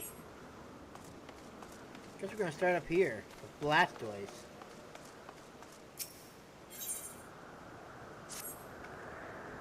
Oh, I don't believe we've met. As much as I would like to engage in more meaningful conversation, I am actually in the midst of searching for someone. It's my mentor who taught me practically everything I know. Now she has relinquished her role and is ready to make her final journey. But before she does, there's an important matter I must convey to her. The last concept in her care, a beautiful winged creature, has been approved for life in Aetheris. Please, will you help me look for her? There's a strong chance you will find her at Philomethus Notos.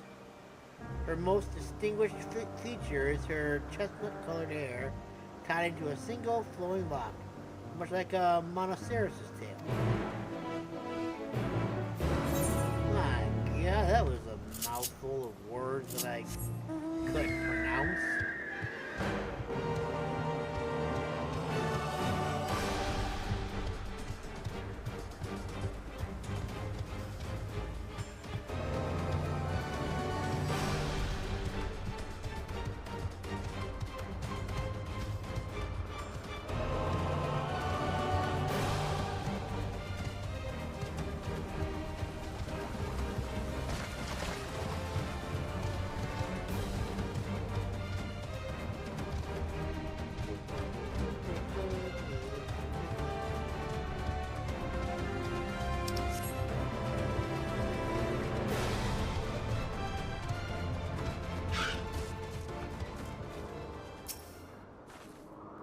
You wish to speak with me?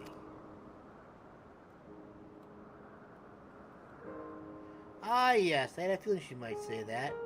As I have told him, my decision has been made.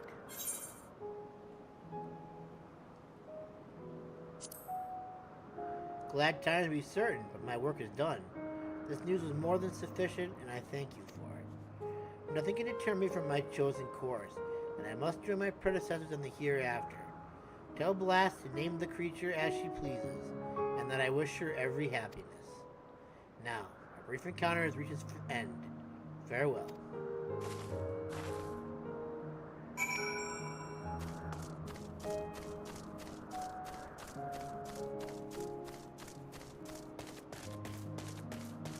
The Monastery.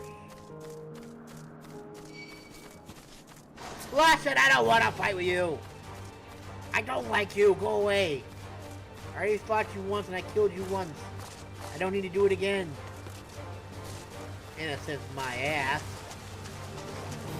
There's nothing innocent about you.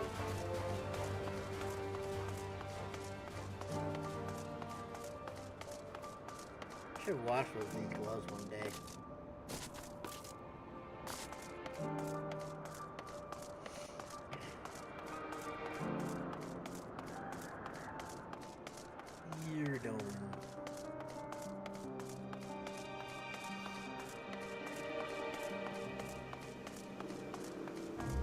Back, Blastoise!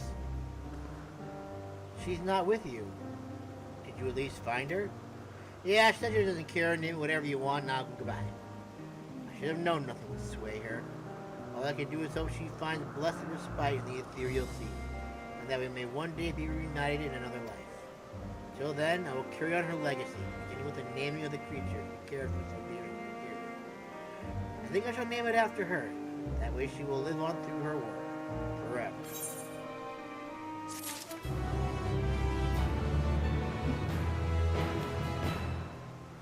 I don't think she'd appreciate that, I'm just saying.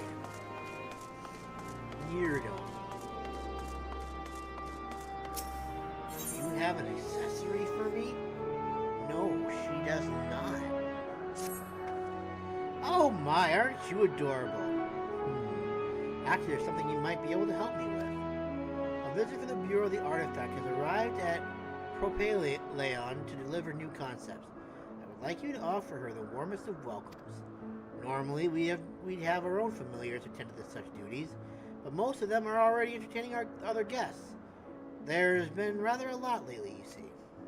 On the other hand, this would be the perfect opportunity to show her an entirely new and, what's a nice way to put this, idiosyncratic familiar, that being you, of course. I'm sure she'd be delighted to meet you. Idiosyncratic. Okay. You know, I keep forgetting that I'm actually just really tall right now instead of being really short like I was when I first came here. It's a good thing they made all my Birdo grow too. That would have been kind of weird. To have a bird that's like half my size and just try to ride it and go bleh.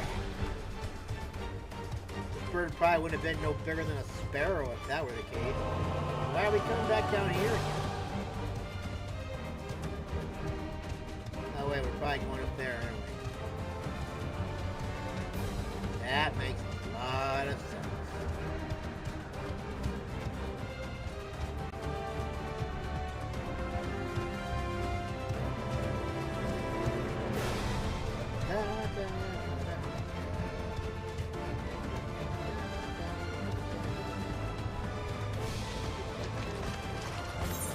I was gonna say, dang it, are we actually allowed to go to the next area?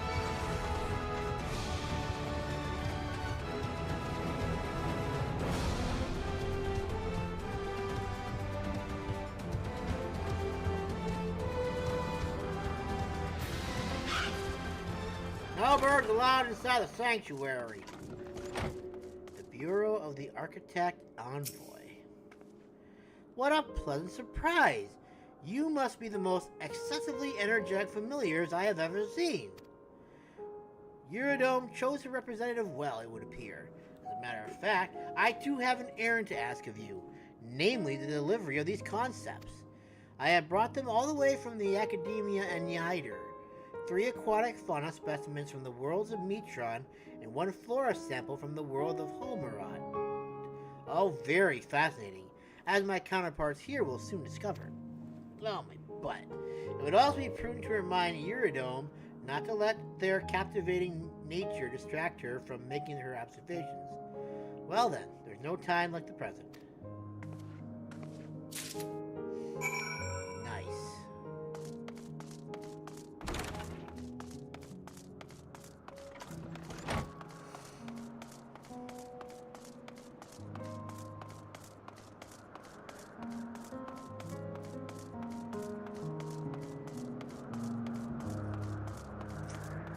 But, why am I doing this? Why am I doing this?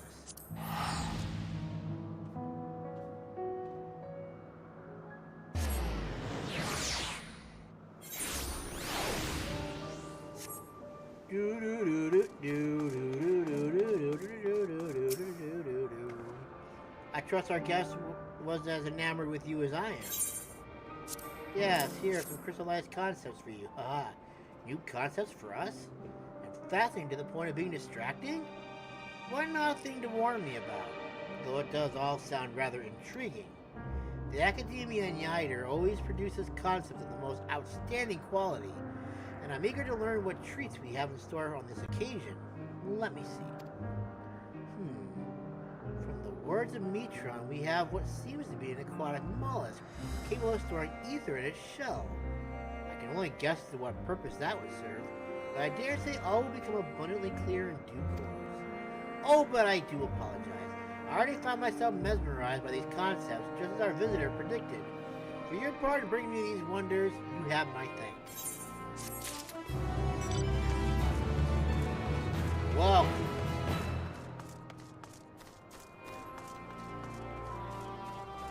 Thaddeus. A familiar, come to observe us observers, have you? But what are you called? Masamune Sanada. Masamune, you say? It's a fine name. I am Thaddeus, a researcher here at Anagnorisis. We are currently preparing a section of this isle for a new creation. For this, we need to expel those creatures that inhabit said area, that they'll not interfere with our tests. The simplest way to do so is to have the Ailouros sneeze. The explosive noise never fails, send nearby critters fleeing. We are just about to tend to this task. Seeing as you're here, how would you like to give it a try? Sure. Yes, please.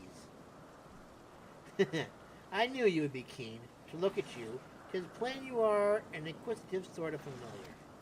Now then, my beastkeeper colleague is already on the site up to the northeast of here. Seek him out and he will tell you what to do.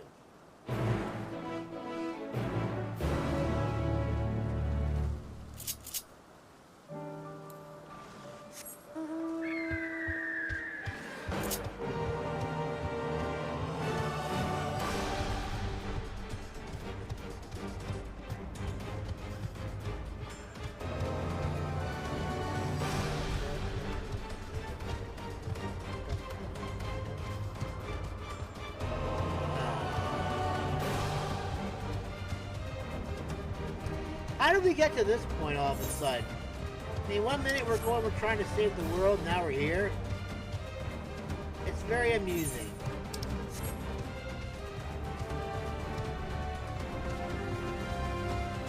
And it wasn't like the whole point of this to like try and find a flower or something like that? He's supposed to be here by now. Who might you be? I'm the one who needs a sneeze, Oh, you're clearing the site in Phidias' stead. How very kind of you. Come then, let's get you on the Ailouros. Once you're securely mounted, ride it yonder and have it sneeze at the bushes. The noise will scare away whatever creature it may be hiding. Oh boy! I'm riding this thing. Do I have to go on like, have to do like this, and then sneeze at it? It's like that. Ah, chew. Gross.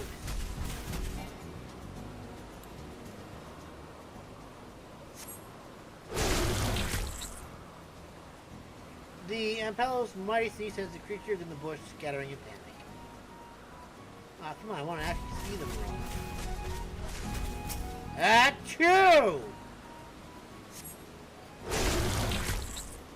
Oh my. The Ailouros' mighty sneeze sends the creatures in the bush scattering in panic. And just do that, like freaking scare the whole bush away.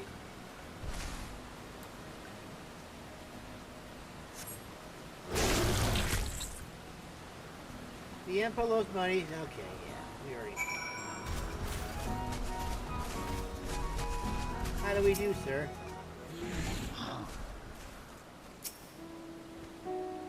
The creatures came running all the way here. Frightened as they looked, I dare say they'll keep away from the site for a good while. For its hard work, I shall treat the Ailouros to a spot of sunbathing. Meanwhile, you should return to Phidias. I am certain he will have a reward for you too. A little sunbathing for me! Photosynthesis! Photosynthesis! Yeah!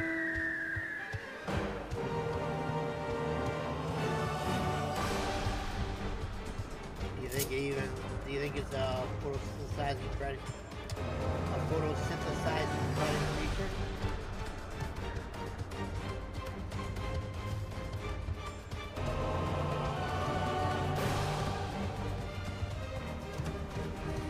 I want to fly again.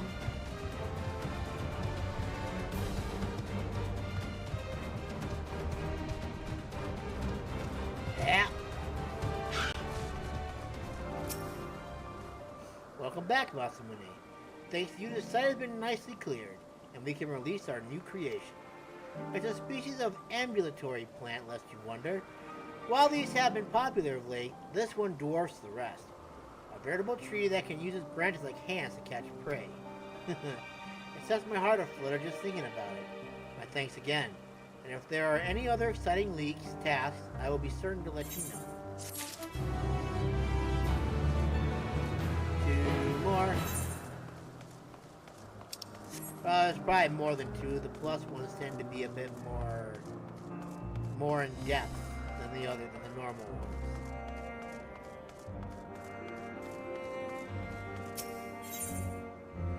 A rather serene observer looks at you with more than a hint of concern. A familiar? And all alone, I see. And look at how thin you are! Most people think that's a good thing. If your remaining ether were to be exhausted, you simply fade from existence. We wouldn't want that now, would we? I suggest you visit the morning dew. You'll find the winds blowing in from Leith most invigorating. Perhaps while you're there, you might seek out a friend of mine and invite him to share a meal with me. If it's not too much to ask, that is. Now, hold on a second here. You were not... Wait, did I just hit the wrong one? Wait a minute, where did you come from all of a sudden? These things are just popping up out of nowhere now. Get rid of one, all of a sudden another one just pops up in this place. Like, wait a minute, you weren't there just a second ago. How'd you get there? Were you there and I'm just not observing? That's always a possibility.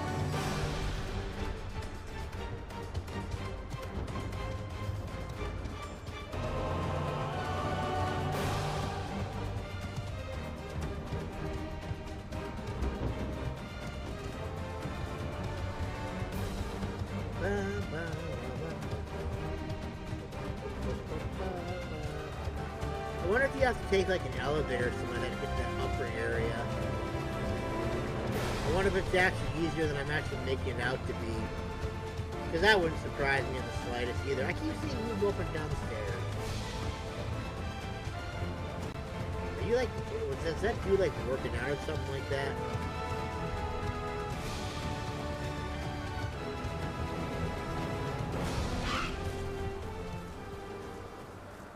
I am but a carefree observer.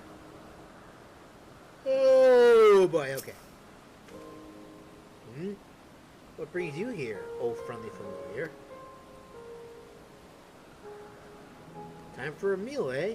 Ah, yes, quite right. Thank you for reminding me. Still, a few more moments here can't hurt, surely. I dare say you notice how refreshing it is to even stand in this idyllic place. The air itself is permeated with rich ether, and the fine droplets from leaf ease the aches from a hard day's work. Try a nice big stretch. You won't regret it. Alright, a nice big stretch. Do I have a stretch here?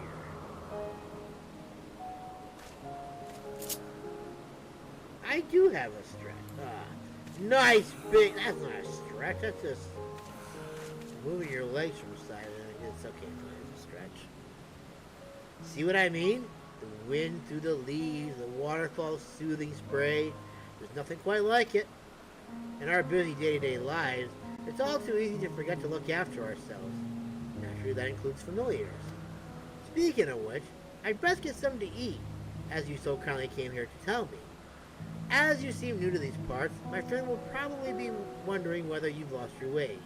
Go on and put his mind at ease, would you? Yes, okay. I shall do that.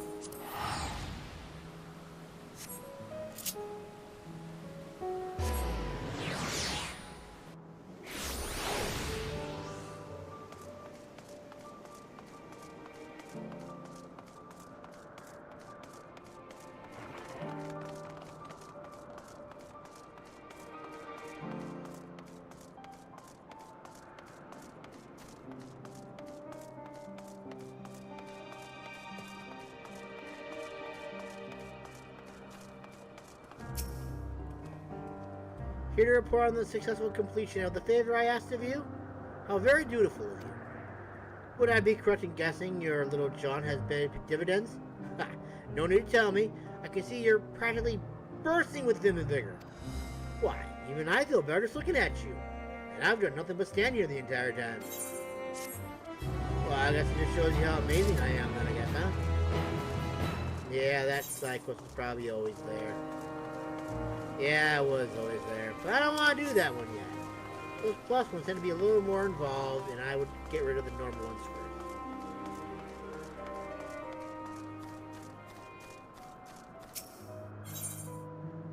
What are they? A pompous creator. Right. Asm?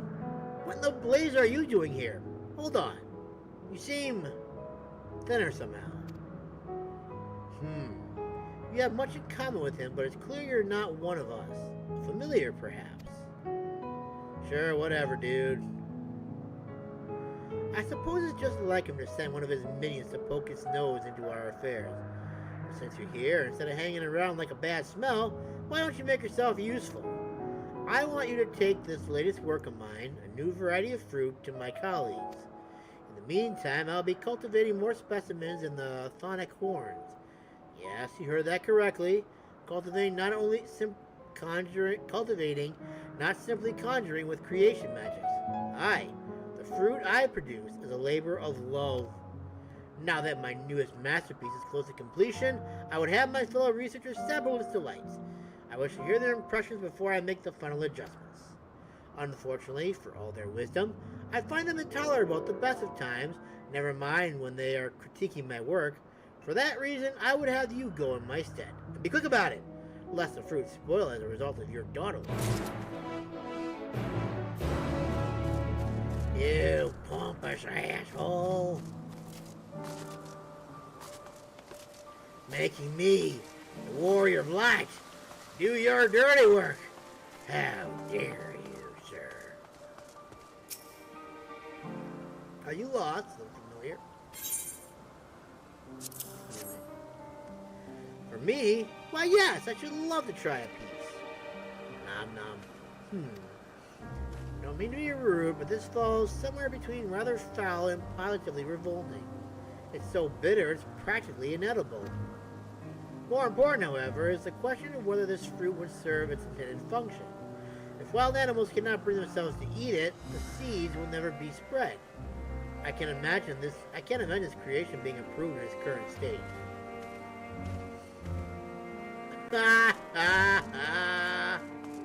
Oh, negative remarks off the bat, man. That's gotta hurt one's pride just a little. Not that they're gonna accept it, mind you.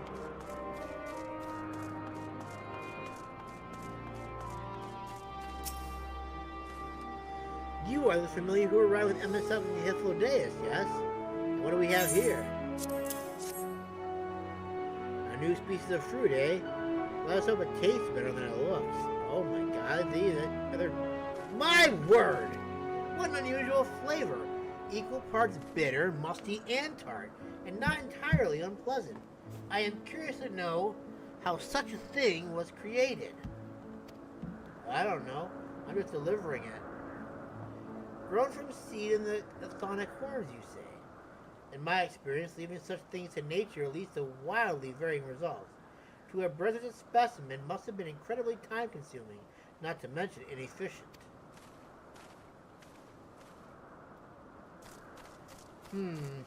I don't think these reviews are going very well. What do you guys think?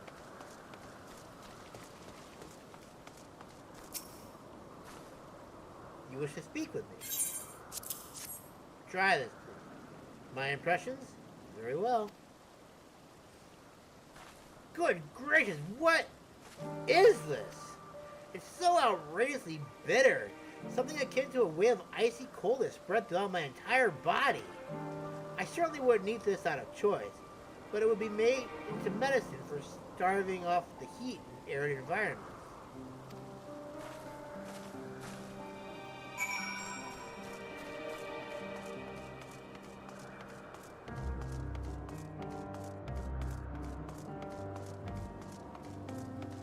Very interesting.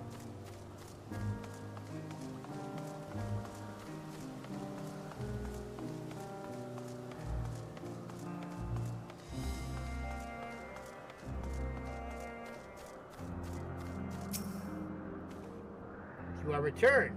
Minus 3 food samples, I presume. They all thought it sucked. It was bitter. Is that so? Not one of them found it to their liking. They claimed my last attempt was too sweet, and now it's too bitter. Honestly, the nerve of these so-called experts. As they shall soon learn, I am not so easily deterred. For my next creation, I'll cross-pollinate sour and sweet varieties, and see what they have to say about that. I'll show them it's these wildly varying results that come from adherence to natural processes that have the power to defy expectations, and as a familiar of Asm himself, I'm sure you can appreciate this. Sure, dude! Sure, dude! I got you, dude. Totally understand what you're trying to do, dude. But I really don't, dude.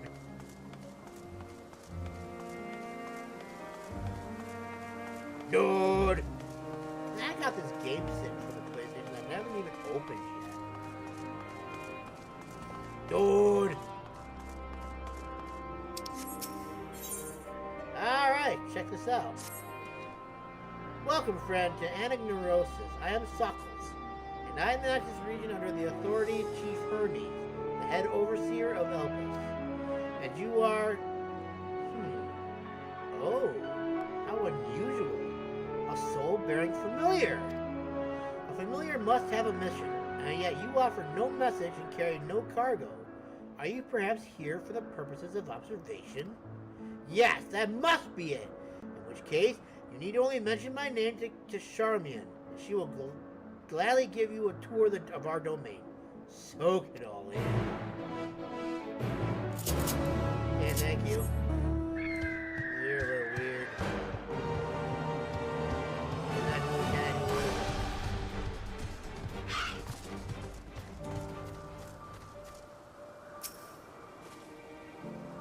Yes? Yes, what can I do for you? Masamune, is it? And Overseer Sockles wishes me to act as your guide. Oh. Oh, no, I didn't mean it like that. I will be more than happy to show you around. I'm simply wondering why the Overseer chose to send you to me, of all people. I haven't been here long myself, truth be told. Until quite recently, I was wholly engaged in a prolonged research project of the Academia I do. Surely there are other, more experienced individuals who could provide a more comprehensive... This grumbling is hardly constructive now, is it? The task was given to me, and I will attempt to cover the most salient features of our facilities to the best of my abilities. After all, it's not every day that one is asked to indulge the curiosity of such a rare and fascinating visitor.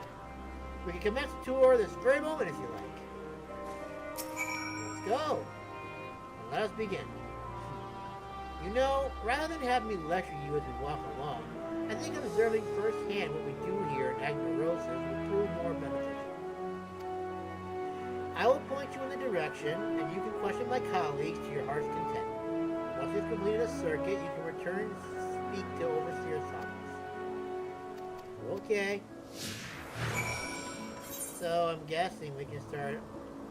Let's go over here first. Work our way up to the Aether, I guess.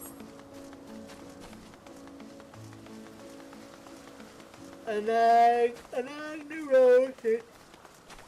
We're going to. Oh, aren't you? Well, now, aren't you a sight to behold?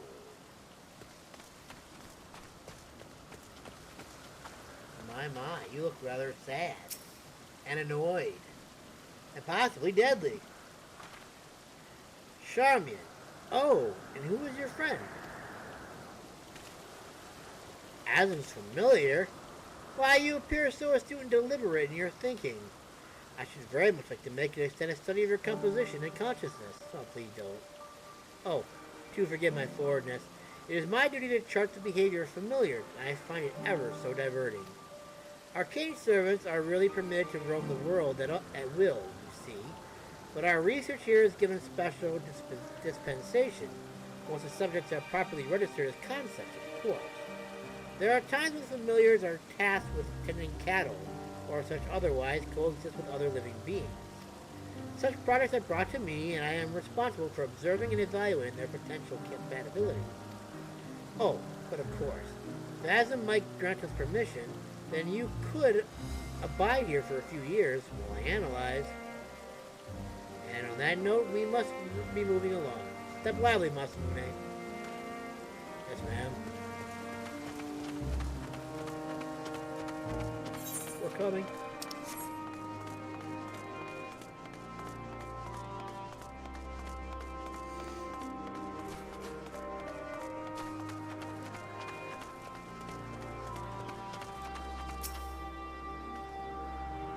What do we have here?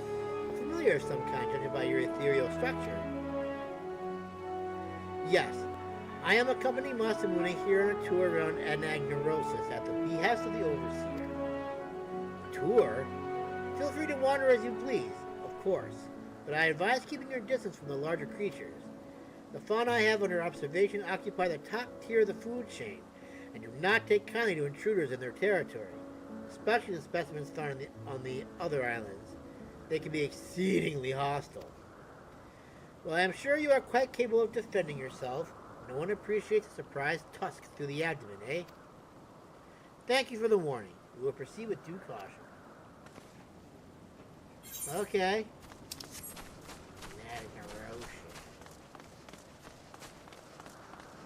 It almost sounds bad. Shriekarain! Hey, I remember you.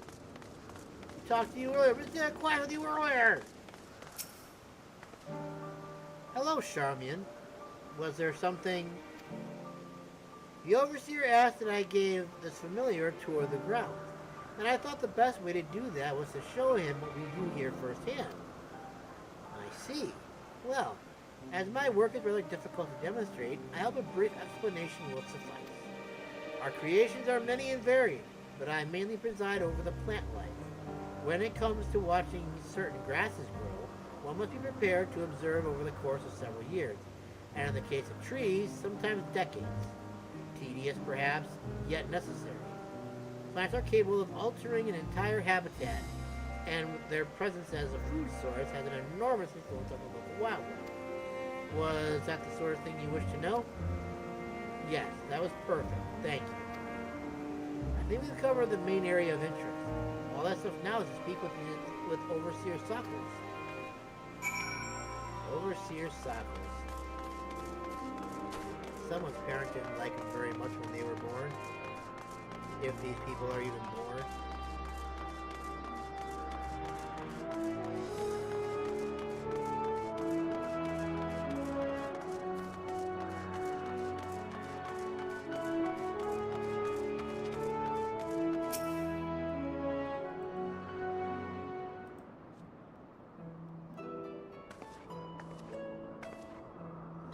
Ah, I see you've completed your tour. Almost. We spoke with those in charge of the various facets of Anagnorisis, but I thought it would be fitting to end this visit where it began, with you, Overseer Sakos. I see. And what is your impression of the work we do here? Yes. I like that one. I am glad we could help further your worldly education. And I am glad to see you enjoy the experience. At least, I hope you did. You are truly a masterpiece of creation. Only a soul-bearing familiar could demonstrate such robust cognitive and cogitative faculties. Were you perhaps designed to inspire others? I feel something special has been woven into your aura. I don't know. You have an intriguing presence, to say the least. Please, stay a while and share more of your thoughts with us. Yes, I second this invitation. In all the years I have resided here, never have I encountered such a unique entity, and one of Asm's, no less. Okay.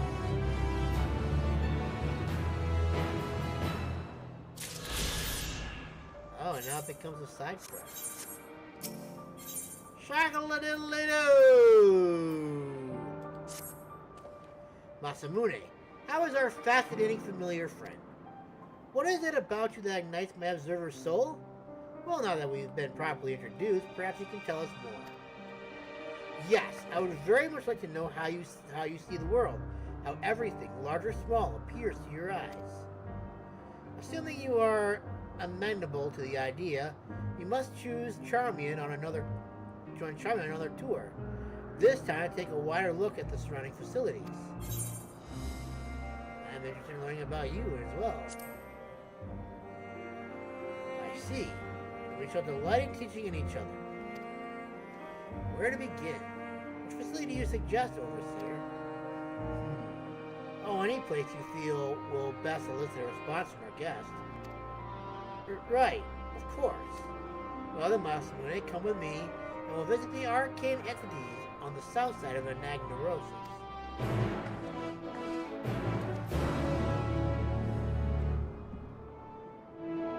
I forgot to turn the camera on. I'm going to the bathroom real quick. I shall return soon, hopefully.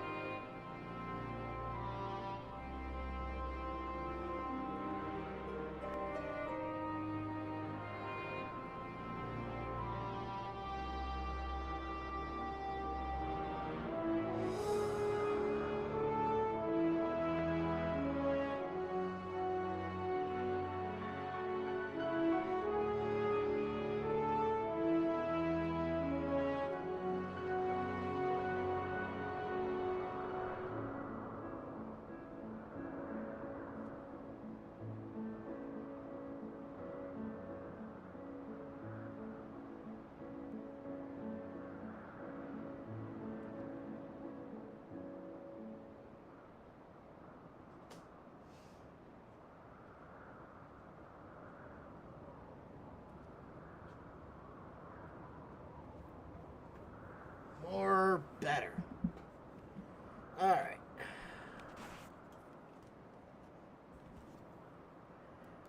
Charmin.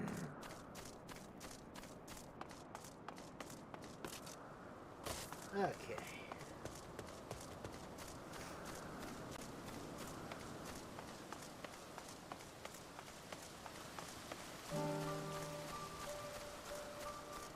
Huh? I wish I could jump this high in real life.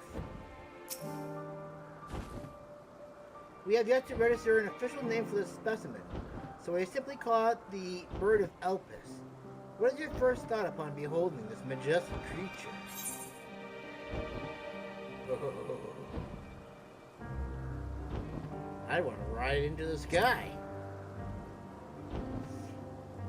Fascinating. Imagine a familiar which supplements its deficiencies by taking a mount with a desired capability. In this case, flight. In any case, I'm eager to hear more of your responses. You truly are unlike any construct I have ever met, familiar or otherwise. Let's continue southward, shall we? I would like to hear your opinion on this next facility. Coming.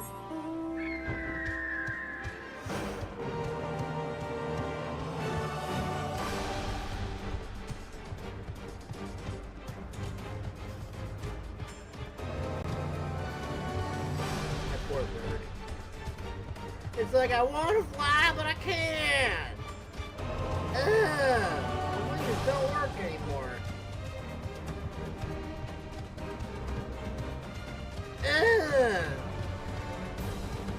Oh my, I wasn't expecting all this.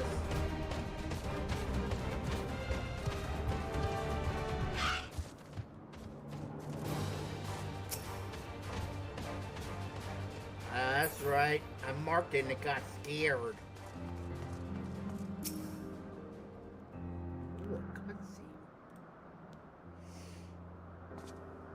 Oh. I don't know what that is, but that looks fascinating over there.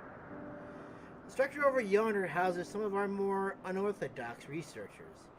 Rather than weave creation magics, they breed existing specimens in the hopes of begetting new strains and species. The method is imprecise, the outcome uncertain. In my eyes, such research seems awfully self-indulgent, merely a means to state the whims of one's intellectual curiosity. Our purpose in life is to improve Aetherius. In my opinion, we should steer clear of techniques which produce flawed results.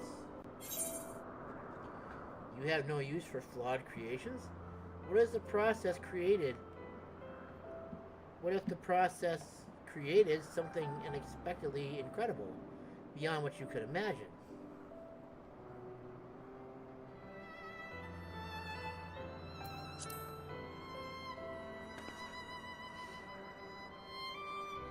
A serendipitous discovery. I suppose it is possible. Thank you. I had thought to broaden your horizons, and here I am realizing how narrow my own views can be. Hardly a desirable quality in an observer. Time for a spot of rest and reflection, I say. Shall we move on to the morning dew? It's favored by many an observer for its calming tranquility.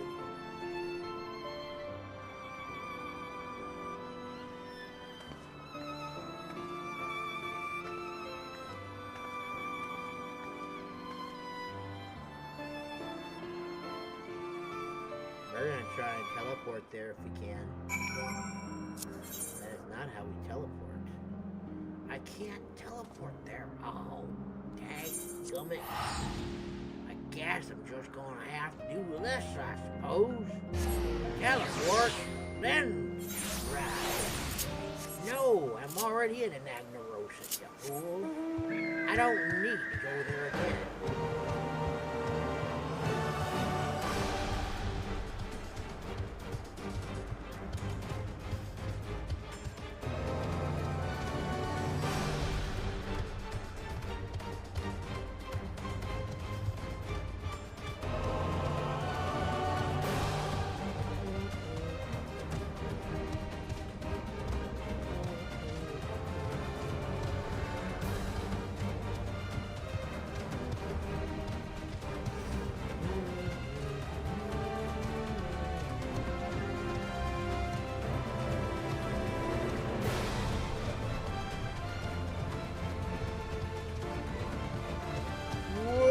Welcome to the morning dew, where we will take care of you, blah blah blah, and make sure you are well watered, fed.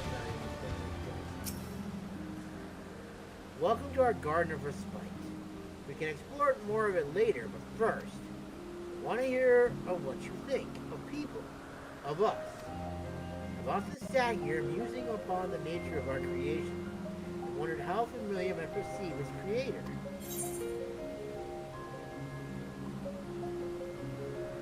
You're not so different. Ha! Perhaps that's true. You do seem far closer to us in nature than most others familiar.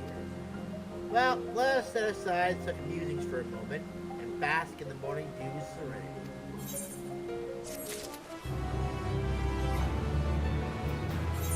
And thus the cycle continues.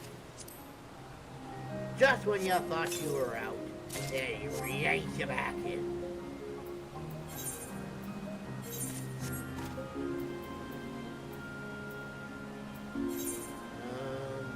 Arrogant choker of thunder.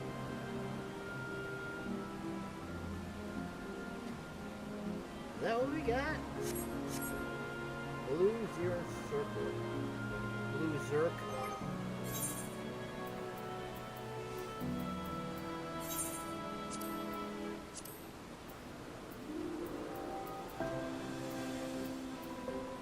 Wait, it was this thing here. Bam! Got it now, dude. Getting closer, dude, to a full set of awesome. Why do it offer? I've been doing so good. Why am I forgetting to do this now? Stupid.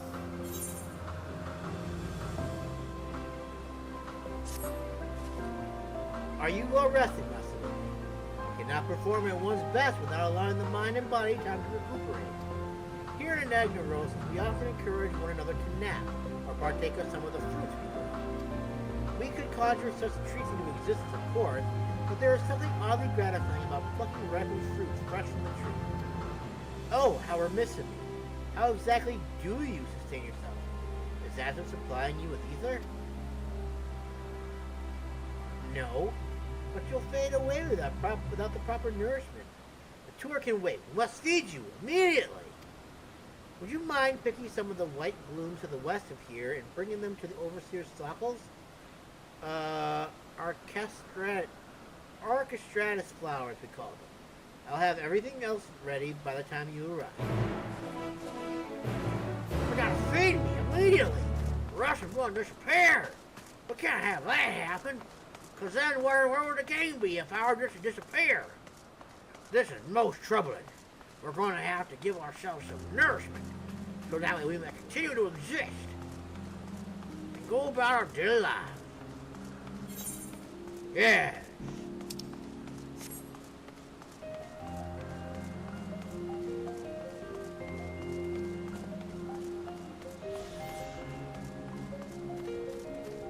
Firebird, no, Freebird, no. That's the achievement you get after you go ahead and fly here again. Boy, that's something I'm looking forward to. I can't wait to be able to fly again. I hate not being able to fly. It's such a sad state of affairs for me. And my bird gets so sad. It's like you. I want to fly, but I can't fly. Because I'm stuck here on the ground unless I know the way of the ether currents. Arstratus flower. Oh my goodness, golly gee.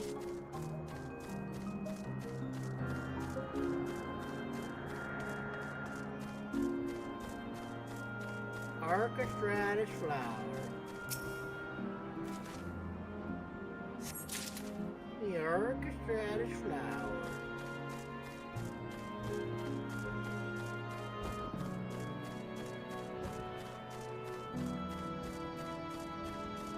I'm gonna say, I know it's here.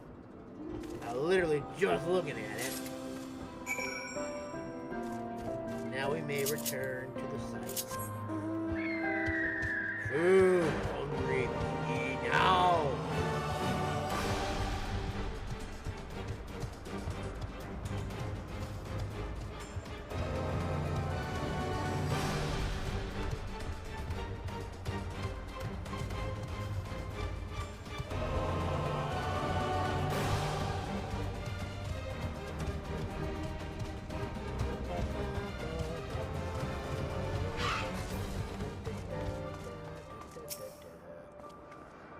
Charmian explained to me the crisis at hand. Have you bought the flowers? Hey, yo, Sockles. Yes, these are the ones we need. I'll add them to the fruits from Charmian's basket, and we'll soon have an ether-replenishing beverage for you to enjoy. 'Tis the work but a moment. 'Tis but a moment. Oh,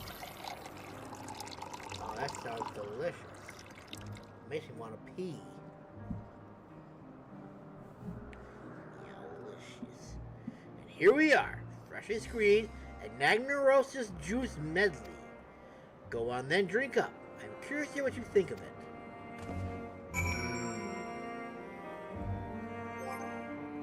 This is going to be in my inventory. It's going to be a key item thing.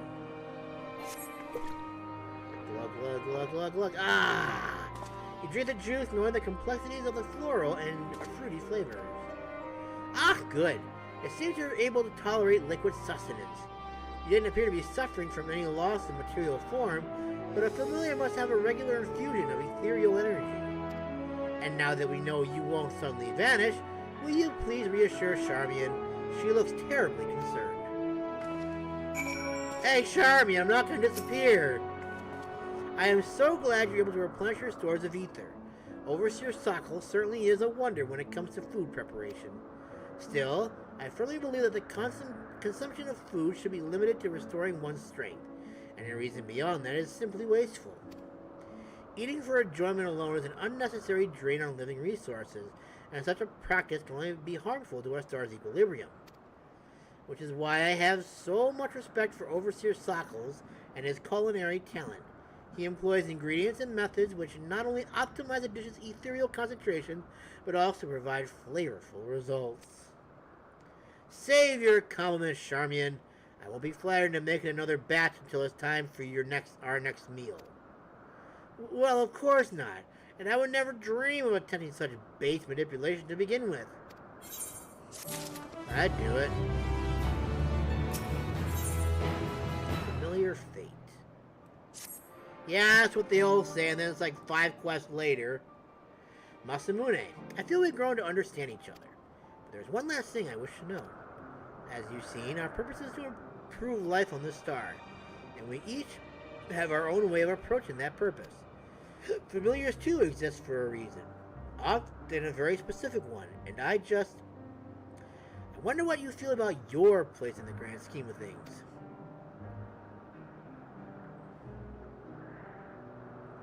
Charmian, perhaps you can provide our friend here with an example of what you mean. Such a nebulous question requires more recognizable foundation from which to answer. Yes, you're right, of course. We must not skip the journey in our haste to reach the destination. Where to begin? Broadly speaking, we study the wisdom and magics of our forebears and choose our path as our interests and talents begin to crystallize. Even among the observers of Anagnorisis, however, Overseer Sockles and I share a similar calling. Again, it may be more beneficial to show you what I mean. Please accompany me to the archives in the Northwest. Okay. To the Northwest I go.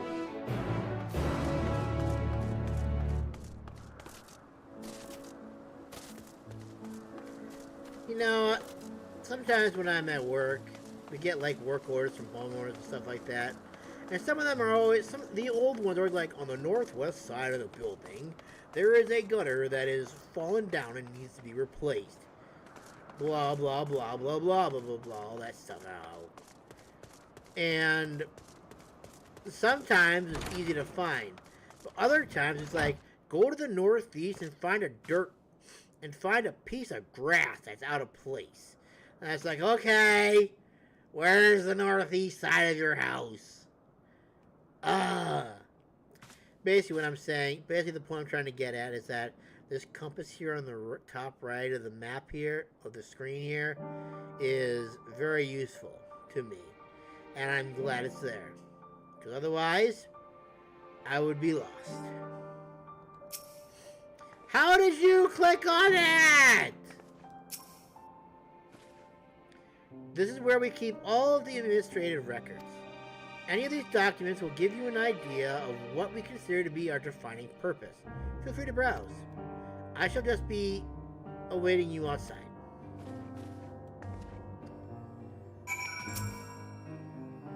Interacting. These books appear to contain detailed observation logs. The name Sockles is written on each of these spines. Is Sockles the artist of those things? You pick up the log and flip to a random page. Today there was an incident involving the hippocampus. The creature is extremely territorial, and 4 observers sustained light to severe injuries from water-based magics as a result of their perceived intrusion into its domain.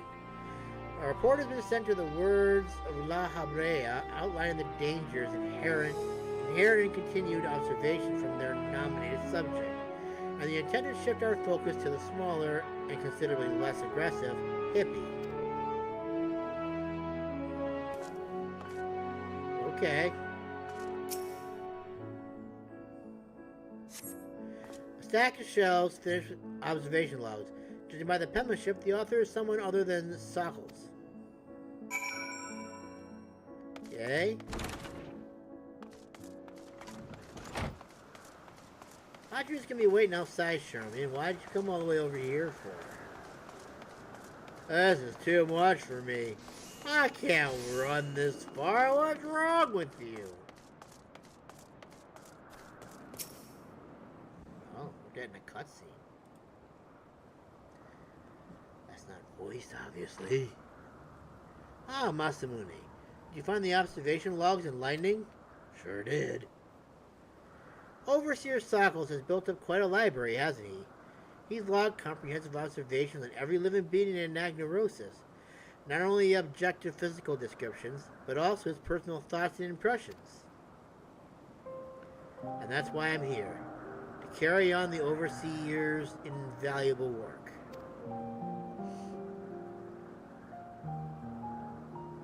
When it comes to the continued success of Anagnorisis, our purposes are very much aligned.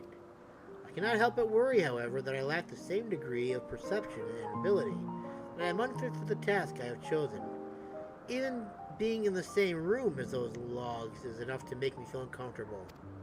My insistence that you examine your purpose was, I think, born from the trepidation which surrounds my own. An uncertainty you need not feel. Overseer Sockles! As one of our newest arrivals, you have ever been quick to doubt yourself. Yet you were able to guide Masamune here on an engaging tour through the intricacies of our duties, which clearly demonstrates the depth of your understanding.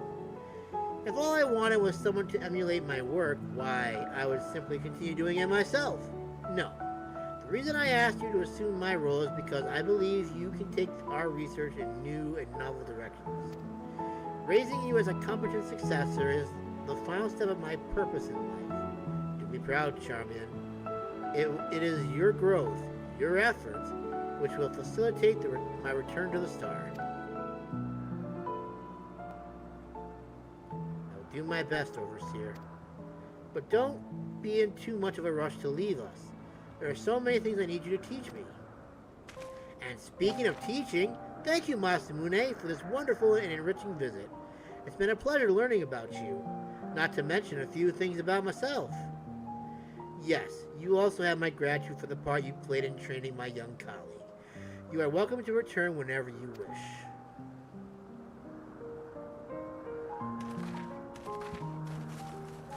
And now I'm left all alone to contemplate my existence and why I'm here in this big, big world that is Final Fantasy XIV.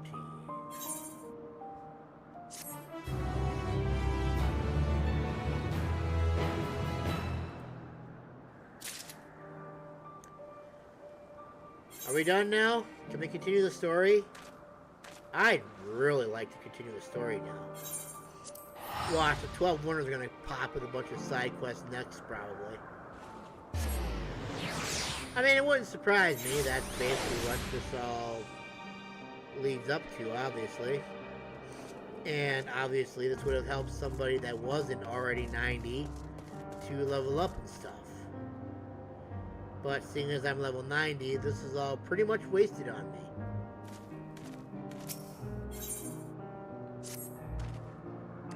I feel this discussion may take a while, during which time... Metian, are you feeling unwell? It's not me, Hermes. It's you. I won't go to the meeting. I'll stay with Masamune. Loath I am to oppose, may I leave Metian in your care again? Got it, bro. I'm in your debt, if you'll excuse me.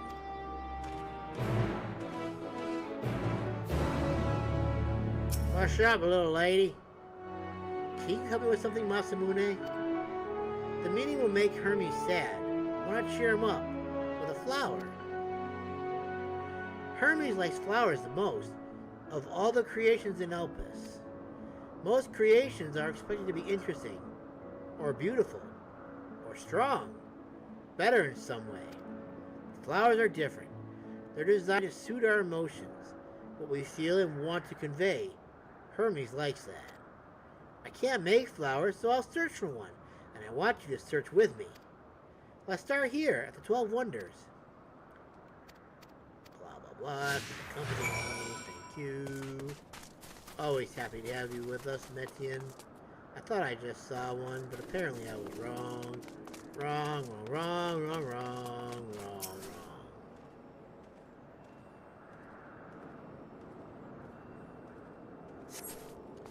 Vibrant blue flowers bigger than your hands adorn the tree. Ooh, so big and bright. I love them. But they might be too bright. You have to think of the recipient. That's what Hermes said. Okay, that's a no-go on these guys over here. So we're gonna give him a slender tree. Slender man is returned. A tall, slender tree rises before you. You crane your neck to look for flowers. No flowers? If they were apples, we could have covered them in syrup. Let's head outside next. Don't worry, we won't wander far.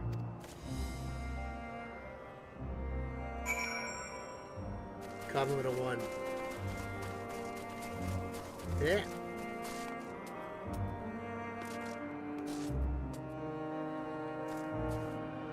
Well, that's unfortunately anticlimactic. Look at that, he just walks right through it. I was hoping she'd jump.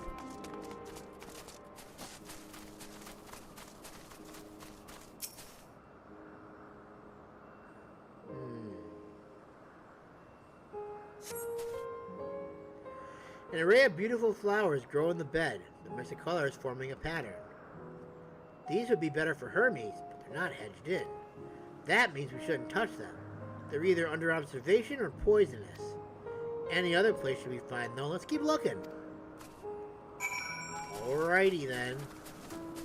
I'm just gonna walk in this patch of flowers that I should not be walking in, but I'm going to anyway. Now, why you want to give him a monster for? It's gonna attack me, isn't it? Set on a tall, thin stalk, the alley-shaped flower is mesmerizing in its undulations. Oh, a conyon! A flower that can move. When Hermes wasn't looking, it shot seeds at him. Not a good gift, maybe. But you're good, Masamune, at spotting flowers. We'll find something soon.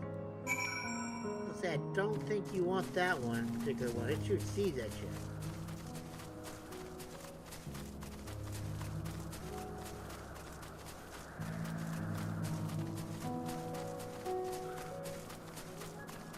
My arch nemesis.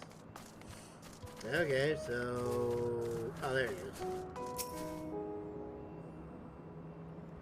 Where are we going, Medion? You spot nothing promising nearby. At best, a common-looking grasses with some few tiny flowers.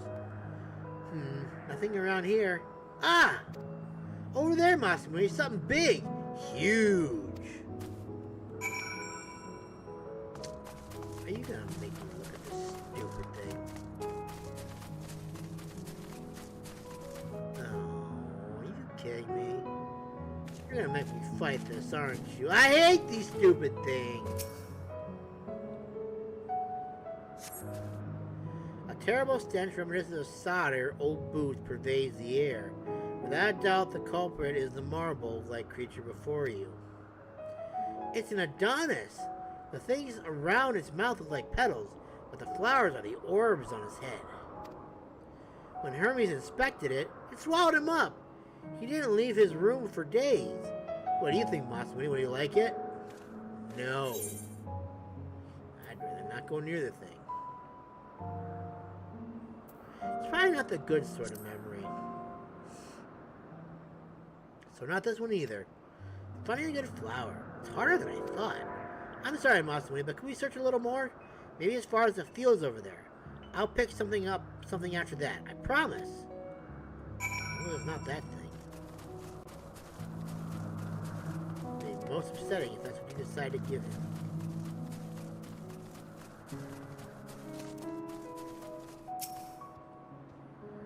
Ah, boy, I'm getting hungry again, man. Lush green fields stretch out before you, anywhere until the sky begins. Ah, there's nothing! Shoot. The shiny thing over there. What could it be? I don't know, but something tells me we're gonna find out, aren't we?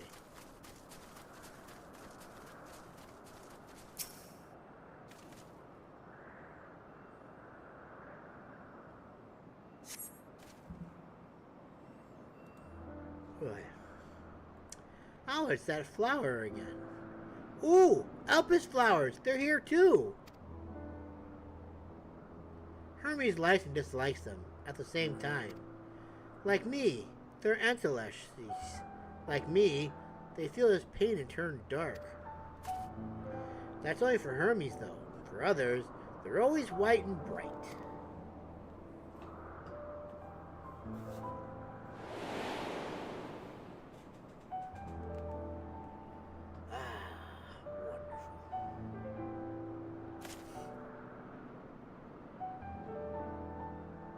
Truly, the flower was dark in your home?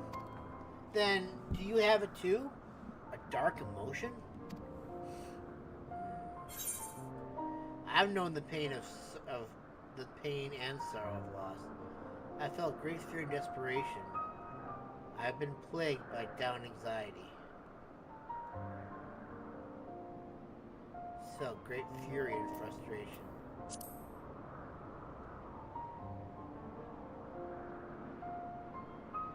See, Hermes has known the same. The feeling that a part of you is gone. Again and again, but no one notices. Please, Masamune, won't you lend it to me? Your pain and sorrow. I want you to make the flower dark in front of Hermes. He has been in a dark place before he created me. He needs to know that he isn't there alone, that others are sad too. Got you, girl. Truly? You'll do it?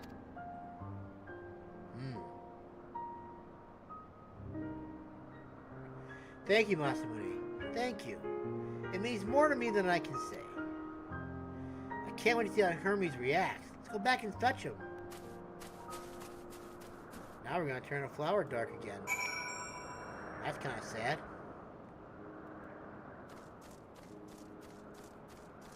Gryps. It's got a good grip on reality. Ha ha ha ha ha ha ha ha ha. Ah, no, there's another side quest. I told you these were gonna pop up. Damn it all. I know I don't have to do them, but I kind of feel like I gotta. It seems they're still talking. Let's wait until they've finished.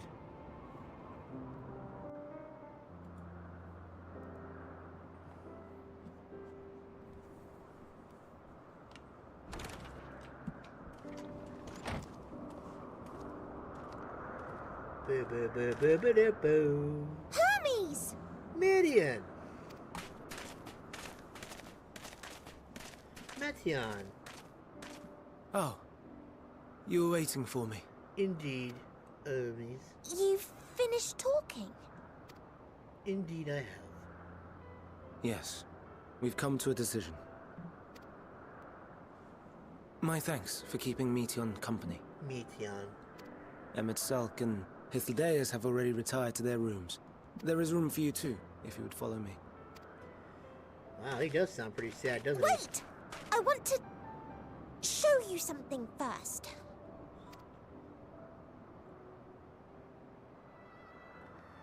I'm gonna make a flower dark.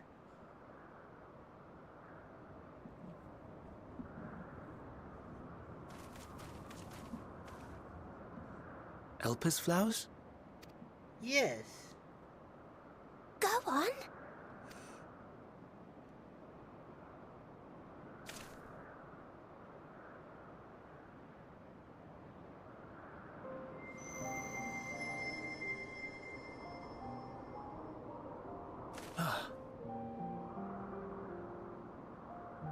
You're not the only one, Hermes.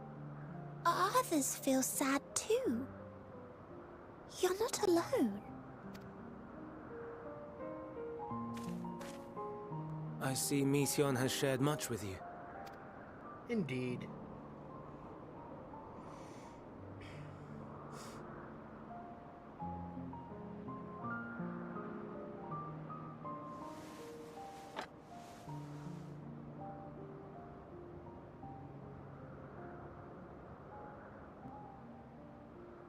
May we talk a moment? Sure. He's got nice eyes.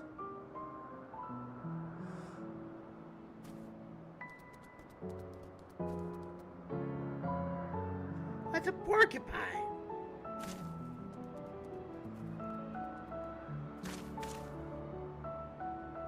I do not think it wrong that we live for the star, that we strive to make it a better place.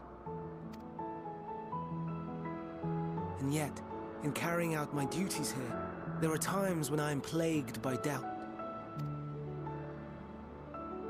Do you recall what Hythlodaeus said when we first spoke of my nomination?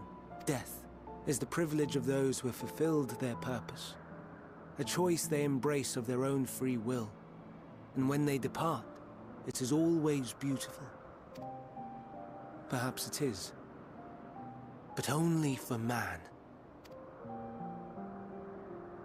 Creations that he deems useless are discarded with nary a second thought. Some scarcely born into the world, afforded a handful of breaths before life and potential are abruptly extinguished. We make an effort to spare them the pain, but they sense what awaits. Rage and anguish and cower and fear, and it is not beautiful. Yet no one cares. No one. So fixated are we upon the duty that we do not pause to question the method. Pain and suffering, confusion and despair, writ plain in the eyes of those poor creatures. Yet no one sees. We turn a blind eye and carry on in blissful ignorance. Not amiss.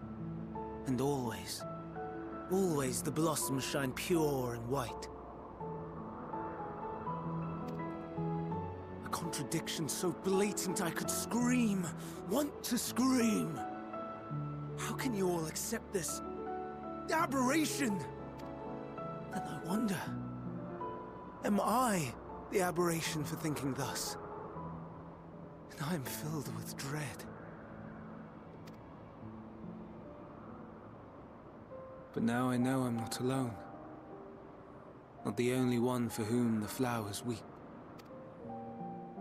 I won't ask what you thought as you kneeled beside the Elpis, or if you only did it at Meteon's insistence. Nevertheless, I thank you. To know that you too have experienced suffering is a comfort.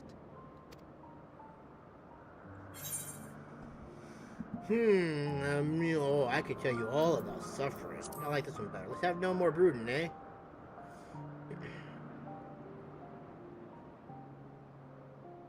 Indeed. Difficult though it may be, I must endeavor to be strong like you.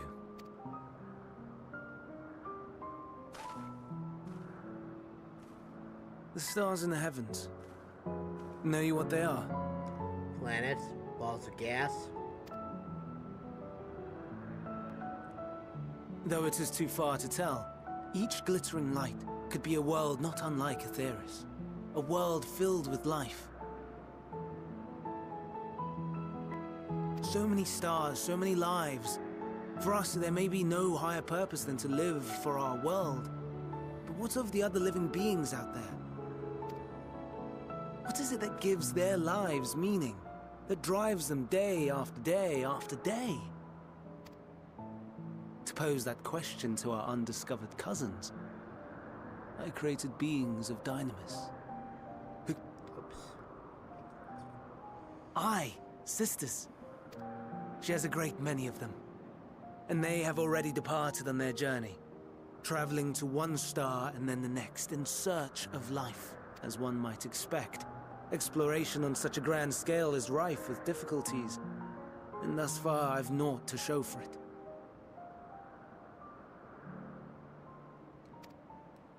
But I have faith that we will make some manner of discovery ere long. And when we do, I should be glad to share our findings with you, in gratitude for your kindness. It's getting rather late. We had best find our beds. It would not do for both of us to be sleep-deprived on the morrow. Amen to that. Come, Meteon. Let us head back. All right!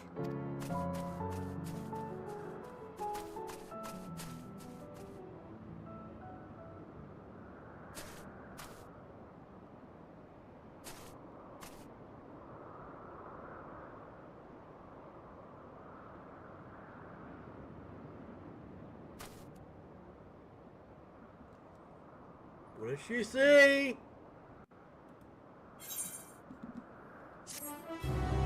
Sentimental gift.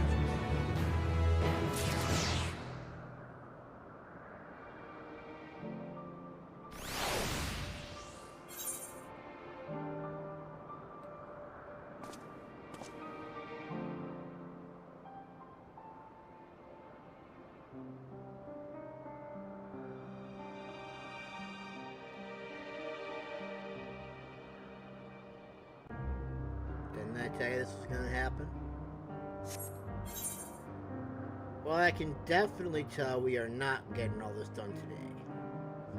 Can't wait to see what's gonna be up here in Petalouda. Oh my goodness.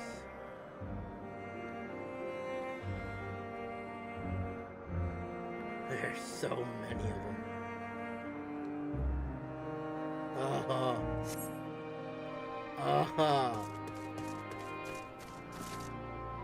I guess the good thing is that they haven't been too bad so far.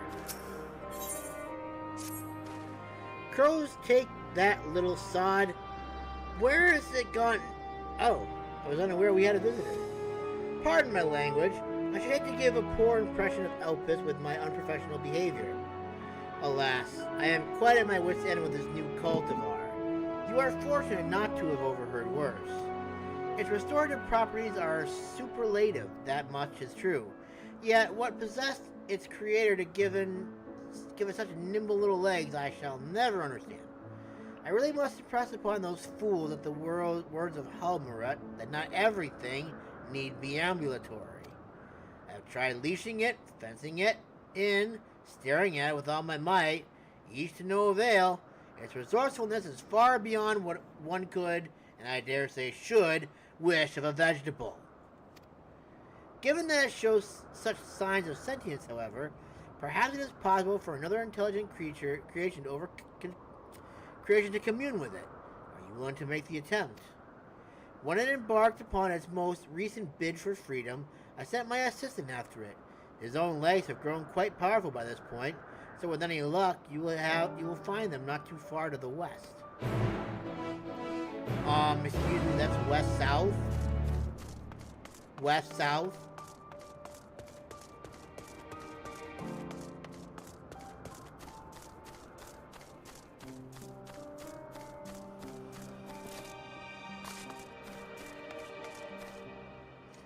Oh, it's one of you little things. A mandragora. Ailouros sent you to commune with the mandragora, eh? Best of luck. I would like to talk to you, my little friend. The mandragora emits a screech not like the sound of a Magitech airship's hull rending in twain, but it's unclear what this is meant to convey.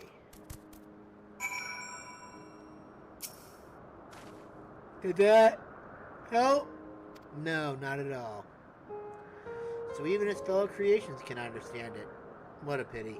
Granted, I did suspect its vocal organ was unique. Aha! If it took the same form, that may be less of an obstacle. Though I am admittedly unversed in the original design specifications, I should have little difficulty transforming you into its mirror. Shall we have a go? Okay. Wonderful! Now stand still. In order to proceed further in the quest, you must be under the transfigured status. Should you accidentally remove your transfiguration, you can cry a little.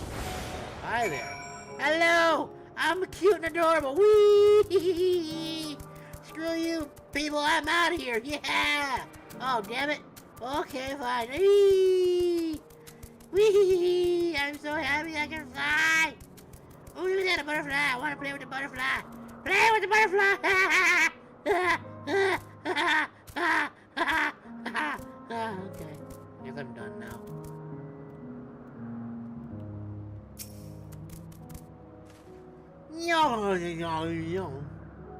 If anything, you understand even less than you did before. How was that? One moment, please. Aww. I was having fun, too. Pardon me. I had not the slightest idea what you were saying. Would you mind repeating that? No. Foiled again! Nevertheless, we have gained valuable data.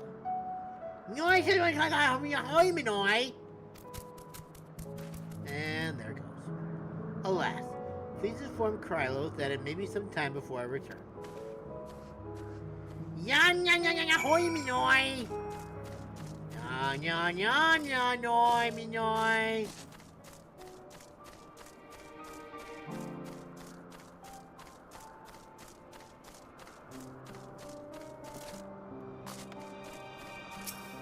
Did you locate the mandragora? Yep, and it ran away.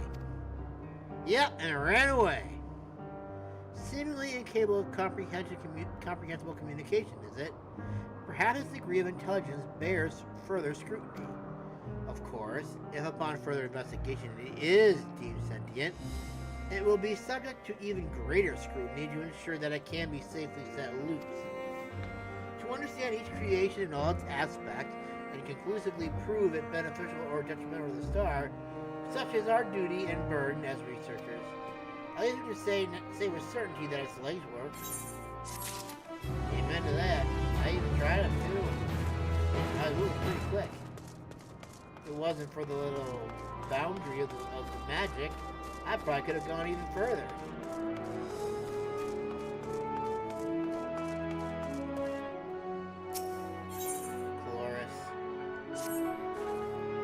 Everyone certainly seems content to follow their familiars to wander about unattentively.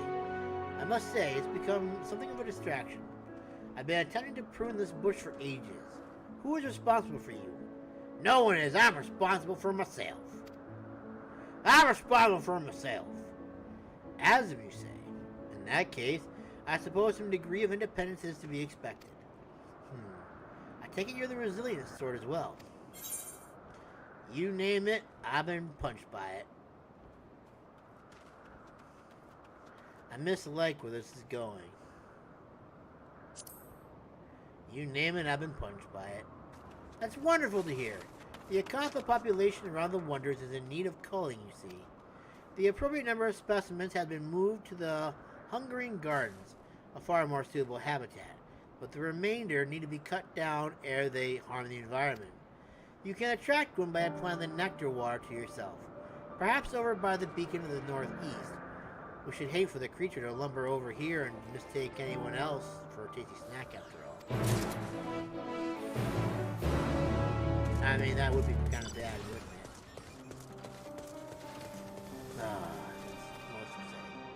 What the hell is that thing? Jesus Christ, they got weird mounts.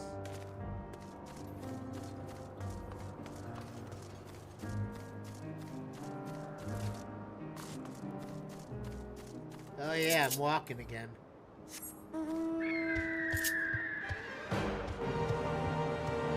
Oh boy. Oh.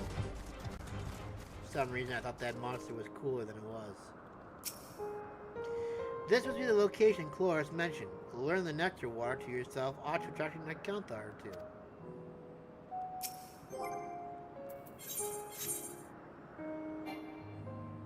Oh yeah, I gotta apply it to myself.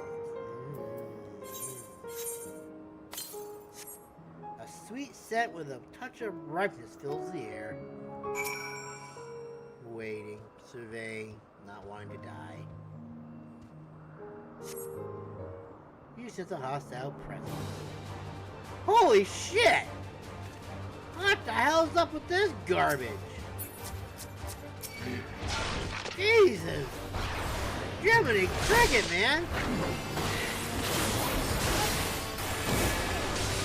I was expecting something that wasn't like as big as this. Holy crap!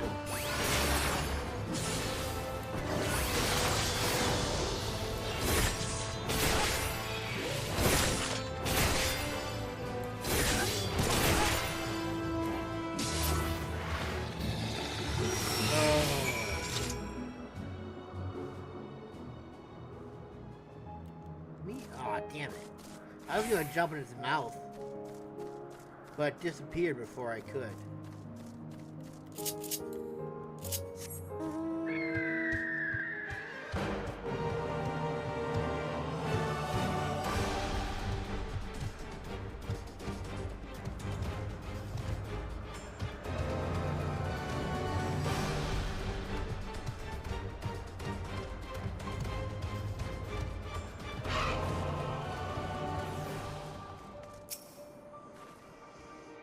The scent of nectar, water, and fresh-cut vines. You did as I asked. 'Tis much appreciated. The Akantha grow and propagate quickly. Too quickly, as I have learned. Their short life cycle makes them an excellent source of fertilizer in woodland areas. I had hoped this factor would be enough to keep the population in check, but it appears that without natural predators, they proliferate so fast as to smother the local flora.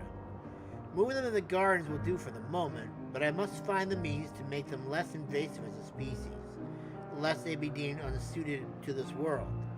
I couldn't bear to see what happens to my darlings. Oh, did I neglect to mention that I am the creator of the Akantha concept? A great many of those who research the creations and help us submit our own concepts from time to time, you know? It would be wasteful not to put the knowledge we gain from our observations to use. Just as it would be wasteful to alarm my darlings to be sent to left. I will make this concept work, I promise you that. Good! Food! Eat now! Don't care what it does. Spell speed. I just want it gone. Out of my inventory.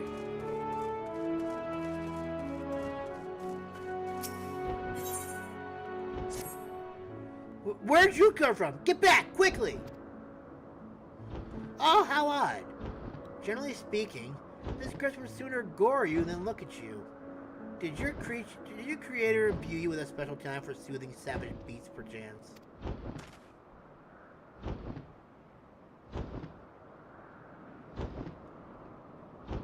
Curious indeed. I dare say this calls for further experimentation. I don't suppose you'd be willing to attempt a flight on its back. Oh, would I please? I hope that the Gryps will find as a useful mount, you see, but its aggression toward unfamiliar faces has precluded any real trials thus far. Please consider it. Who's a pretty bird? Who's a pretty Gryps? Who's a pretty Gryps? You're a pretty Gryps. It destroyed my throat with that one. You are willing to ride the Gryps? Splendid! We can begin immediately, assuming you have your preferred riding travel mode. Yes. Woohoo, baby! Look at us go.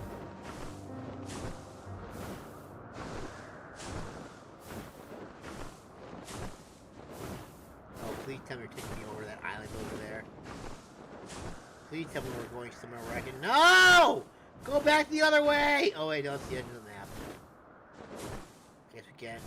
The both of you have wonderfully relaxed riding postures. What say you to a little tour of Elpis? Sure, let's go! Take me to the other side so I can tune the youth right over. Wow, look at that. Oh man, that's gonna be a beautiful place to just chill in eventually. A little sakura blossom tree over there. Wait. Have I been there before? We going to new uncharted territory? It does not look like it, but it's gorgeous all the same.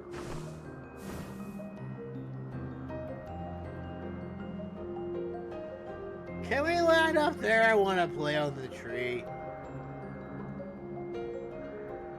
Oh, look at that. They helped me discover the new location. How wonderful. Oh God!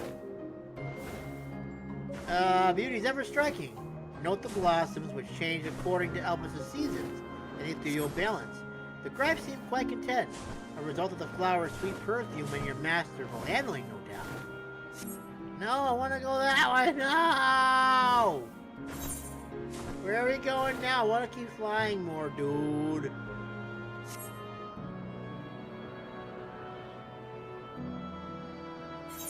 Let me keep flying, dude. Dude. Take us over there. Take us to the upper level. Take me to the upper level, please. Please, take me to the upper level. Wait, is there a way I can get up there if I go there? Interesting. These beacons are crucial to the operations here in Elpis and make a... Approach without hesitation. The Gryps has passed the test with flying colors, so let's return to solid ground. No! I want to go up there, please. Please. Please. Been denied again, man. So sad.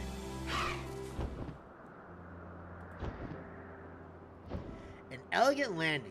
Another marker there, the Gryps utility as a mount. I believe I have the data I need. Thank you for your cooperation. You're welcome. I'm sure you are curious as to what today's trial means for our friend here. If you like, we can speak further back at the Wonders.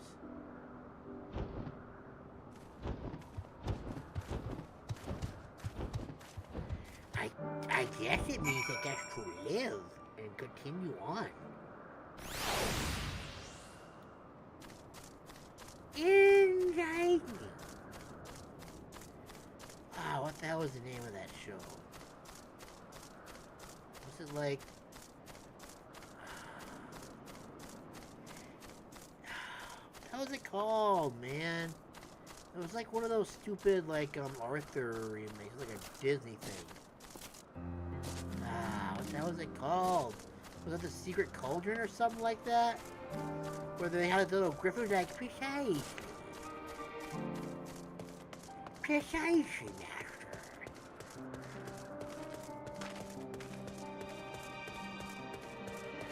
Kind of reminds me of the little griffin. Kind of reminds me of that one little dude. Like, here's a Jesus explosion more precisely.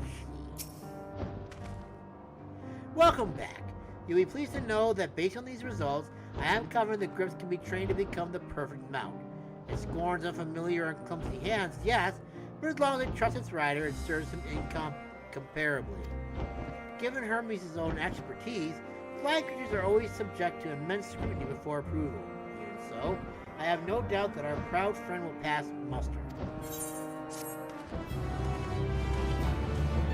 Yay, good for you, Mr. Griffin. Gryps. Griffith. Aw, aren't you just adorable? Yes, yes you are. Hello.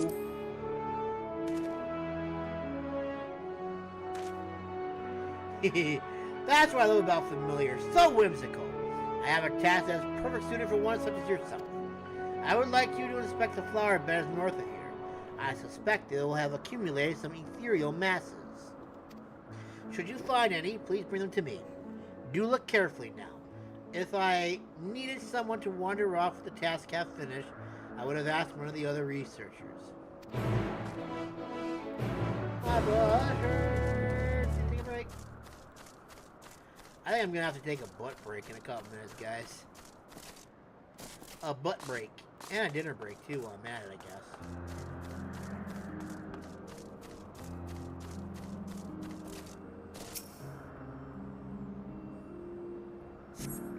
An ethereal mass floats over the flower bed, right for picking. Possible.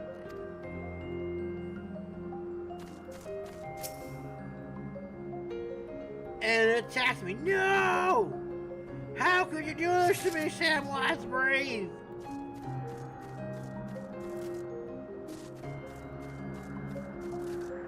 Mr. Sam Witwicky! That's not even the right Sam! Though you examine the flower bed closely, there are no ethereal masses to be found. I think we already saw that, just saying. There's another one. This one's gonna attack me probably, right? Because that's usually what ends up happening. Things don't like me that much.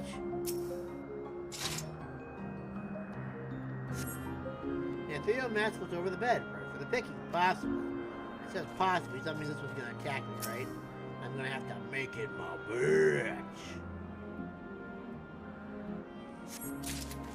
Oh, that was anticlimactic. Appreciative all the same, but still anticlimactic.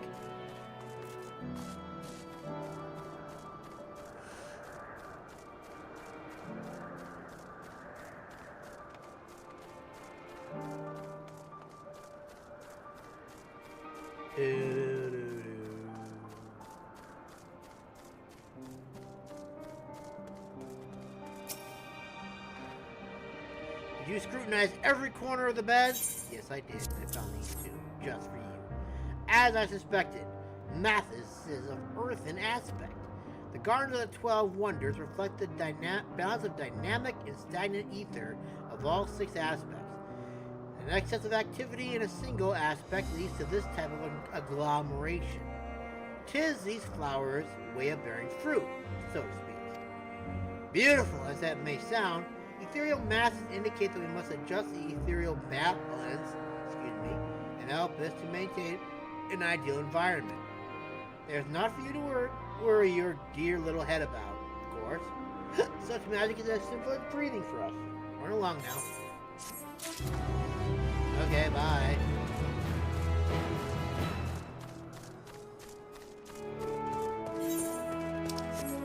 I do appreciate when side quests are simple and to the point.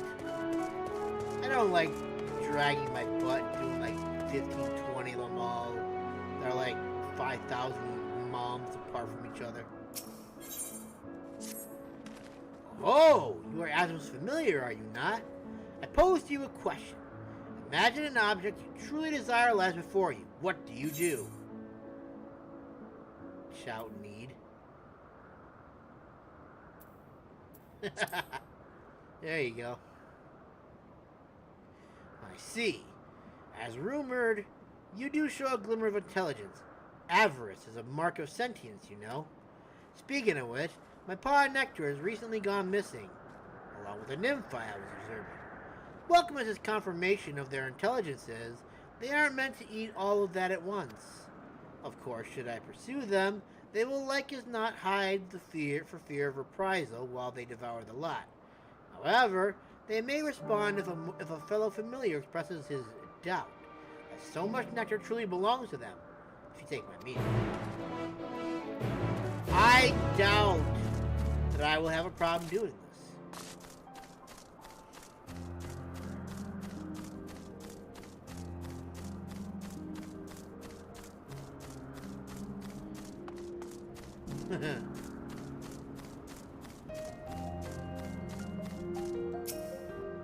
I'm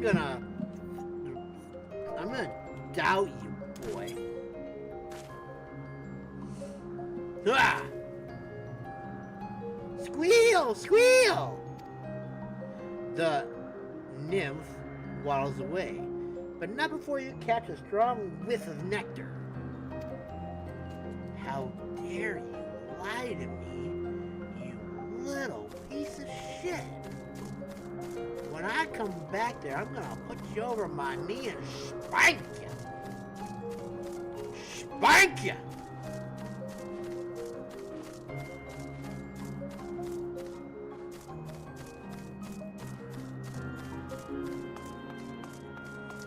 Nothing over here I should know about? I knew there was gonna be one over here.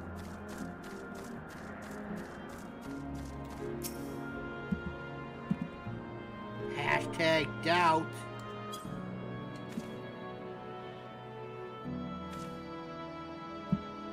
Squeal, squeal, squeal! The nymph squeals in a presumably disgruntled fashion and waddles away. Why must you keep running from me? What for thou'st I've done to you to deserve thine behavior? Twixt would do me happy if thou wouldst not run away, and just come clean of thine indiscretions.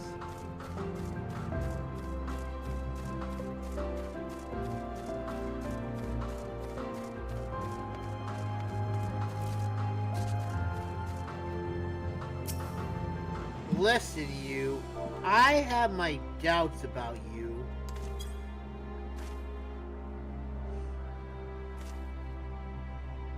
Squeal, squeal! The nymph was away, looking rather pleased with itself.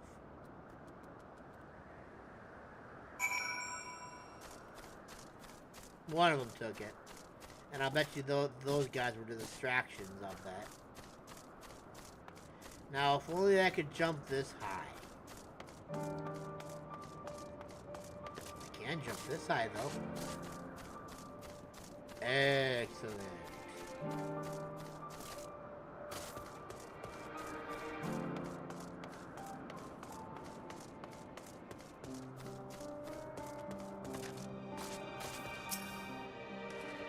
You've returned. Where are my nymphi? You should probably... beavers? What in the world are you talking about? Come now, tell me what you saw. Spare no detail. I'm a professional. Well, they were beavers. Strange. Brown-furred creatures. That waddled? Yes. My nymphi were bright and winged and... Oh. Oh, no! No! No, that's absurd! Tell no one of this. Some things are better off lost.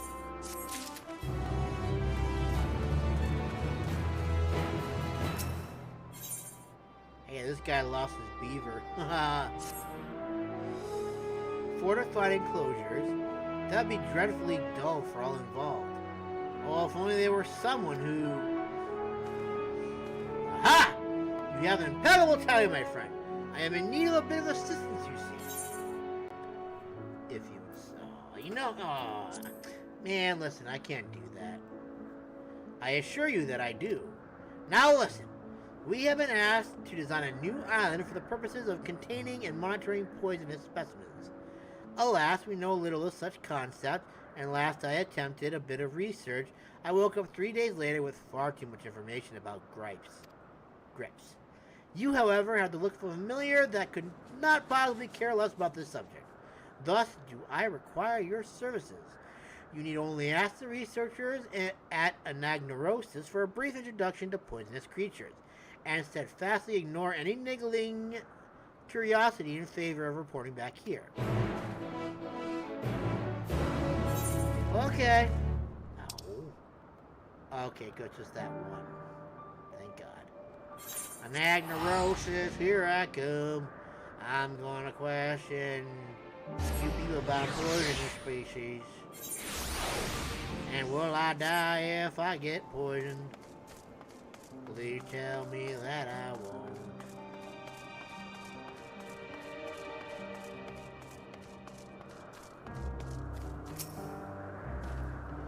The quintessential example of a poisonous specimen is the marble marquise, of course. Never was there a creation so foul, so pungent, hence the name. Indeed, the concept has lately been adjusted to prevent any further accidents. But the marquise, oh, the marquise!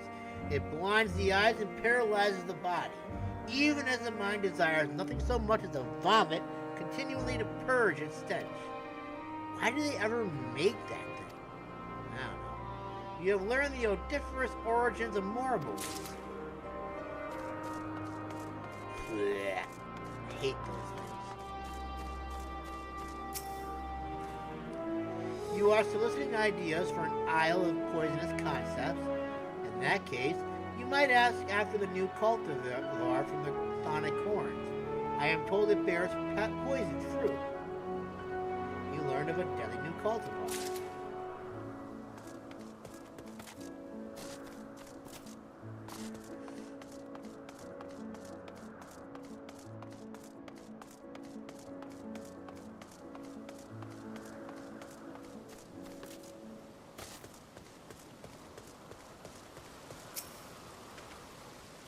Poisonous creatures? Why, there's one right here! As you can see, its skin is translucent. The body within is, shall we say, squishy. Fortunately for it, those beautiful sleeve-like appendages conceal countless minute stinging darts. Most other creatures cannot so much as touch it, let alone devour it. It would be fascinating to see how it fares against non-aquatic concepts. Oh, perhaps it could even fly! Should a light enough gas be incorporated into the membrane, you learn a disturbing fact about stinging invertebrates. It looks so sad.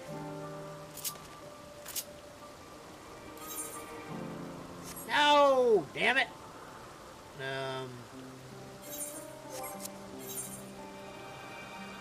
This makes a lot more sense.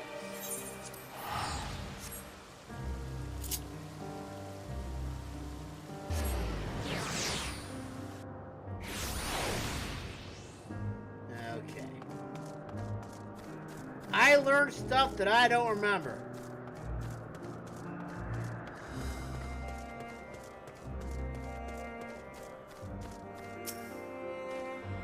There you are. I had begun to worry you'd become mired in the minutiae. 1, 2, 3, bam. 3 notes? Enough to see our options? Yet not so many to lead us into the weeds. Well done. My, this marquee is fascinating, isn't it? How might one contain such a specimen that it not be foul its environment beyond repair? By killing it? I simply must know. Excuse us. We are out to see a man about a marble. Don't know why you would want, but whatever. It means the girl does. Nasty, disgusting things.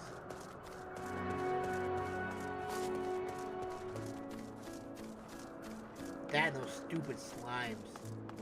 Hate the slimes. Jellies, whatever you call them. Oh! It looks like a Looks like a giant cat bat. My, what a familiar essence you have. Like that of a familiar. If you're familiar with the concept.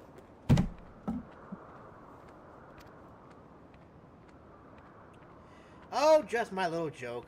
Masamune, was it? I am Hippotho. Hippotho. Mew! Mew!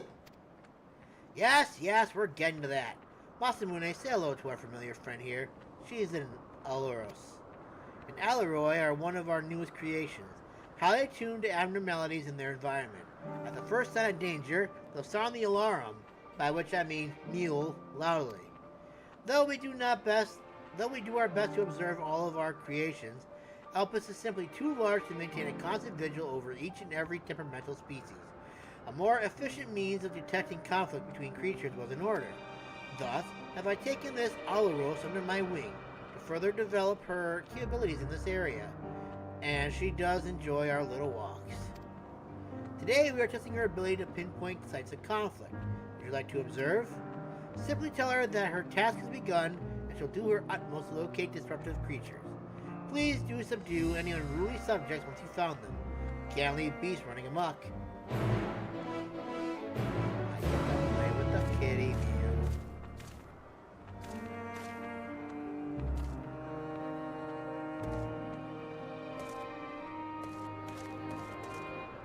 Oh. Mew Mew! Follow the Ailouros and try to fall behind. Wee! Mew! Two! Hey, it's Hermes. Bye, Hermes. Come on, Midgar, keep up, bro. It looks so freaking cute.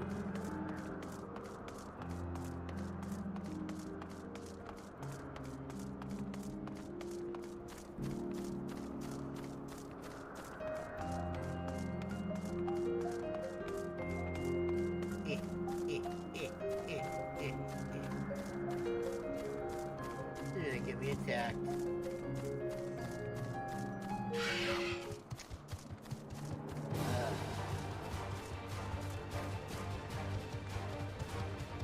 Mew! The Ailouros alerts you to two nearby creatures that are facing one another down and look at you expectantly. I'm guessing it's you two, isn't it?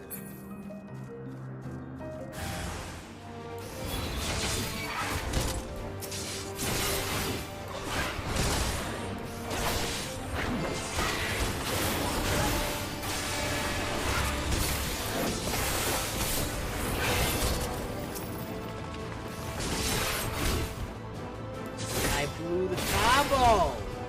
Damn it, man!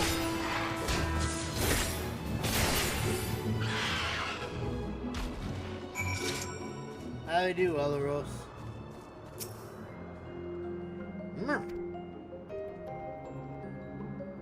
How's that? I was hoping we'd be able to go for a little bit more of a jaunt, if you will.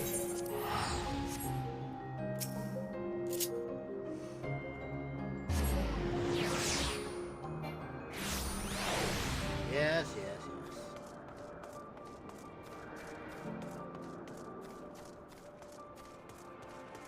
I guess this is probably where the other quests come in, right? She seems quite content, but in the name of science, what were the results? She led me to where I needed to be, and I killed her. As I expected. Well done, little one. Magnificent creatures, the both of you. It's a shame we cannot give you a pair of tiny wings and a bell too, but it's against protocol, I'm afraid. The Ailouros are enchanted with theirs at birth, so they are able to acclimate properly. I'm certain you have your own unique potential to rise to, however. In fact, why not join us for another phase of testing? All then. I am so pleased that you're willing to join us in further research. Thus far, you have noted that this Ailouros' response to stimuli. However, the Ailouros have one more very special capability. Aren't you curious? You will be pleased to know that I have dispatched one additional Ailouros to fly around the 12 Wonders Zone. If she is working as designed, the phenomenon should be clearly observable. I expect that you will be able to collect evidence of it from my fellow researchers, say Ailouros Deucalion, and Chloris. Do present your conclusions to me when you're finished. Okay.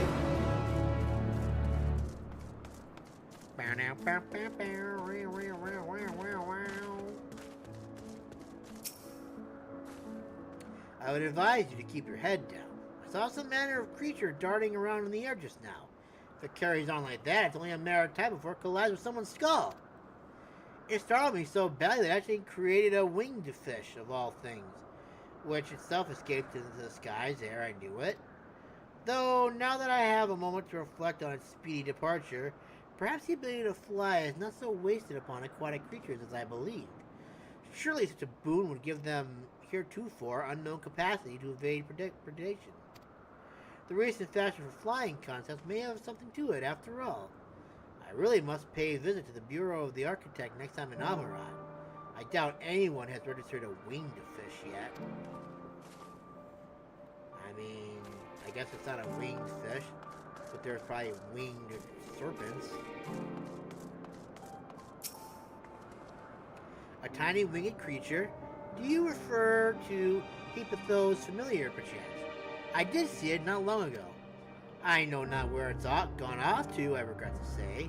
I would assist in your search, but I must put brush to parchment before I forget what I meant to write. Outside of my observational duties, I have been laboring over a treatise on aquatic flora, you see. Yet, rereading my work a moment ago, I was suddenly struck with how trite my conclusion sounds. I believe I know precisely how to strengthen it, however. I dare say even Hulmarat shall be impressed with my insight. So I have to go in. Hey, what are you doing here, you silly little thing? Isn't this the most darling familiar you have ever seen? Behold! Its soft and fluffy fur, its pudgy belly, its charming little bell, its eyes that gaze imploringly into the very depths of your soul.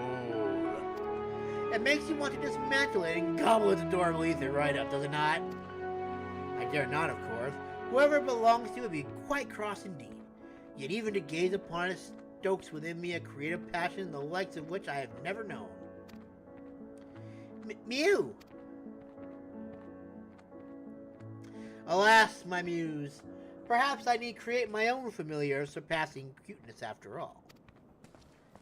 Just don't eat it, please. At least not in front of me, anyways.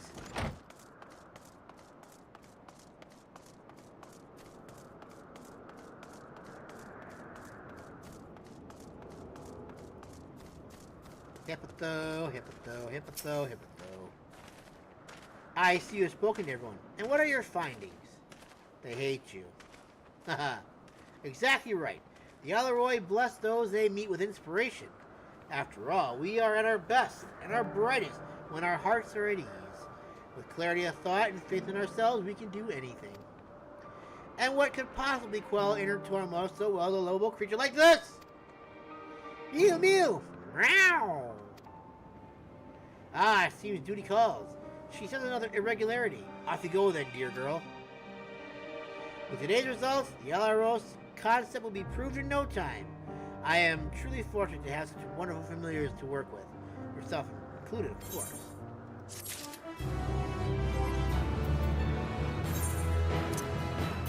And this is a what? This is a ring? That's Toa! What's your Toa doing here?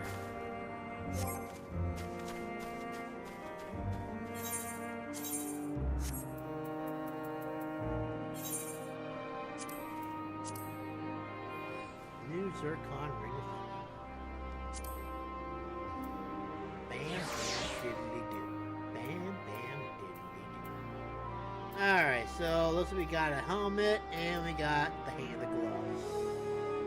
And then it maybe will have everything. Blue. Oh, maybe the choker too, I think. I think the choker is 539 as well. So we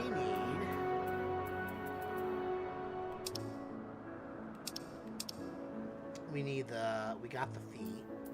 We just need the gloves, and like I said, the helmet.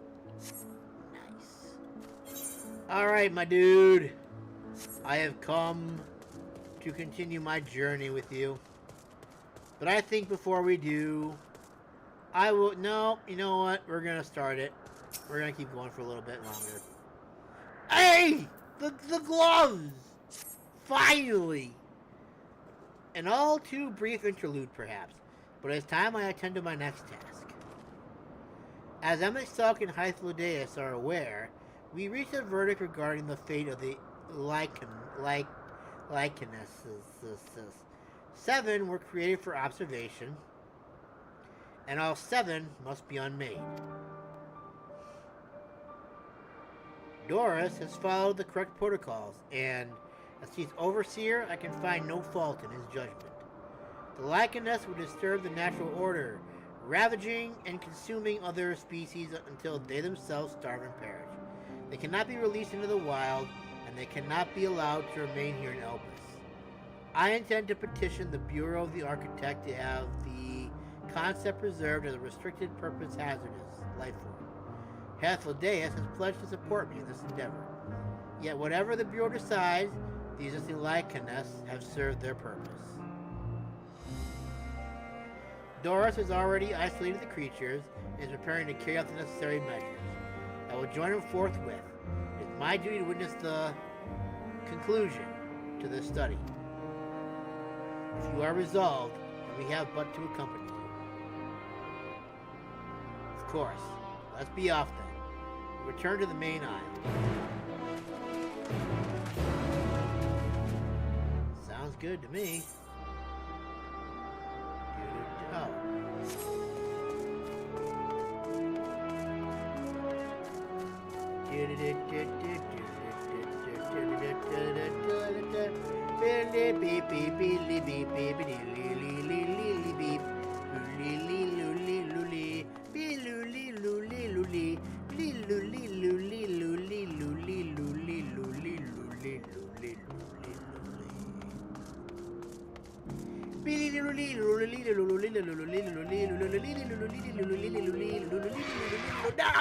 I will not fight you!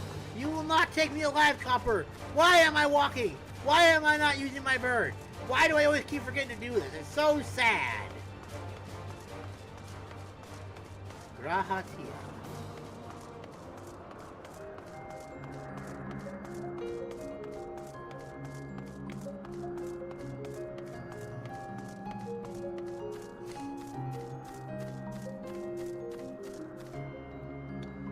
These boys are big. Holy crap. It's like a leafy tip. I'm gonna say, it looks like their tails are kind of leafy-like, but that's not the case. You look a little tired, my friend. They ran away, didn't they? The rest ran away, didn't they? And we're gonna have to fight them, aren't we? Doros, are you hurt? What happened here? They caught me off guard. I had them bound with ethereal shackles, but they became frenzied, even more so than usual, and broke free. I was able to stop 4. The other 3 escaped.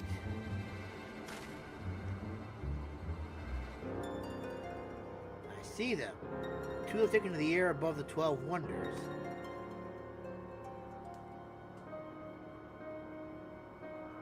The last is up ahead, lurking in the fields. You and Masamune handle that one. The pair in the sky you can leave to me. If this is how it must end, then so be it. I will render assistance to M itself, unneeded though it is.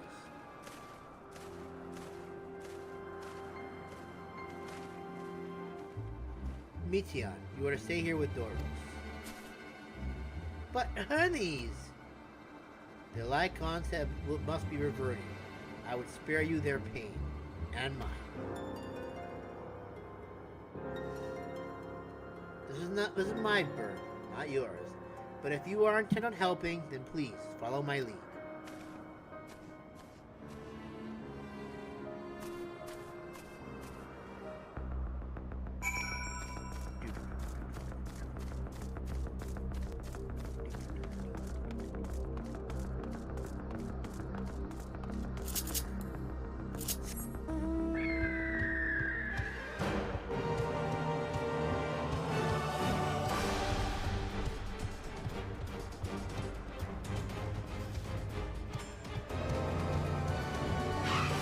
at you floating in the sky so high. Oh shit, I forgot to... Always forget that sometimes. You're kind of adorable, I'm not gonna lie. It's a shame that I am gonna have to unalive you. Ugh. I really wanted to get this. Yes! Victory is mine! Now I can look at it even more closer than I was before. Very nice. Hermes, what are you doing down there? Shouldn't you be up here with me? The view is great. This Lycanos is very interesting indeed. I appreciate your help and lament that it is necessary.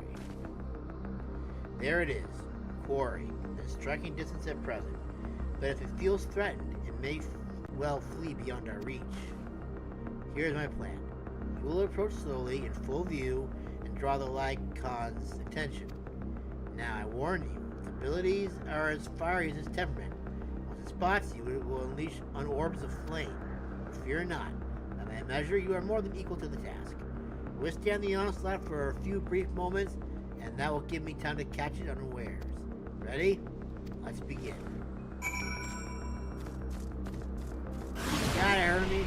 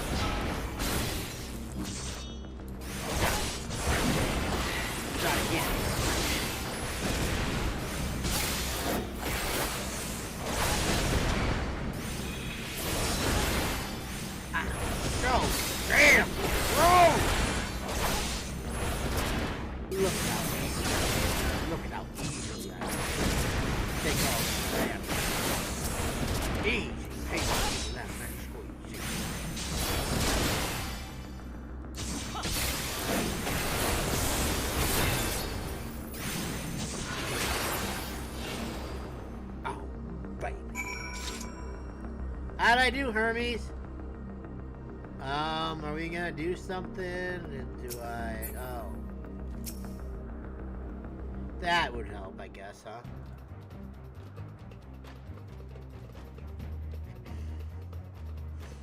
Now.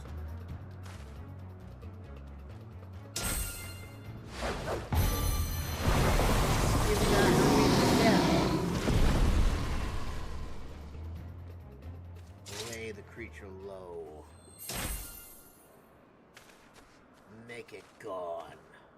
Oh. Forgive me. Please, forgive me.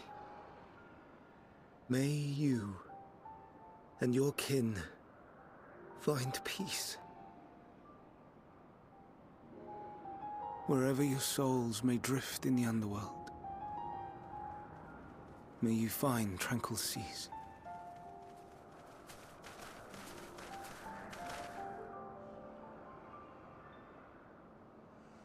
Be not forgotten, in concept endure, to reclaim form and one day live again.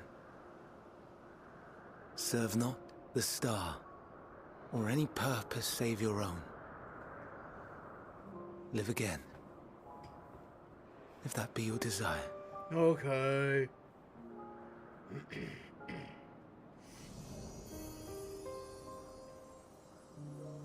Hate, if that be your want. We are worthy. But leave your suffering behind. Lay down your burdens, be born anew. Fly high. Fly free.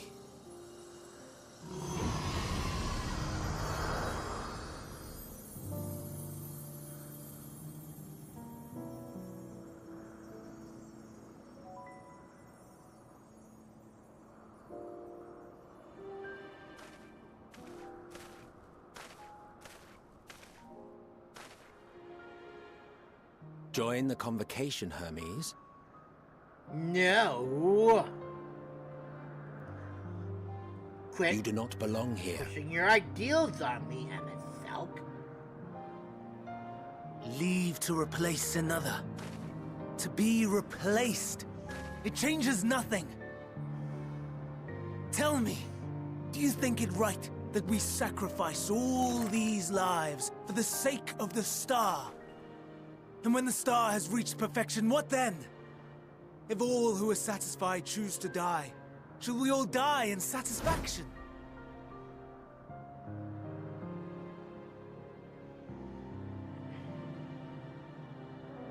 I do not know. Were I to take up the seat of Fandaniel, it would be tantamount to approving my predecessor's death. I do not know if it is right. And to be torn by such thoughts, I do not know if I am fit to represent mankind. Hermes!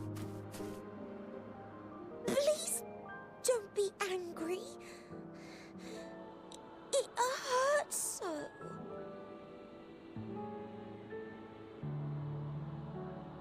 Forgive me.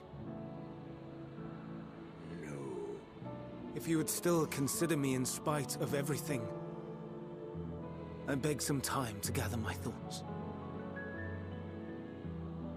Meanwhile, Hythlodaeus, I fear I must trouble you to attend to the others. 'Tis no trouble at all. Take as long as you require.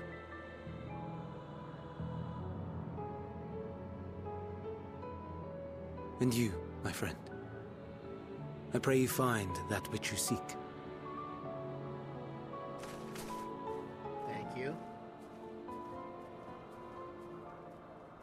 I expect we have some few matters to discuss. Shall we return to the 12 Wonders for a time? Aye.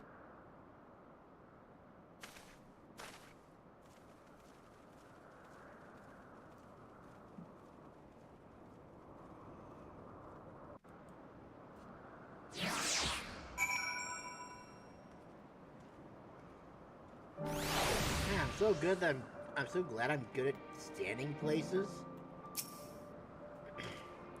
The other colonists have been taken care of. The incident is resolved, and life in Elpis continues as normal. Or ends, as the case may be. Rationally speaking, I understand Hermes' argument. No matter how well deserved the rest, there is a pang of sadness when a colleague leaves us. Yet never has the departure caused me such as much grief as Hermes appears to feel. What must it be like to experience such torment? I don't know. Excuse me.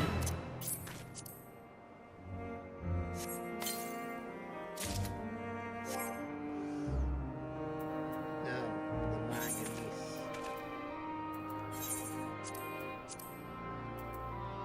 The manganese gauntlets of the Behemoth King. Oh my.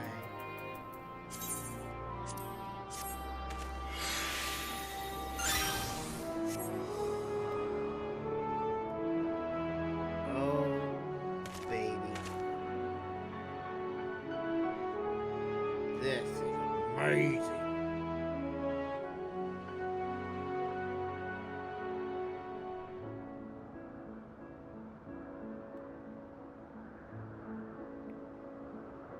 So cool. Alright. I think it's time for me to go get my butt break. Because damn, my butt is hurting.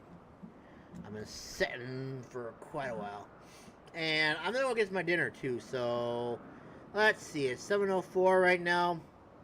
We'll say maybe 7:34 I shall return. Until then, behave yourselves.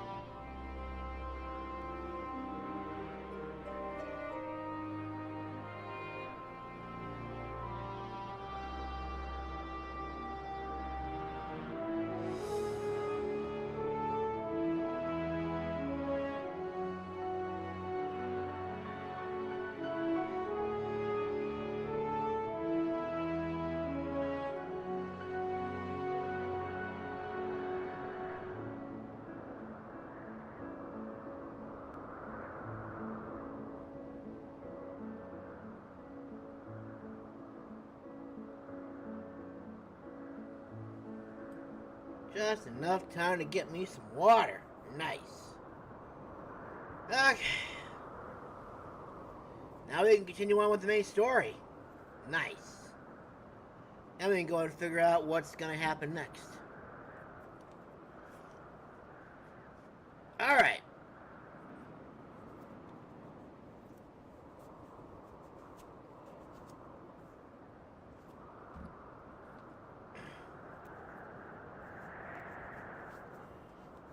Seven and a half hours. Man, that's almost like a full day of work. Only a hell of a lot more fun. Alright. What say you, hello, Dias? Hello, Days, which discuss plans for the remainder of your visit.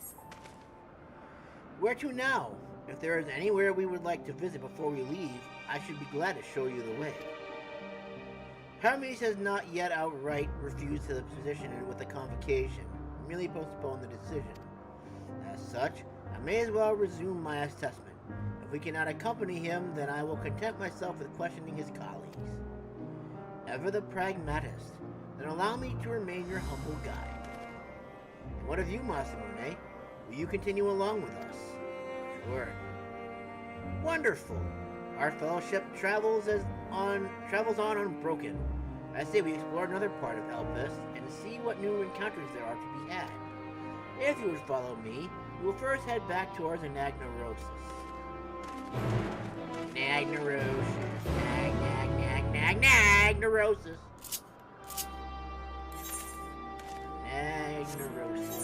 Not what I want to do. Well, it is kind of what I want to do. You know what? Screw it. We're taking the bird. We're taking the bird!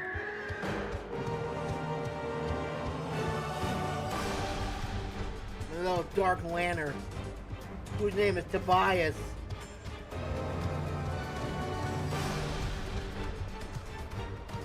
Yeah.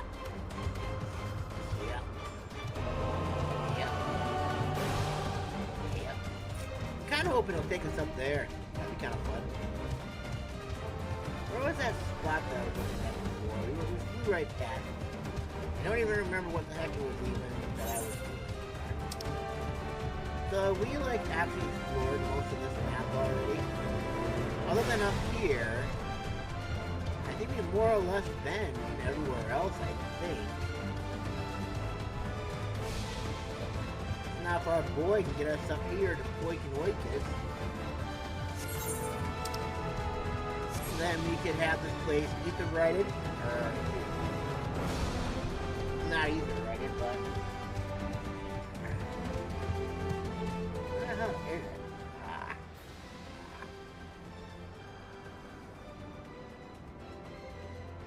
Got it. From here we follow the path northwards to Notennis. There we will find one of the news which facilitates travel between the islands of Elpis. First-time travelers must be accompanied by someone with the requisite permission, which I have previously been granted. You only need to use the device together once, and henceforth you will have leave to use it freely. Shall we? Oh, please, yes. We're totally going up there. And then we can go ahead and get the rest of the ether currents, and then we just gotta do like three more of those stupid side quest plus to get the rest of the ether currents, and then we'll be flying high in the sky so high we'll be defying gravity. Well, it's a bird. I knew this was how we were gonna get there eventually. It's that. Hello, Darius. Here we are, Notennis. This news will take us to Calamelio Zephyros, the western island. That is right there, looming large over us. Step this way, and we can soon admire the view from above. Oh, please, let me see this. Let me see the goodness. Now it's just that simple. Oh, look at us. Show me that ether current. That's like right within that general vicinity of you. Oh my god. I present to you Calamelios Zephyros. Here you will find a number of testing facilities, as well as the observation hub of Poiton Oikos. Right then. Let's begin by... That's a little Spriggan. Well, well. An Arraius. How delightful. Is it though?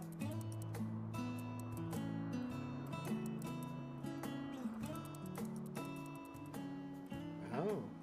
That looks pretty And cool. what, pray tell, is that? What the Spriggan is running away from, what the Aureus is running away from. Ah, that's a new species of shark. We approved the concept but a few days ago. Sharks are among the most popular sea creatures. Rare is the day when someone does not submit a new concept. At first, they were largely orthodox, consideration given to such things as size and environmental impact, and then a whimsical someone thought to bestow it with flight, another superior intelligence. And then the floodgates burst. Concepts with multiple heads, or arms and legs, and so on and so forth. It was getting absurd. A part of me wanted to tell them to go away and find something else to create, but in the end I couldn't deny their passion. And here we are.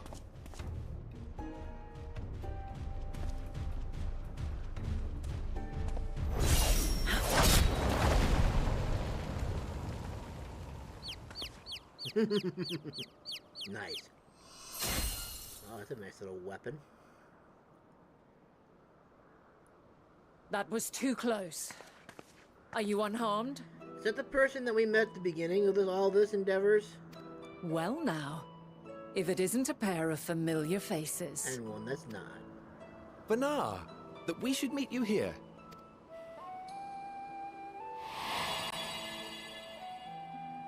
Oh. We thought it was Hydaelyn. As I mentioned earlier, the better part of the convocation holds that when we retire is when we return to the star. Well, she is not among said majority. Even after stepping down, she carries on with her work. Banar is her name, and she is the previous Azen. What?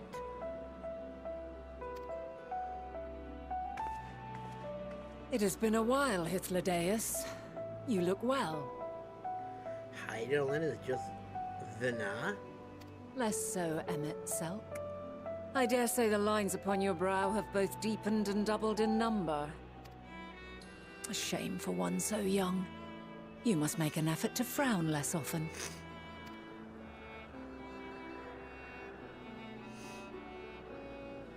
Easier said than done, thanks to your unruly successor. How is he, if I may ask? He's right behind me. Incorrigible as ever. Rushed headlong into a volcano on the brink of eruption just the other day. I should be glad to share the tale in its entirety later, if you're so inclined. Oh, you know I am. Now then, you are? Oh.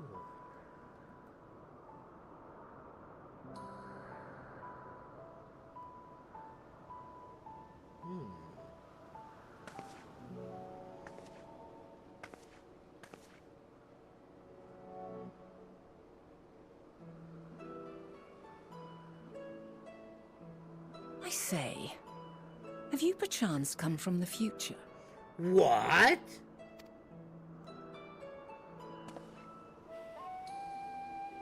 I do not believe we have ever met, yet I sense my magic upon you.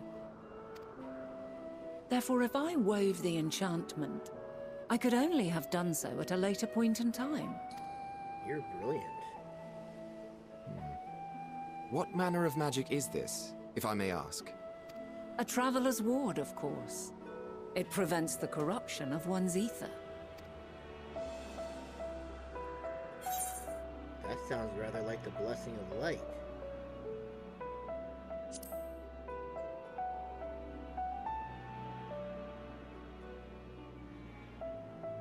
I see you are not ignorant to its presence. And while there are many protective spells, the one you bear is unmistakably mine. Hold on. From the future? That's absurd. And yet here we are.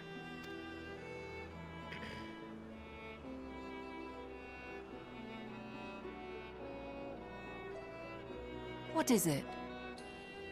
Are you unable to speak of the matter? I mean, you probably already know.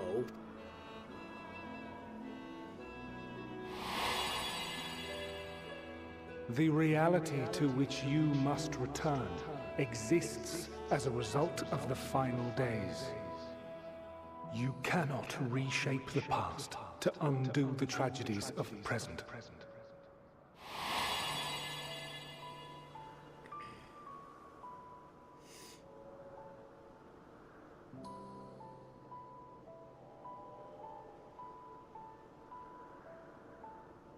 So, your actions here will not change your history, but they may yet affect the course of ours. How very exciting!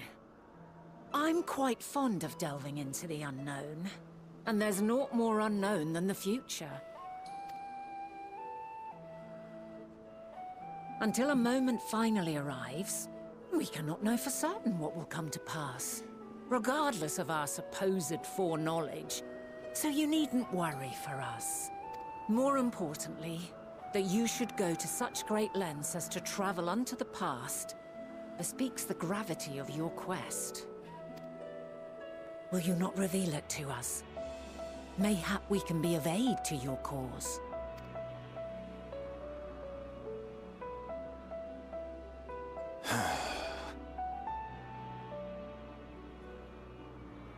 If this is true, then you've been keeping quite the secret to yourself. Is that a bad thing? As a representative of the Convocation, I will hear it all. Your identity, purpose, everything.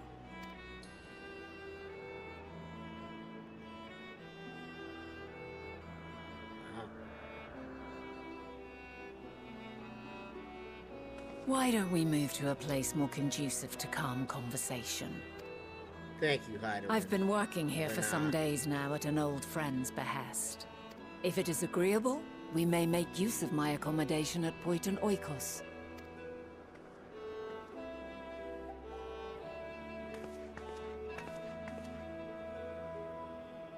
We were meant to meet. I am certain of it. Else I wouldn't have marked you so clearly, and sent you unto myself in the past. Elsa? It's precisely the sort of mischief I would get up to. And quite inspired, if I do say so myself.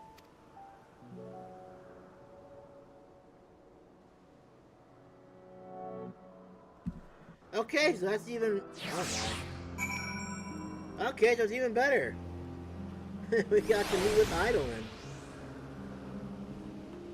Alright. AKA Banal. My apologies before we move along.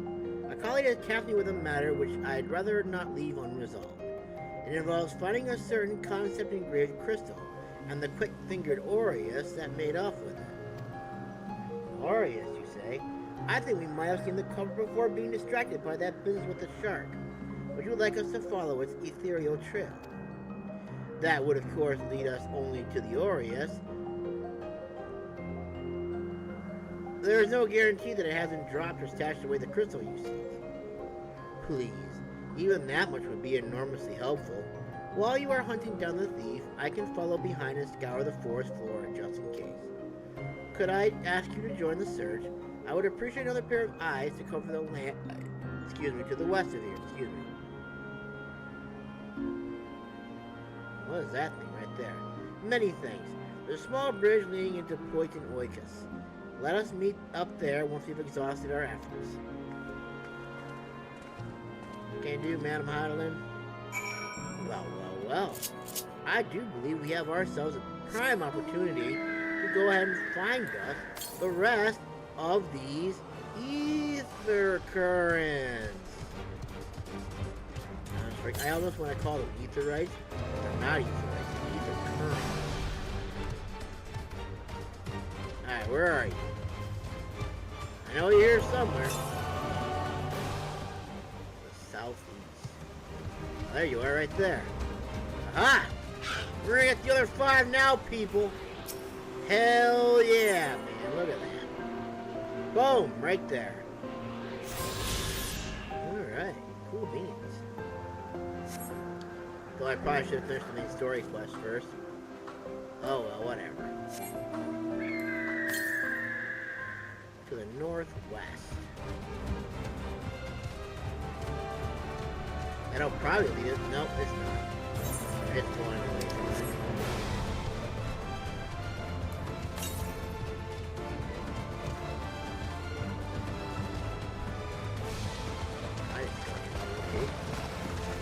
I've discovered a new recipe. 117 to the north. I'm guessing it's up there.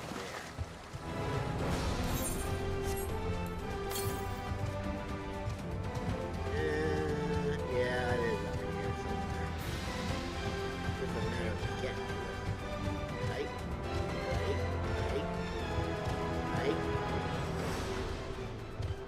There it is right there. Genius. I'm a genius.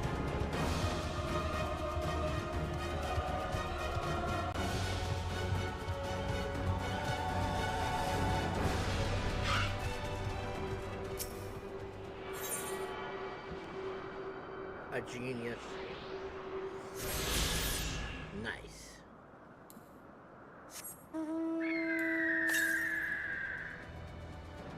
Okay, to the north. Northbound we go. Up. You're back. Damn it, no. Ah! Okay, so you are all the way over there, and I have no way of getting there at this moment in time. But I'm sure if I do my due diligence and explore this area, I may yet come upon it. Or maybe not. I do not see any other way to get to this. Well, doesn't that just suck? Well, I guess we found a couple more. What the hell's all the way up here? Well, hold on a sec. There might be a way to get there, maybe. Though I'm highly doubting it.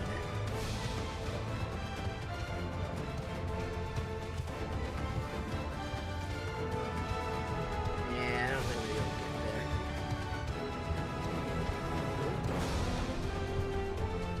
get there. Yeah, no, I can't even get over there. That's such a bummer, man. I was so hoping we'd be able to get the rest of them.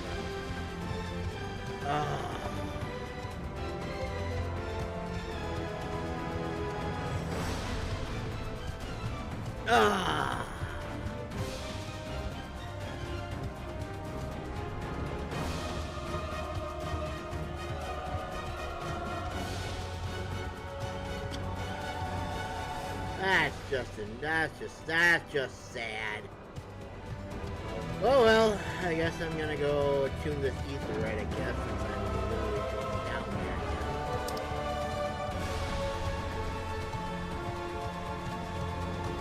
I guess it'll be a quick little pass-through on the way there, I guess.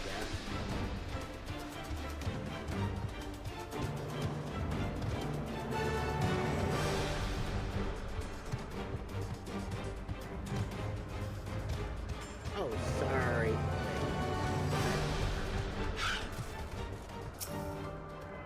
Tuning.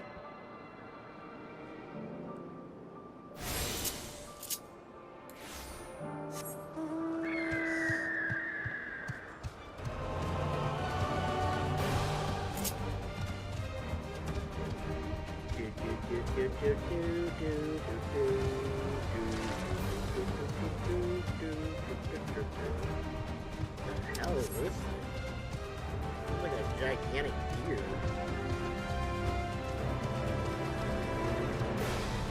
We're gonna fight it. Just because curiosity compels me to do it. Whether I was better or not is going to be another story.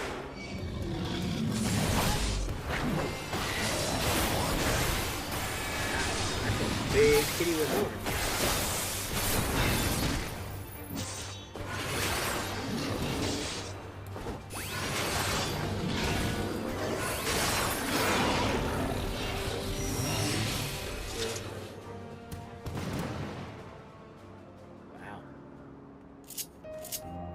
That was interesting. Okay.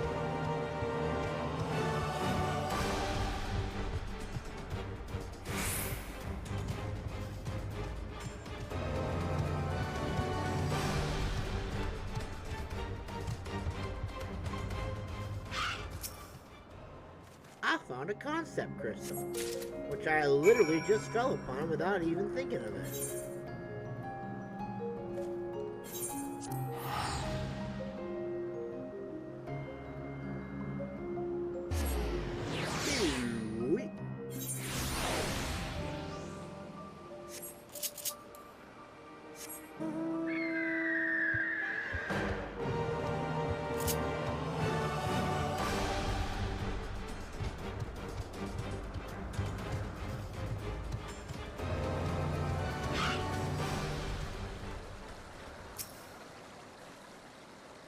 Our last researcher returned.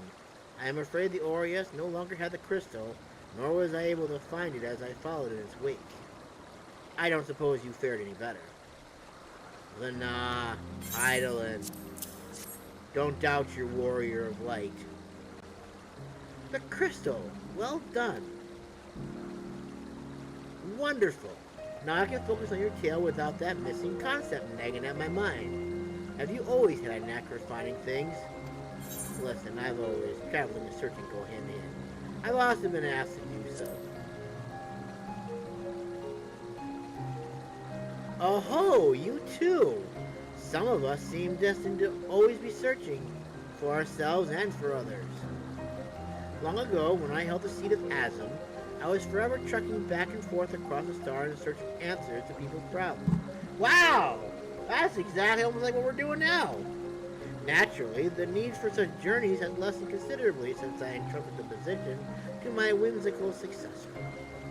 Yet I am still eager to come running should an old acquaintance or new interest require my personal attention. That is what brings me to Elpis, in fact. Many times my presence has been requested, my opinions sought concerning the habitat of this or that creation. Agreeing to help locate that missing crystal was a minor distraction, which now promises to become a major revelation. How strange and wonderful it is, the one thing leading east to another, wouldn't you agree?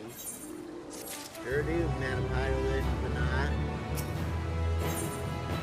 Bana is in a cheerful mood. Thank you again for your timely help. Now then, it is time I return this stolen property. If you would go on ahead to my accommodation, I will join you as soon as I have attended to this task. Follow the path straight ahead to the building at the top of the slope. I have the entire place to myself, so we can speak without fear of being disturbed or overheard. How wonderful. Well, you guys can go ahead and walk, but I'm going to go ahead and teleport myself the rest of the way there, and then walk the rest of the distance on the mountain.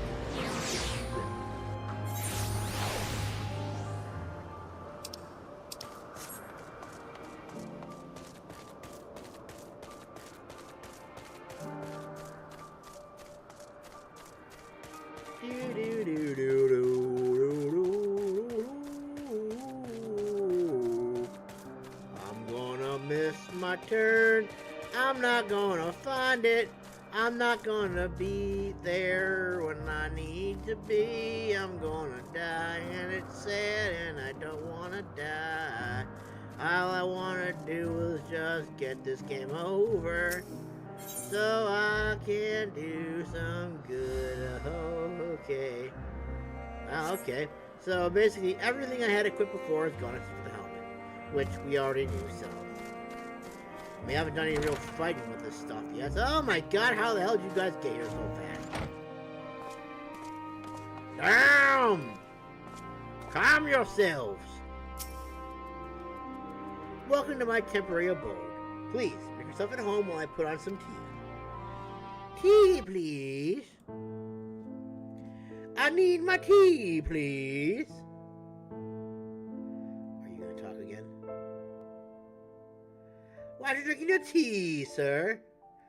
Is it not to your liking? A wonderful aroma. I feel more relaxed already. Then drink it, my comrade. Would that I had sweetmeats to offer, but I travel light out of habit. Fair enough. There's plenty of hot water, though, so please, have as much tea as you like. Wow, thank you, Heidel and Vana. Now then, will you tell us your tale? It's blue.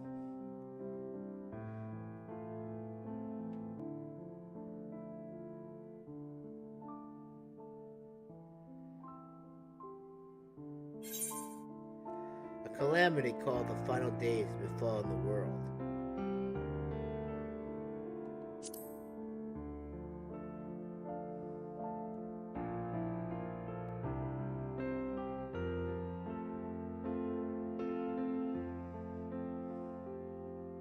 Why don't you start from the beginning?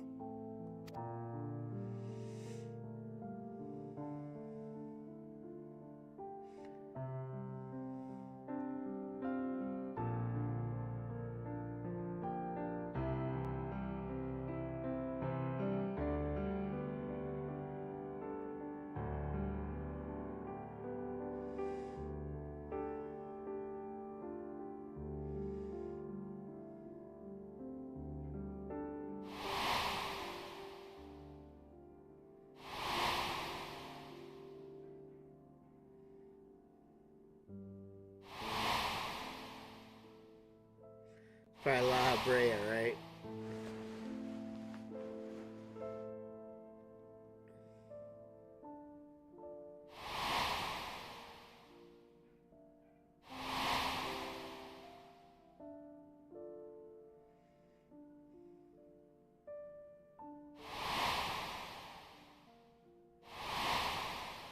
Oh, that's current events now. What a tale you weave, child.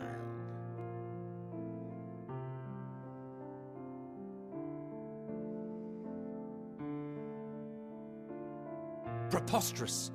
Utterly preposterous. Yes, the truth, Emmett. While not the words I would have chosen, I too have my doubts. Much of it borders on the incredulous. What of you, Vana? I die? I become a giant crystal? No flippin' way! That's awesome! Not knowing the precise details of the first final days, it is difficult to determine the veracity of the tale. Supposing it is all true, I must ask myself why I would do what I did. Why would I feel I had no recourse but to oppose the 14 and create this Heidelin? I know, but I guess you'll find out. Circumstances change, of course. But it would not have been an easy decision regardless. No. There must have been a reason. One compelling enough to force me to take such drastic measures. Then there is the Elpis flower, which I said would serve as a guide. That it's of import to your mission is plain. But your presence here leads me to believe that this place also holds significance. But what could it be? What are we meant to accomplish? I don't know. Might it not be simply thus? In the future whence he came, the final days could not be averted. Mankind has no choice but to flee the star. By alerting us to that eventuality, perhaps you wish to pave the way for other futures. Theoretically speaking, it is a possibility. Yet if that were my primary objective, I see no reason to guide our friend to Elpis specifically. The capital and Amarot, or even my own home would be more logical destinations.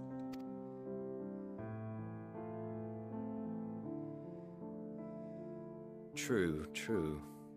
I note also that Heidelin did not specify a point in time to which he must return. By this, it may be inferred that it was not critical that we should meet. Alternately, she had reason to believe that our paths would converge, coincidental though it may seem. This is quite a puzzle, and we do not have all the pieces.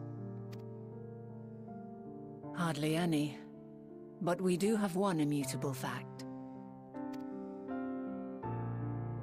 If the final days are indeed as described, they will bring death to all that I hold dear.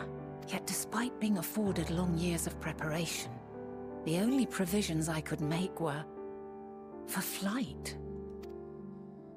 Nay, my first and foremost endeavor would be to find a way to forestall the coming doom.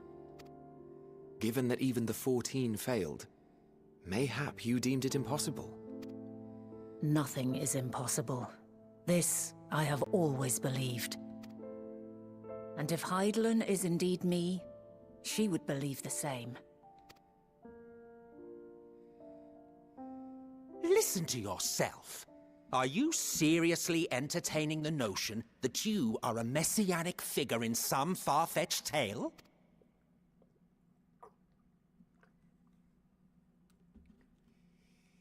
Well, I will not.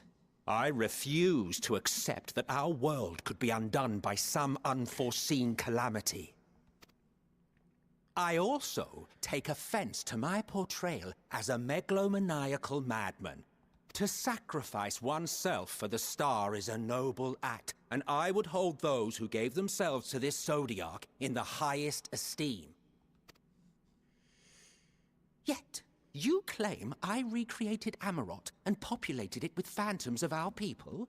A bizarre indulgence that would be insulting to their memory. Worse still, I even invited you there. Literally invited my own downfall. Why would I do something so idiotic and inexplicable? Because it was hundreds of thousands of years later.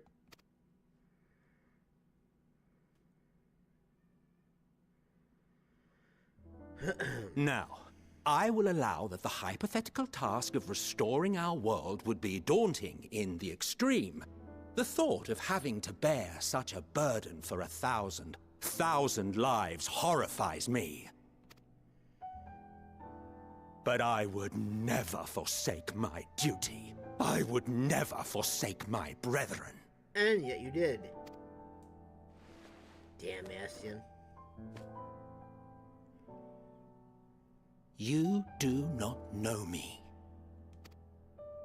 I've had my fill of your fiction. I will return to my duty, and you will not bother me again.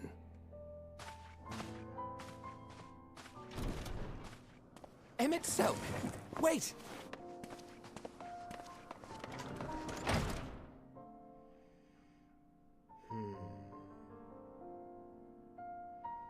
You've seen much of Elpis already. If you have any observations to share, I should like to hear them.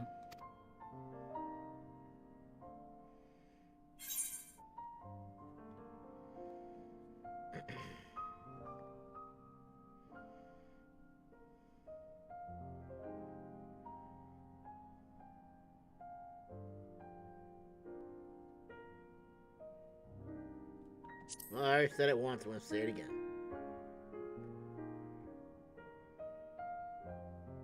Ah yes, the energy distinct from ether. Though not my field, I have a basic understanding of dynamis. And you say Hermes researched the phenomenon in the course of creating Meteion? Yes, I believe this warrants further investigation. With that settled, it is time for action. The missing pieces of the puzzle are here, I'm certain of it. And when you find them, the picture my future self has painted will be complete, and you will have your answer. Now suffice it to say, I will aid you in your quest.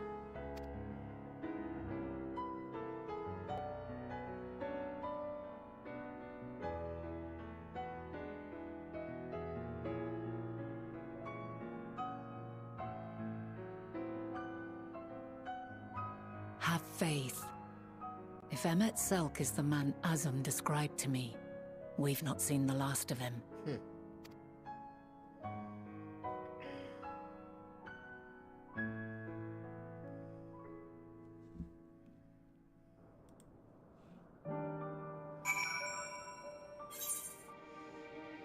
Past not yet come to pass. Maybe there's something over here I should know about. Oh, well, whatever. We're not worried about that right now. Shall we begin our investigations then? I am acquainted with Hermes, of course, only as a visitor received by the chief overseer of Elpis. Of the man himself, I know only that which is common knowledge. Thus I suggest we fall back on the tried and true method of conversing with the locals. The observers who live here can surely tell us more of Hermes and Meteion, and I have a good idea of where we must begin. Okay, oh no, did you see that? They just popped up out of nowhere. These just popped up out of nowhere, these 5 just popped up out of nowhere. That's a bunch of poop. That I crapped out my butthole. How'd it go? Black and Barber. See the woman standing in front of yonder building? Her name is Ismene. Okay. She is the one who made arrangements for my stay in Elpis, and from what I recall, she has held her position here for quite some time. Chances are she can provide us with some insights. Go and ask her your questions. I will help with drawing out answers if need be, but I leave the choice of topic up to you. Thank you. Questions? Me? Well, I suppose I have no other duties at the moment. The following event, blah blah blah. Yes, begin asking questions. Sure, let's do it. Hello, Hiram Vana. Greetings, Ismene. My friend here is desperately curious about Chief Hermes, and I was wondering if you might indulge him. Certainly, Mistress Vana. Anything to be of service. What do you wish to know? What kind of person is Hermes? Well, I can only answer from my own experience, but I would describe him as a quiet man. Reserved, you might say, and occasionally somewhat poor with his choice of words. His reticent nature, however, does not prevent him from carrying out his duties as Chief Overseer. The man is a walking archive when it comes to life forms. He can discuss any species in incredible detail and is the leading authority on concepts with the power of flight. I hope that answers your questions. Is there anything else? How long has Meteion been here?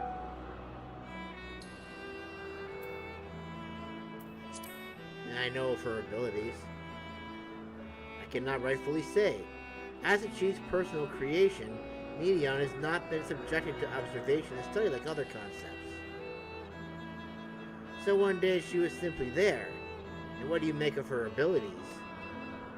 I understand that she is a highly unusual familiar, able to read emotions and communicate directly with one's mind. Exactly how she was created with that talent, however, is a mystery to me. My apologies. I wish I could explain her nature in more depth, but I've not had occasion to discuss it with Chief Hermes. Do you trust him? I beg your pardon? I've known Chief Hermes for many years, though I cannot say we are close. He has never withheld information to the detriment of our duties, if that is what you mean. Forgive us. We have veered slightly off course here. Is this perhaps someone else who could tell us more about Meteion? That would be Timaeus.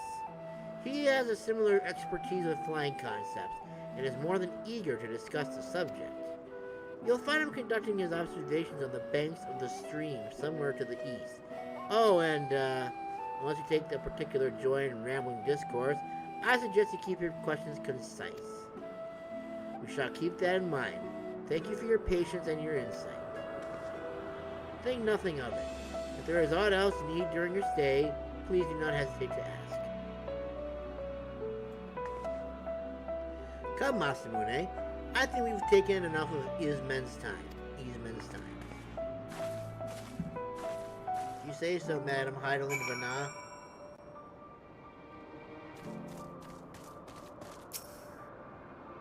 Our investigation is off to a fine start, wouldn't you agree? From here, I propose that we split up. I shall continue making inquiries with the resident observers. If you could track down the colleague Ismen mentioned. While I did feel compelled to interject once or twice during that previous conversation, you seem more than capable of drawing forth the answers you seek. All I ask is that you watch your footing around the stream. We can meet back here once you finish speaking with this Timaeus.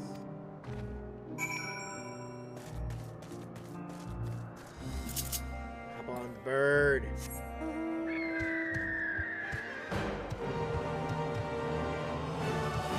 Bird knows all. Gotta be careful on the bridge, but I have this dying earth jump off.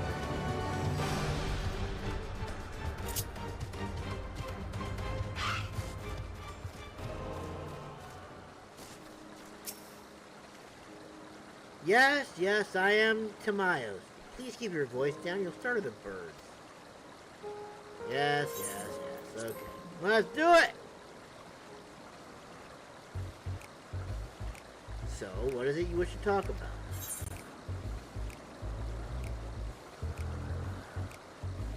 The truth, I prefer flying creation. A fellow enthusiast, are you? Well, settle in, and we can discuss the finer points of this fascinating craft. My deep and abiding love of avian I made a mistake. I should have asked about Hermes. Can be traced back to when I was but a young boy, stricken by the transcendent beauty of a glorious golden feather creature my father had designed. It was then and there that I vowed to one day surpass that masterpiece. Timaeus wanted to do a rambling and unstoppable discourse.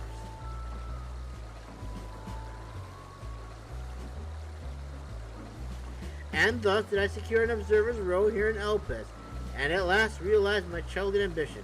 Here, the dreams I once dreamed are an everyday reality, in which I find fulfillment through the research and creation of new flying life forms. An abridged recounting of events, as was doubtless to your disappointment, is there any specific part you would like me to expound upon?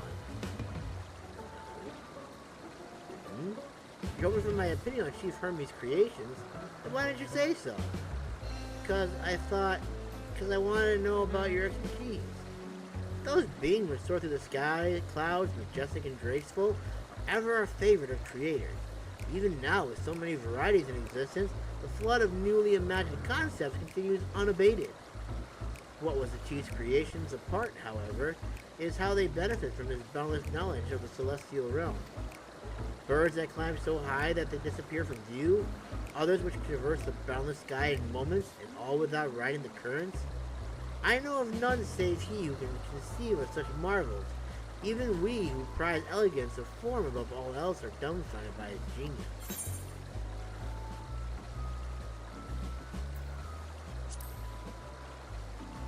My opinion on that matter would be superficial at best.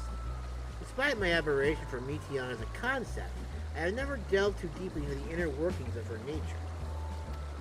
I know that she has a gift for communicating via emotions, but otherwise her abilities are a mystery to me. If Chief Hermes should choose to submit Meteion's concept to the Bureau of the Architect, then will the design be registered for public scrutiny? Analyzing a colleague's creation before that step is frowned upon, to say the least. Of course, if it came to me, a fellow artisan, looking for advice, that would be an entirely different story.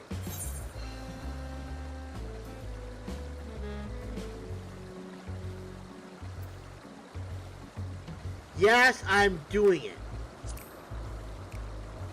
No. Did I not just explain how that was frowned upon? I couldn't possibly circumvent conventional practice by... Unless you were sharing some information in the hopes of receiving a constructive opinion on the application of advanced creation techniques, then I would be practically obligated to. TMOS launches into a rambling and unstoppable divulge of justification. I do not regret my decision. So you see, ethically I have no choice but to allow you to disclose Medion's lesser known qualities. Dynamis and Entelexes? Those terms do sound vaguely familiar. Was there not a flower made here in Elpis which exhibited properties like one or the other?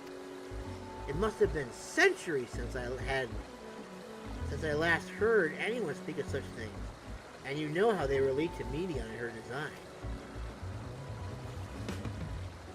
Then why bring up the subject? I'm flattered that you sought my insight, but I cannot afford to neglect my duties for the sake of idle chatter. Now I really must return to my observation. Surely you have your own tasks to attend to.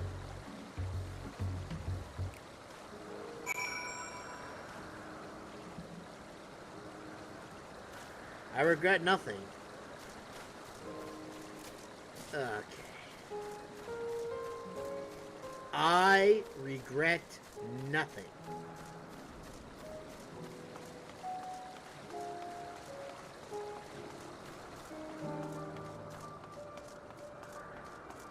I guess the goal for the rest of this year will probably be to do the side quest so that way tomorrow, when we come back, we'll be able to go ahead and continue on our journey of the Endwalker.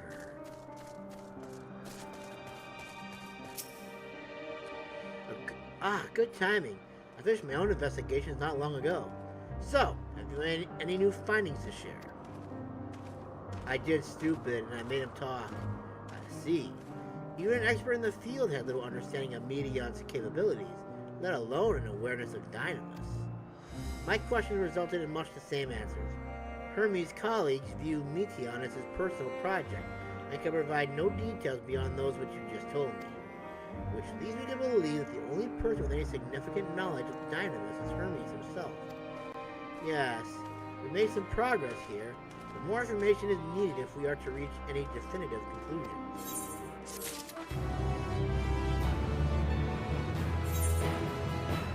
You will forgive me if I come back to you later, Lana.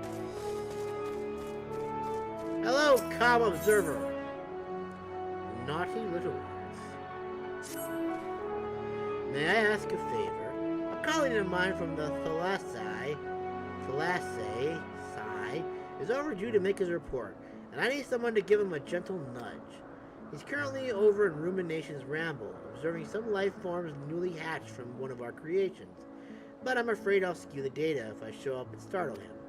A familiar like you, however, should cause much less of a disruption. Would you be so kind? Or why not? Okay, where the hell are you now? You're over there. I think this calls for Tobias! Yes. Let's go, Tobias. Let us walk. Oh, God. Let us walk to our destiny. And we're over here. There's a horsey.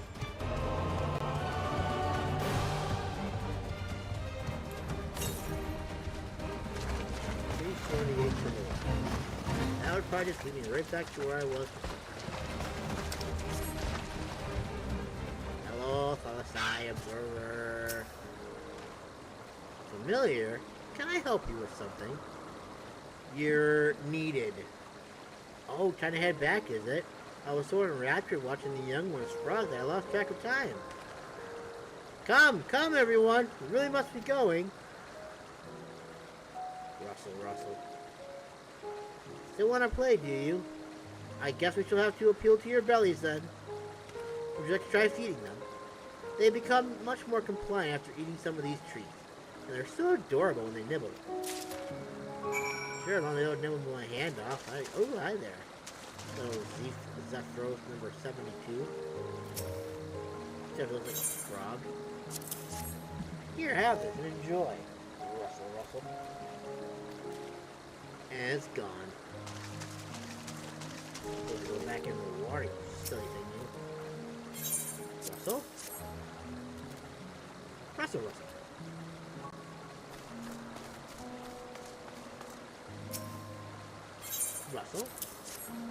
Russell.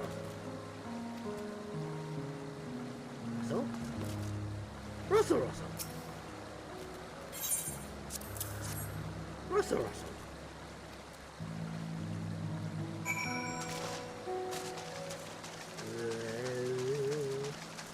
Where will this water take me? No, I don't want to know.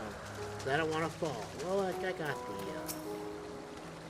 Isn't it fun watching them romp around? And they really seem to like you. You work with young ones often. These babies are aquatic creatures by nature, but we're modifying them to adapt to life on land. They mostly eat marine insects and shellfish, and some of the larger carnivores feed off them in turn. They also carry their eggs on their backs until they are ready to hatch. Fascinating, aren't they? Oh, but that's not why you're here, is it? I really must head back.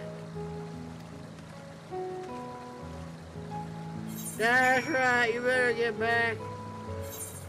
How dare you go ahead and make your mentor, master, whatever, worry about you like that, you naughty little one, naughty little one.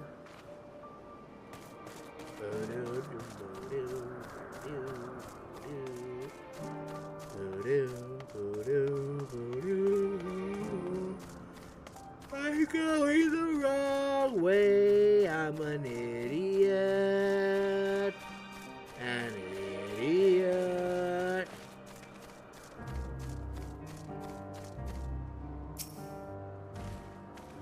If you hadn't been sent to fetch me, I might have been out there for days.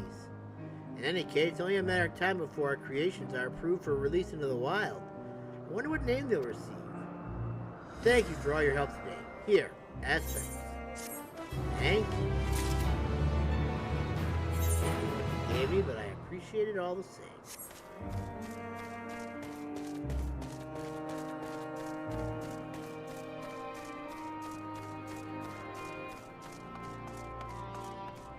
I guess you're on the side of the house then, huh? Or did I miss you somewhere? Hello? There be someone with an exclamation mark over their head that I can't seem to find. Do not want to upset me. Where the hell are you?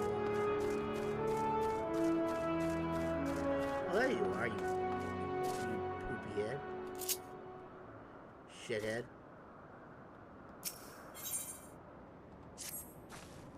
Would you assist me, familiar? As I'm sure you are aware, the floating islands of Elpis were created to provide suitable habitats for our various creations. In order to maintain their respective environments, however, surveyors such as myself must make regular assessments of their ethereal composition.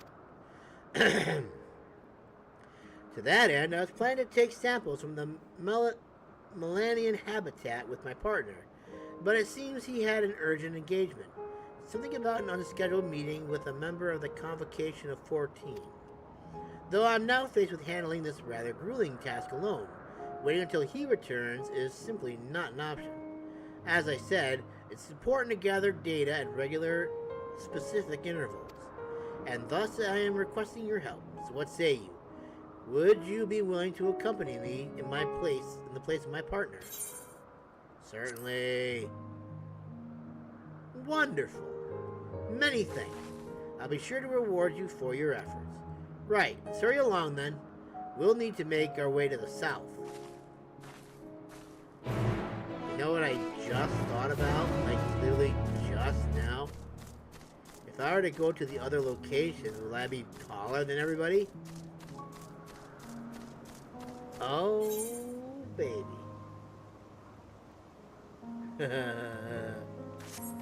We have to test this thought real quick. Let's go somewhere random. Let's go to... Let's go to... Yezamel. My guess is it won't make a difference. It won't change, but... You know, I just have to kind of check into it.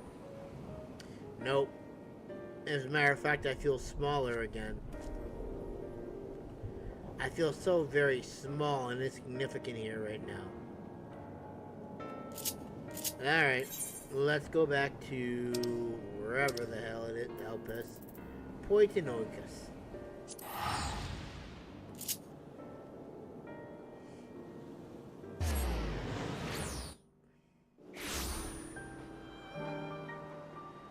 Ah, what a shame. Okay, back to what we were doing.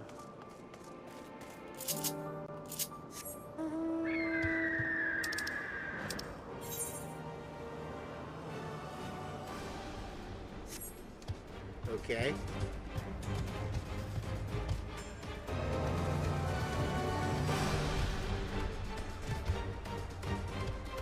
Now!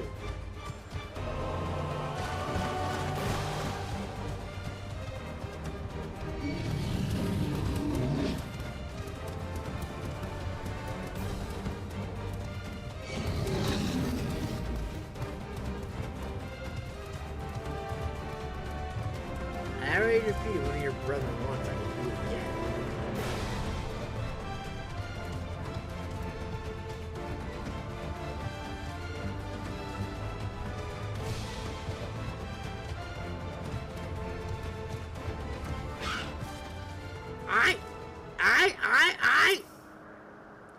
The rocks in this area contain ores that can tell us about the environmental ether. We'll have to break them apart with destructive matter to collect the necessary samples.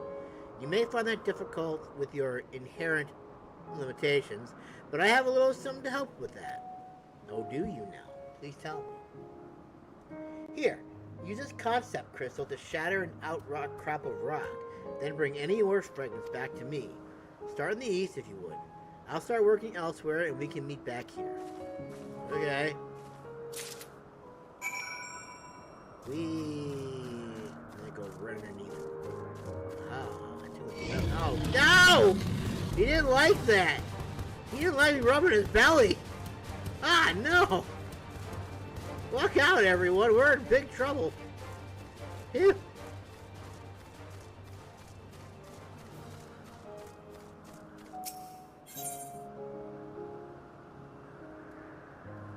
Okay. You know, I do have a minor job. Wow.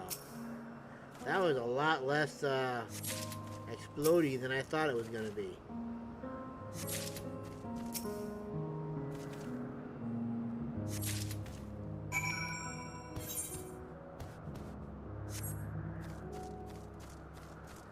I think I'm going to go around it this time. I don't want it. Oh. You know what? Why not? Let's do it again. Oh no, they don't like their bellies being rubbed. No, leave me alone. What's wrong with a belly rub, you stupid cat? That's like 1,000,000 times taller than me.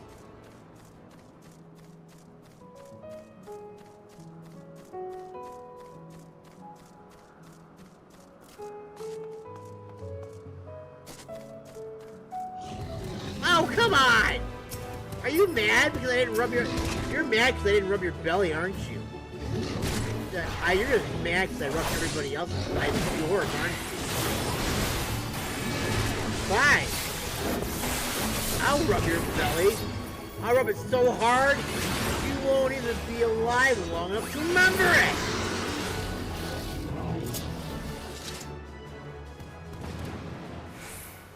Rub, rub, rub, rub, rub, rub, rub. Oh, it disappeared. How did you fare? Well, I just destroyed one of your weird electrifying deer things. Excellent! This should give me all the information I need. Let's head back, shall we? Okay.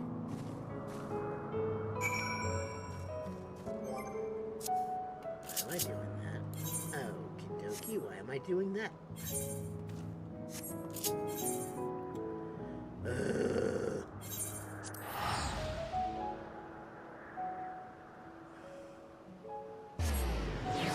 the rest of the place get... They're literally looking right at it. No, the rest of the place doesn't have side quests yet. But if I had to venture a guess, I bet you up here they're gonna have something, I bet you. Oh jeez. Now I've got hiccups. Oh dear. That's most unfortunate.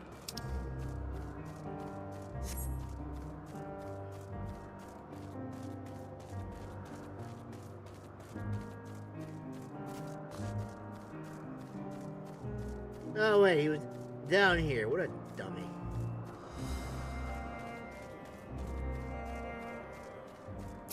Oh, excuse me.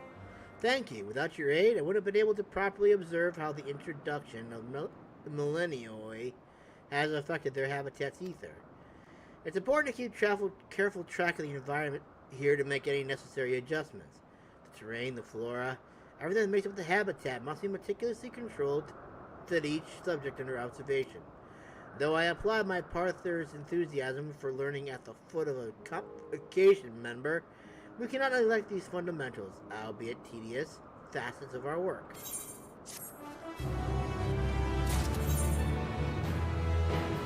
Next. Yes, you're next. You're so next.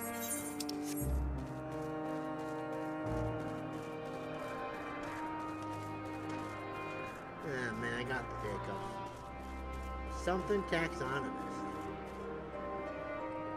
Excuse me. A troubled taxonomist. Perfect timing, familiar. I have a favor to ask of you.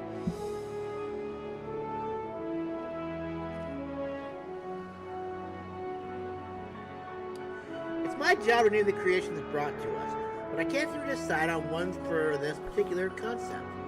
It may be because I'm the one who designed.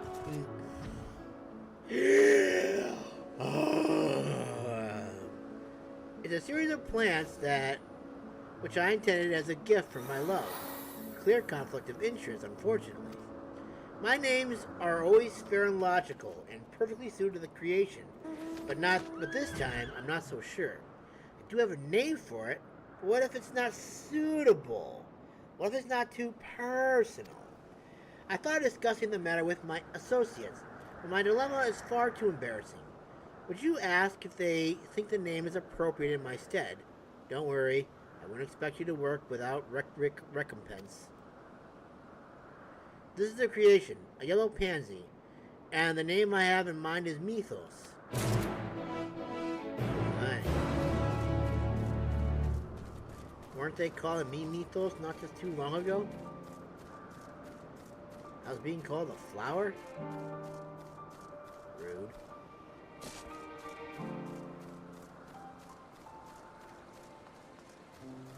Huh. Well, aren't these adorable? And creepy at the same time. A familiar. You need something. A flower. It's beautiful. And it smells so lovely. Is it for me?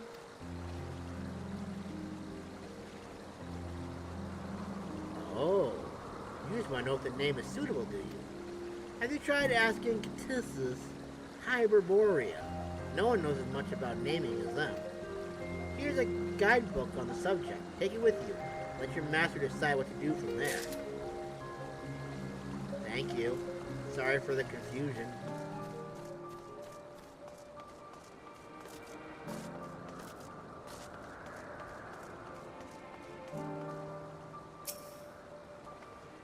Yes, what is it? My, what a pretty flower.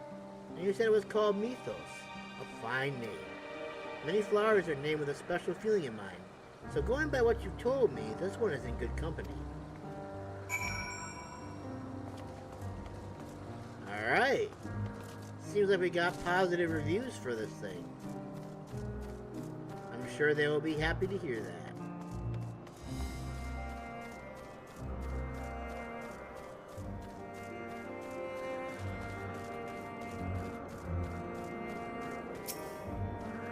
How did it go?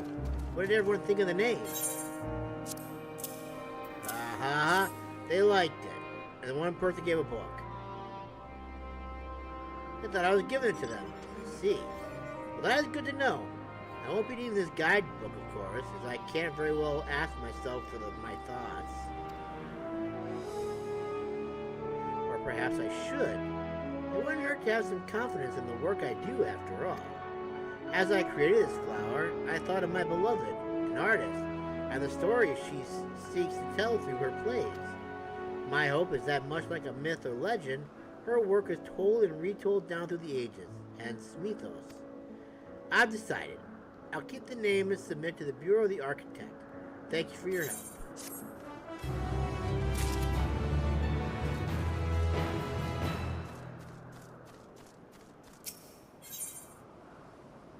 I've got paint. You're familiar, aren't you? Perfect timing.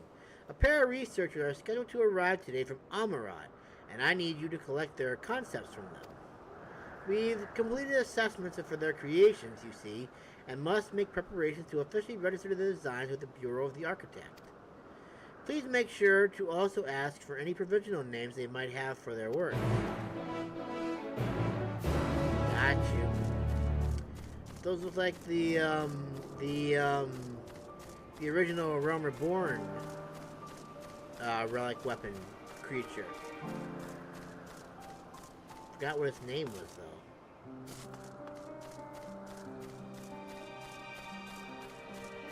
Academia researcher. Can I help you? Womp, womp, womp, womp, womp, womp. Of course. You wish to collect my concept. It's this creature I have with me. It doesn't have a proper name as such. From what I hear, the observers have been calling it Notice 642, a nod to the island it resided on. Right. Well, I'll trust you to put this in Meligros's hands. Thank you for your trust.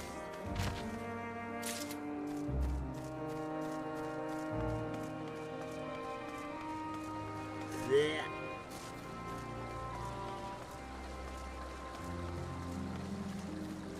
Oh my god. Nope, that's a creature. And who might you be? Ah, you're from my concept. Well, here it is in the flesh. I call it the stone mold. It secretes a fluid that eats through solid rock, giving it the ability to burrow into even the hardest terrain. It can also strengthen its skin by ingesting the rock it is liquefying. Based upon those traits, I humbly suggest that it be given a good, strong name.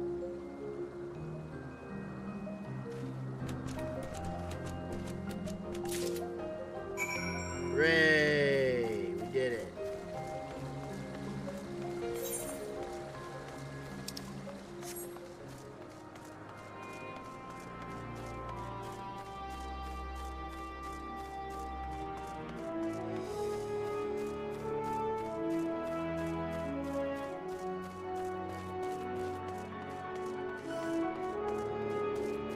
Ailouros, I got stuff for you.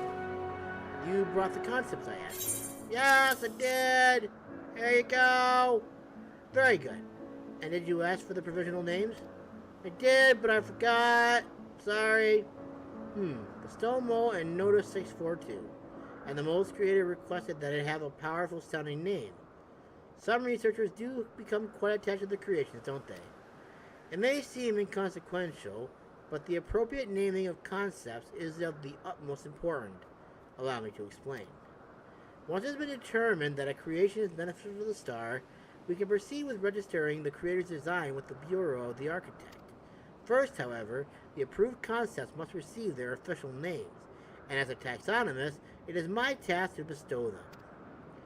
When naming, one must strive for elegance and simplicity, all the while taking care to adhere to existing conventions and avoid repetition. The more creations we name, the more difficult it becomes to maintain this high standard.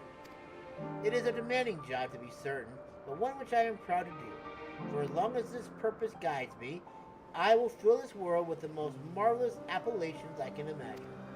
Please, it is in exchange for completing your task. No, crap, God, choose one of these.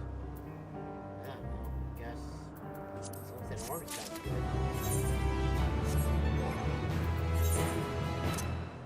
I wonder what they even look like. Let's see, it's an orange, so that's a sunset orange. I guess it doesn't look too bad. I'm not gonna do it. I can see.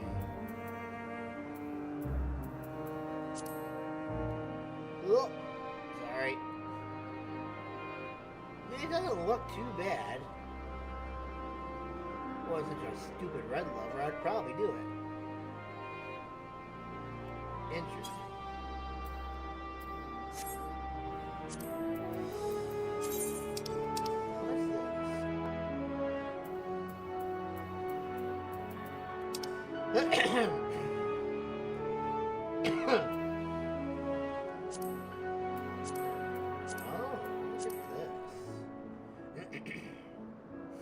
General purpose metallic red dye.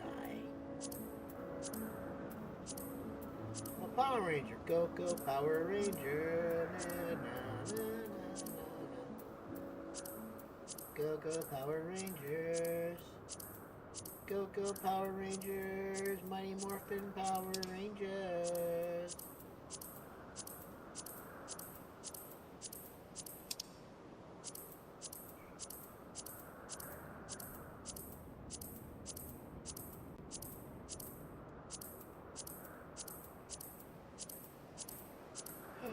That's not a bad looking blue. Sorry. For some reason I feel like the desire to go through the colors real quick. That's more like a blue than a green.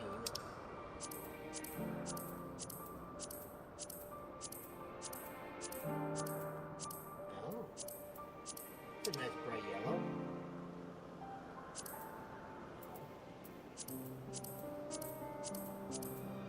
The thing is so dark. And I probably should have used the pants instead of the other one, just avoid everyone looking at his underwear. That's not even a red. Oh. Ruby red.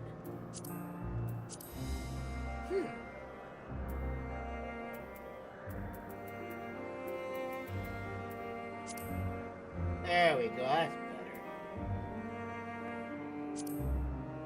Interesting. I'm not gonna lie, this doesn't look too bad.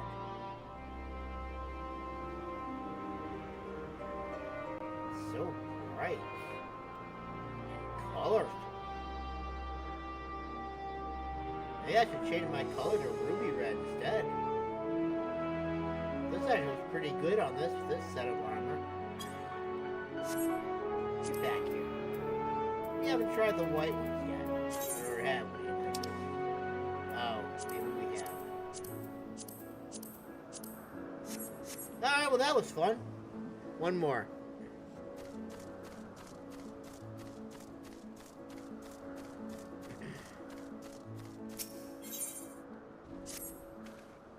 You're familiar, aren't you?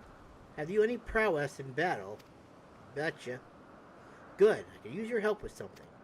You see, I was asked to assess a one-eyed giant creature as a facility guard, and so pitted against a lotus to test its fighting skills. Not only did the giant fall to a single blow, the lotus went into a frenzy and escaped. In my opinion, compact familiars like you are more effective than these overly large brutes, and this is my chance to prove it.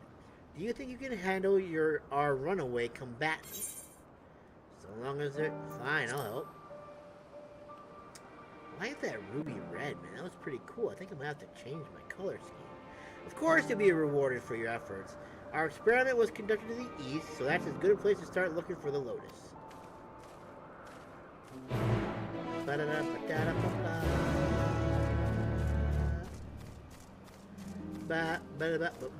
The ruby one was really like, it was a nice bright red. I mean, this one doesn't look too bad either, though, but the other one kind of seemed like it had more of a shine to it, you know what I'm saying?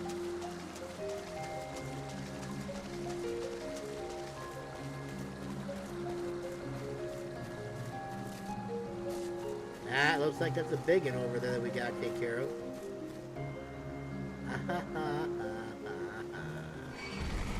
Oh, you weren't even the one I was supposed to fight.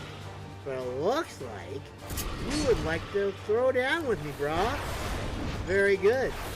Allow me to show you the ways, the errors of your resolve to take me down. You will know my place after this. You will know that you are but a weak nothing. That will be dead before I finish this. So long, fool.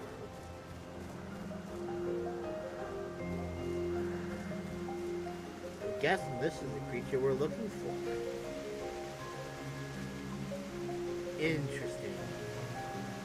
Most interesting. Seems like you lost. There it is. It would seem the escaped Lotus has come back of its own accord. They usually feed off their foes to revitalize themselves, and I imagine it hungers after running amok like that. I'll take care of the situation here. The Lotus is all yours. Hello, Lotus.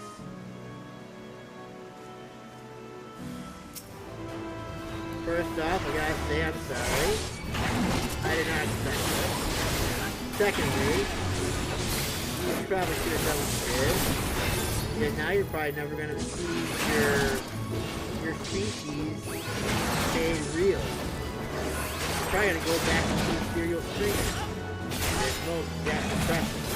But you look like a pretty cool little creature. Ouch. That hurt.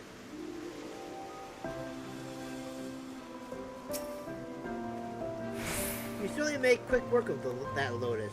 I had a feeling I could count on you. Thank you. As for the giant, it's far too heavy for us to move. I'll arrange for some broad-packed creations to haul it away after we return to Oikos. Didn't I get a present at some point that I don't even remember opening?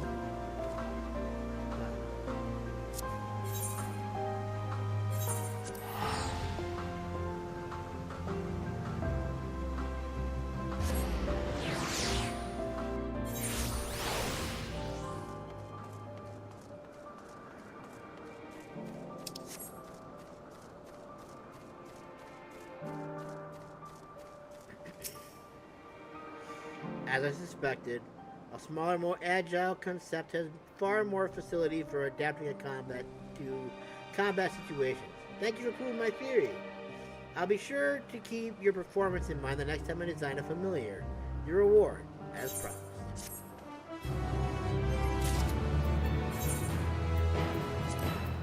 Discard. Yum, yum, yum. Well fed. Nom, nom, nom. Well fed. Didn't I get like a present at some point?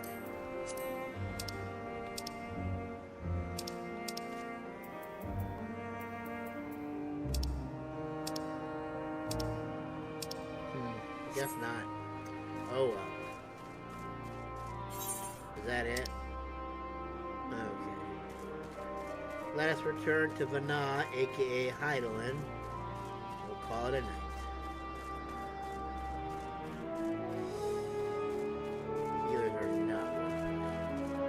Healing sucks.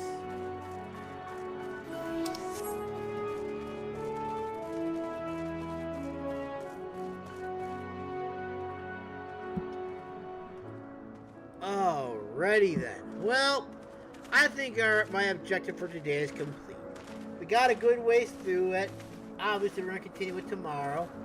And if you are new here and you want to go ahead and check out the chapters, I will put links for everything in the description below, so that way if you are looking for something specific, you'll be able to find it.